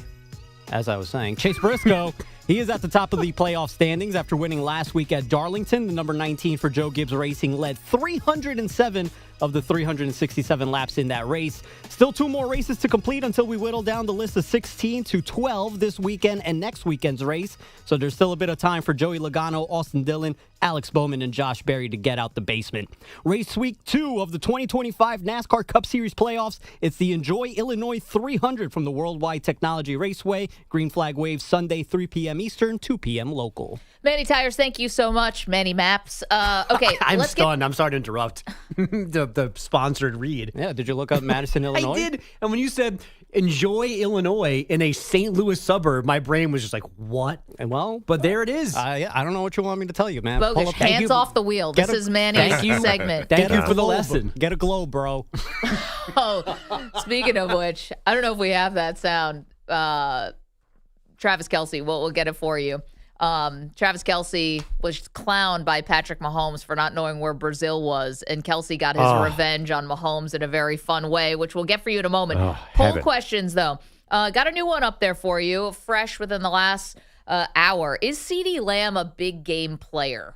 It's really split right now, 49%, 51%. It's a fair question by EJ. Is he a big game player? Most notably, what Jerry Jones called the worst loss in Dallas Cowboys history, or I guess his history with the Cowboys, was to the Green Bay Packers 2 years ago. CeeDee Lamb, notable no-show in that game, along with the run defense. And then last night, at times, he looked unbelievable. And then down the stretch, when the Cowboys had 3 drives basically to go and win the game, he had some major drops. True. I mean, here's the thing. First of all, those were not easy plays. Especially the last one. I don't think that should count as a drop. How personally. does CeeDee Lamb keep getting open against the Eagles? I mean, like, everyone knows the Cowboys, even with George Pickett's there, they're throwing to him every time. And somehow, there he is downfield. I mean, he is, first of all, part of being a receiver is to get separation, and he apparently is doing that well. So it's not like it was a complete loss. He was basically the offense last night for a big chunk of the game. Once they set up the run, it's like the CeeDee just owns that team. So I'm not totally throwing out the baby with the bathwater in the case. Like, there was positives with him last night. Yeah, you're also sick, though, about those drops. We also have a couple more questions out there for you. What was the more game-changing moment of last night's Cowboys-Eagles game, which the Eagles won 24-20? Was it Jalen Carter getting ejected basically before the game even started? It was before the first offensive snap. Yep, he spit on Dak Prescott, and now we get Hawk Tua back in our life, so thank you for that. Or the weather delay, which was late in the third quarter, took over an hour because of lightning in the area. Right now, 59% of you are saying the weather delay. And finally, our big question of the morning, are the Dallas Cowboys good? Existential question in some ways. No, trending at 63%. Let's get to Andrew Bogusch, who's got even more on this game.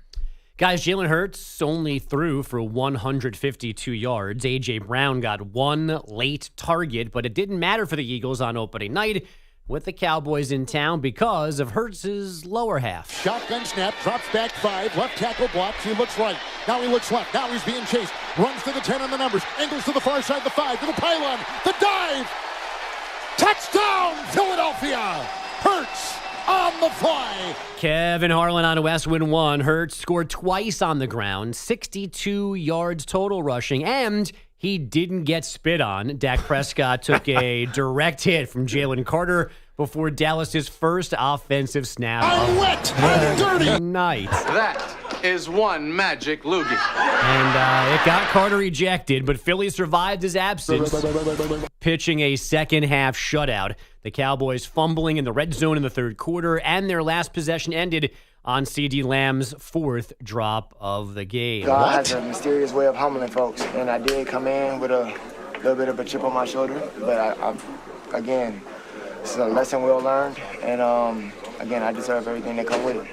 He's mixing his metaphors there. If you come in with a chip on your shoulder, then you don't need to be humble, no? What? Guy just lost the game, Maggie. Come on. Right. Yeah, I think he's trying to say he was overconfident. Yeah, but then he said he came in with a chip on his shoulder. Right. You have a chip on your shoulder being like, I'm going to destroy these guys. I thought a chip on your shoulder is different. But anyway, back to Bogusch. Yeah, no, it is brought to you by the new crispy tenders at CarMax. In Madison, Illinois, just outside St. Louis. I'm sorry. Go ahead. I want to trip us up on something silly. No, but it did make sense to me when he said it originally. Because, like, you go in, a chip on your shoulder means like you're kind of maybe acting too over the top, and you need to be humbled. No.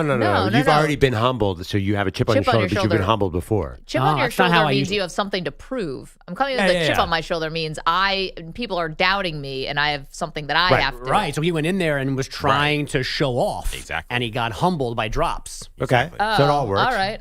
language. Yeah, Bogusch got me. I gotcha. I thought actually, English language. for some reason, I didn't know you were going to a quote from CeeDee Lamb. I thought that was a Kevin Hart drop at first. It was. There was something at the beginning Kevin of it. Harlan. Kevin Actually. Harlan, yeah. Oh, no. But then I thought, because Kevin Hart was floating around, that somehow he got it. Because you were dropping so many drops here, I didn't know what was actual real and what was. Was Kevin Hart there last night? I'm sorry, I'll shut up over here. I like it. I didn't see Kevin Hart last night. I mean, obviously, Rob McElhenney introduced the team. I didn't see Bradley Cooper. Did you guys see him? Nope, because he's a fair weather fan. Thank God. Wow. Oh, he might be working, Maggie.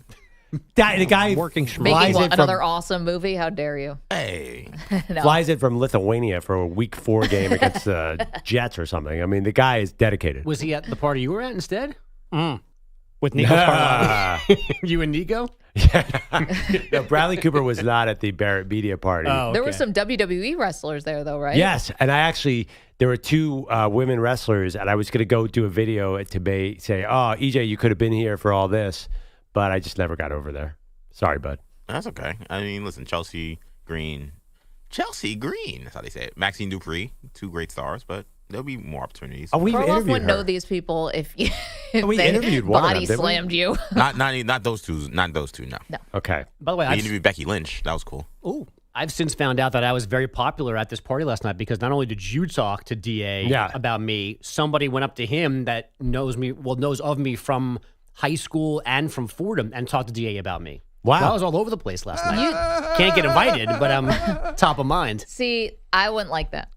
Why? That you're being talked about? Exactly. You were being talked about last night a lot. And Maggie. I'm not asking you for more details because, quite frankly, I don't want to know where those conversations went. I'm sure there was unbecoming things said about me. That's fine. I would make fun of the two of you if somebody asked at some point. I'd say nice things, but See? There Exactly. were absolutely not unbecoming things said about you, Bogusch. We're too busy ripping Maggie for being too lazy to come into Midtown on a Thursday night.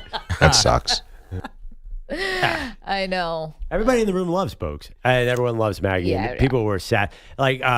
People came up to me, and the look of disappointment when they had to just talk to me and not Maggie was palpable. Were they hoping I would step out from behind? I gotta Like, say- you're 6'4" and I could just hiding behind you and. The party was for Barrett Media. Jason Barrett runs it, and his wife is a big part of it. I'd never met her, so I said hi. And the look of disappointment on her face when you weren't there, Maggie, was... Lord have mercy. I was like, I might as well just... Not only might I just leave, I should just jump out this 4th floor window. Like, I've never felt more insignificant in my life. Now that I'm like... Then I said to her, I'm like, how about that Andrew Bogusch? And then we got back on track. Back on track. Talking smack about Bogusch. Former Cowboy receiver Amari Cooper, by the way, retiring instead of playing for the Raiders this season. The Texans might not have receivers Christian Kirk and Braxton Berrios this weekend because of hamstring injuries. Paul Skeens dealing again last night. Here's the set, and now an 0-2, and Ohtani strikes out on 98. 8 strikeouts for Skeens. 8 strikeouts, no Did he get run runs, support? 2 hits allowed over 6, and yes, he did. The Pirates beat the Dodgers last night, 5-3 for a 3-game sweep, and Skeens is now 10-9, the first time he's been over 500 this season. Wow. But his majors leading ERA drops again, now 1.98. I was like a Cy actually, Young. I was thinking he made Ohtani look so bad on that particular strikeout. Maybe Skeens should try hitting.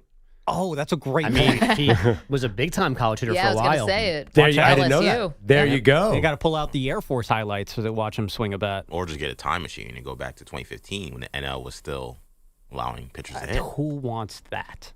Yeah, I like the strategy. The strategy of striking out after I do 4 miss pitches? double switches. Oh, Yeah, good same. Lord. Yeah. I'm sorry. Did you say that the NL got rid of the DH I got was the just- DH in 2015? To be No. clear, I'm not saying that was when it happened. I'm saying I just For a named a second. random year Okay. that to go to. Because I was like, there's no way that was a decade ago. No, it was not Pandemic. Yeah, it was COVID. movement. Yeah, it was COVID. Yeah. Okay. Phew. I'm like, time passes in Yeah. these weird ways. I Like, wanted to give myself some space. I didn't know the exact year, but I was like, I know definitely in 2015 they were still hitting. I was in college, so. Caitlin Clark will not play again this season because of her groin injury. She made that announcement on social media last night. The Golden State Valkyries making WNBA history last night, the first expansion team to make the playoffs in year one, courtesy of an 84-80 win over the Dallas Wings. Yeah. And the U.S. Open women's semifinals last night. Top-seeded Arita Sabalenka fought off Jessica Pegula, and Amanda Anisimova, a 3-set thriller over Naomi Osaka, their final is tomorrow. That's not a good omen for the Bills. Jessica Pegula getting eliminated in the semifinals. That's She's awful. the Bills of tennis. She is the Bills. I love her. I think she's amazing.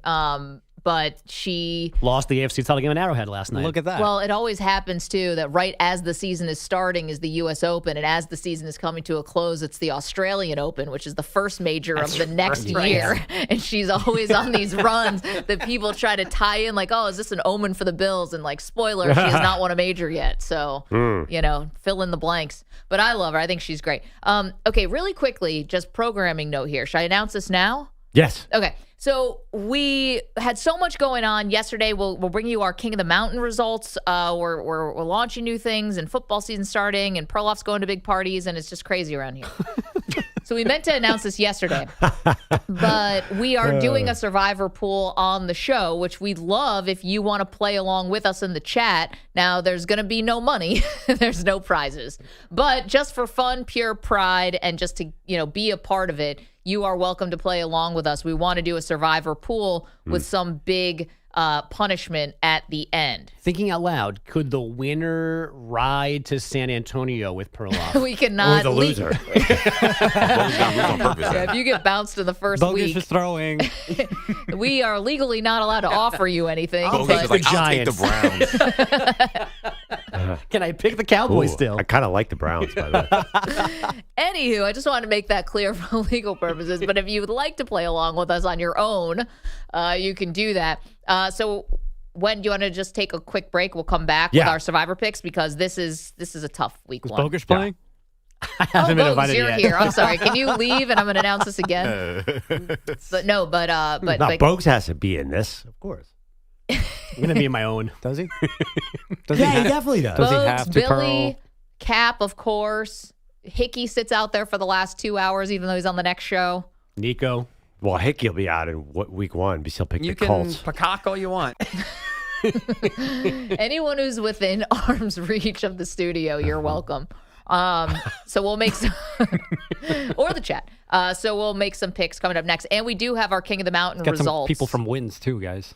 Oh, yeah, we could definitely take those news people. They don't know what's going on. Okay, when it comes to sports. 888-710-4ISN MVP. You're in a 5-minute break.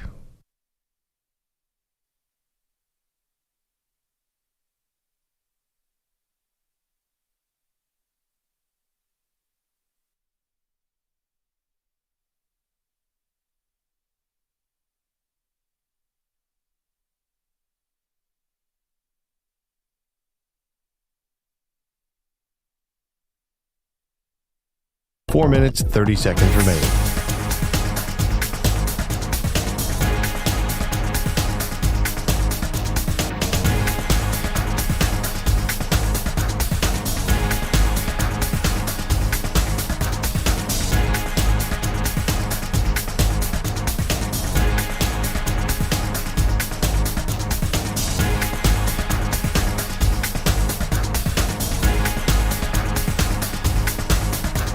Four minutes remaining.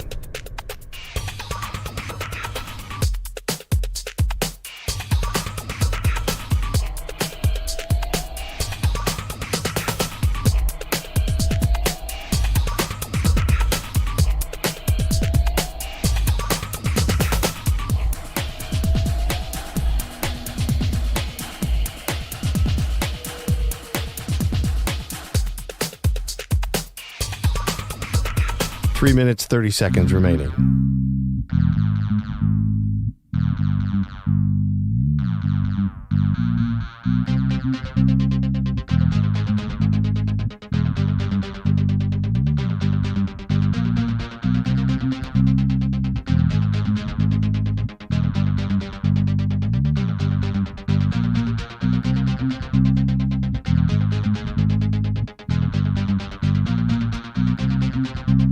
Three minutes remaining.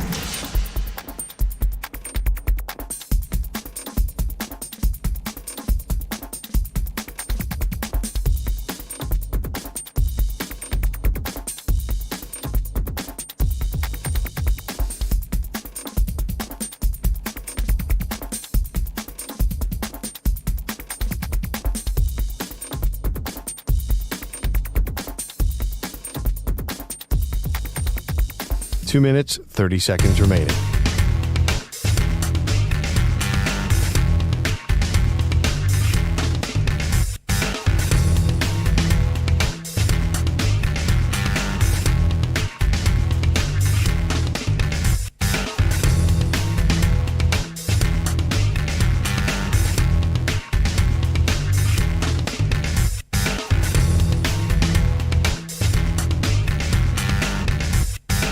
Two minutes remaining.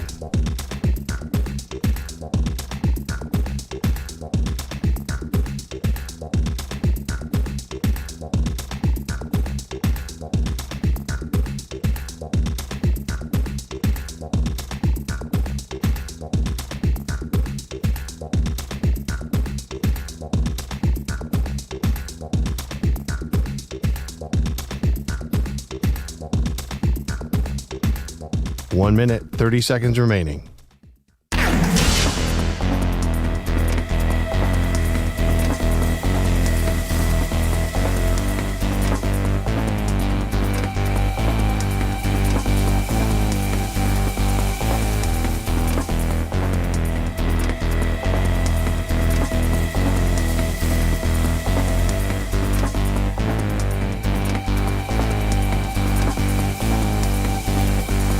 One minute remaining.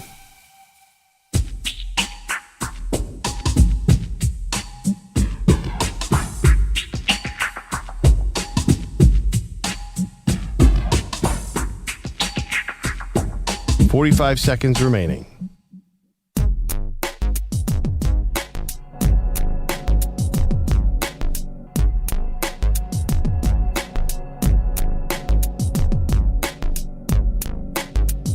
$30 seconds remaining.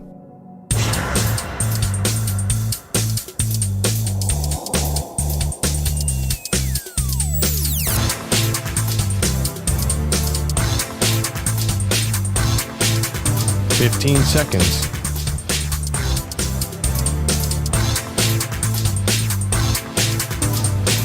Break ends in 5 seconds.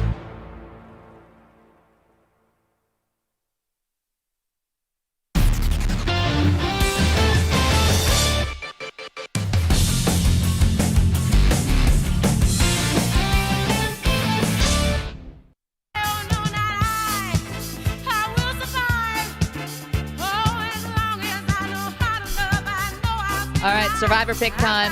Week 1, this is always tough. Last year I went out in the first week. I was one of those idiots who picked the Bengals over the Patriots. They lost. My $25 went up in flames. This year, it's just the show. There's no money. Play around with us just for pure stupid pride and all of that. So if you guys want to give some picks? I mean, there's not a lot of great choices this week. No, especially because it's week 1 and everything is up in the air. We saw in college football, like you have no idea what's going to happen.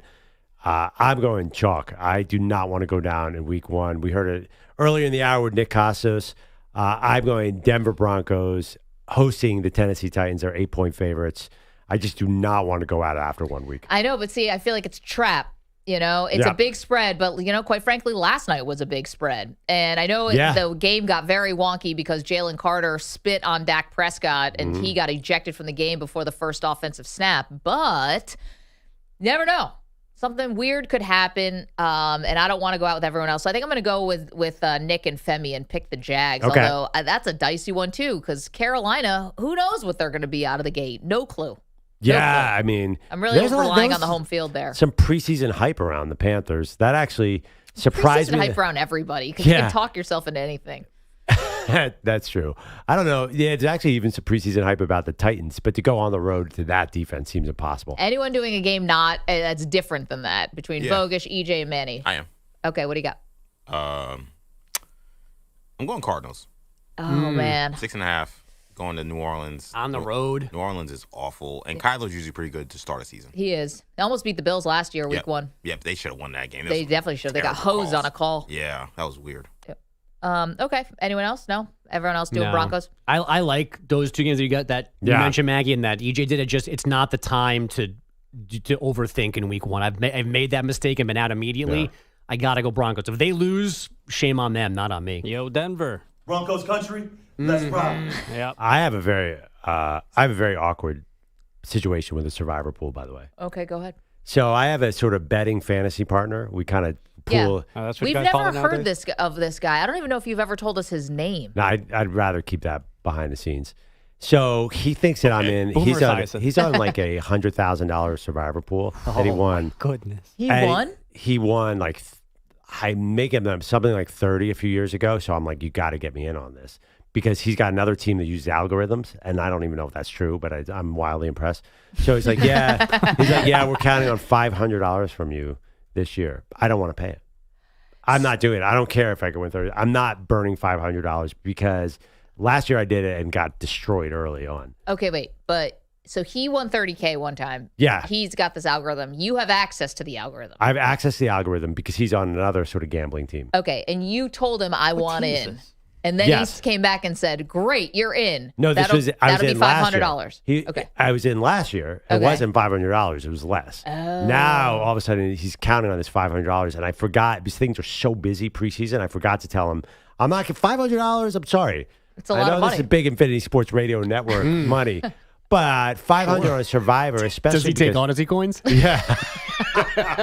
We may have an Odyssey merch. Yeah, I don't know. Like for some reason, a Survivor like a pool. hat or a mouse pad? I got a backpack. I'd rather spend the $500 just betting on a weekly basis. I don't really want to. I'd rather lose my money in weekly installments than one lump sum. I followed your lead last night and threw some money down on the Cowboys to cover. And that worked out great. Paid for breakfast for all y'all today. And I put that Cowboys delicious. +7. I might have lost the Micah Parsons. How many times would he be mentioned on the broadcast bet within the first 5 minutes? But I did win the Cowboys plus the points, a bet that I made the day the line came out. Yeah. By the way, I maintain, and nobody's able. That never happens if it wasn't for the rain delay. The Eagles were about to go up and start.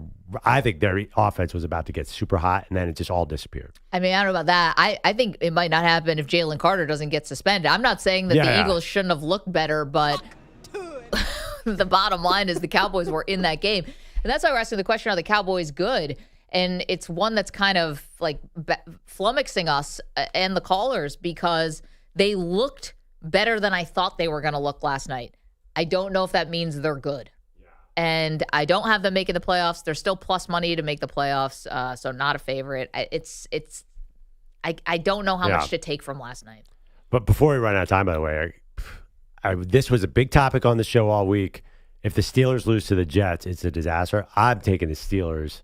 I know it's -3 and the Jets are good in week 1. I feel like there's way too much confidence in this building about a New York Jets team after the Elijah Vera Tucker. That honestly is for me, like the feel-good game of the week is those Steelers. Again, I know it's feel good for who? Feel good in the sense that, like, I feel good about it. It's all about you, isn't it, Mr. Perloff? Always. Yeah, I guess as I was saying that, I'm like, this doesn't totally make sense. I just think that, I don't know why, I've drinking this stupid Aaron Rodgers Kool-Aid again after I picked the Jets. He literally might have a drink for you. Yeah, called stupid Kool-Aid. You know how He'll he's be on a addicted? magic carpet ride 20 minutes later, but You know how he's addicted Does to chloroform smell weird? actually, it's more like tea than Kool-Aid. I just can't help myself. I can't quit that guy. I don't know what it is. It's his charm. Don't be a freaking weirdo. There's I don't know. Is what he's doing addictive? I have no idea. But quickly before we go. No. Yesterday was gangbusters. We launched our King of the Mountain project, which was super fun. We're going to continue 25 weeks, 25 of the greatest teams in NFL history going head-to-head. So the first was the 1998 Minnesota Vikings, maybe the greatest team to never win a Super Bowl, up against the 1972 Miami Dolphins, the only team to ever go undefeated wire to wire. And the 72 Dolphins, Pearl, have won. So they are now the King of the Mountain. Final score was 69% to 31%. Nice. Okay. Decisive. And this was always going to be tough because you had a team that was perfect against a team that was so good, but obviously didn't win. Yeah, I mean, that was a rough draw for the Minnesota Vikings. One of my favorite teams of all time, Randy Moss. Recently watched the Thanksgiving game. One of the great games of all time. Sorry. So now the Miami Dolphins, 1972. 84 don't stretch on game day. Are the King of the Mountain. So next Thursday, we do this Thursday, 8 a.m. Eastern time. Every week, we will put the Dolphins up against another randomized team out of our pool of the 25 greatest ever. Yeah, I mean, I sure hope there are no Eagles teams that come against this perfect team because nobody's got a better record, Maggie. It's math. So we're kind of wondering now. Mathematician, man. You need an Ivy League degree for that one. You could say they're the feel-good team of that era. I feel good team. I feel good about them not losing a game. So we'll see if the Dolphins could run the table yet again in a different kind of way. You think, though, one of the more modern teams is going to catch them? Yeah, I think recency bias. If you saw Joe Montana's Niners, you're probably going to vote for them. I mean, that's not even recent. I'm sorry. You mean 1984? I don't know. Man, I feel like what? there's more lore. I feel like the 80. Again, whenever we do these, I always look at that one team out of 85 Bears, baby. I assume they made our top 25 list. Oh, yeah. Rex Grossman was on the quarterback of that team. Sure. God. Thank you, EJ Stewart. Thank you, Manny Rodriguez, Andrew Bogusch, Andrew Kaplan, Weedos, Coffee Drinkers, Nick Kostos, who's going to join us every Friday during the NFL season. Enjoy the weekend. See you Monday. Puck to it.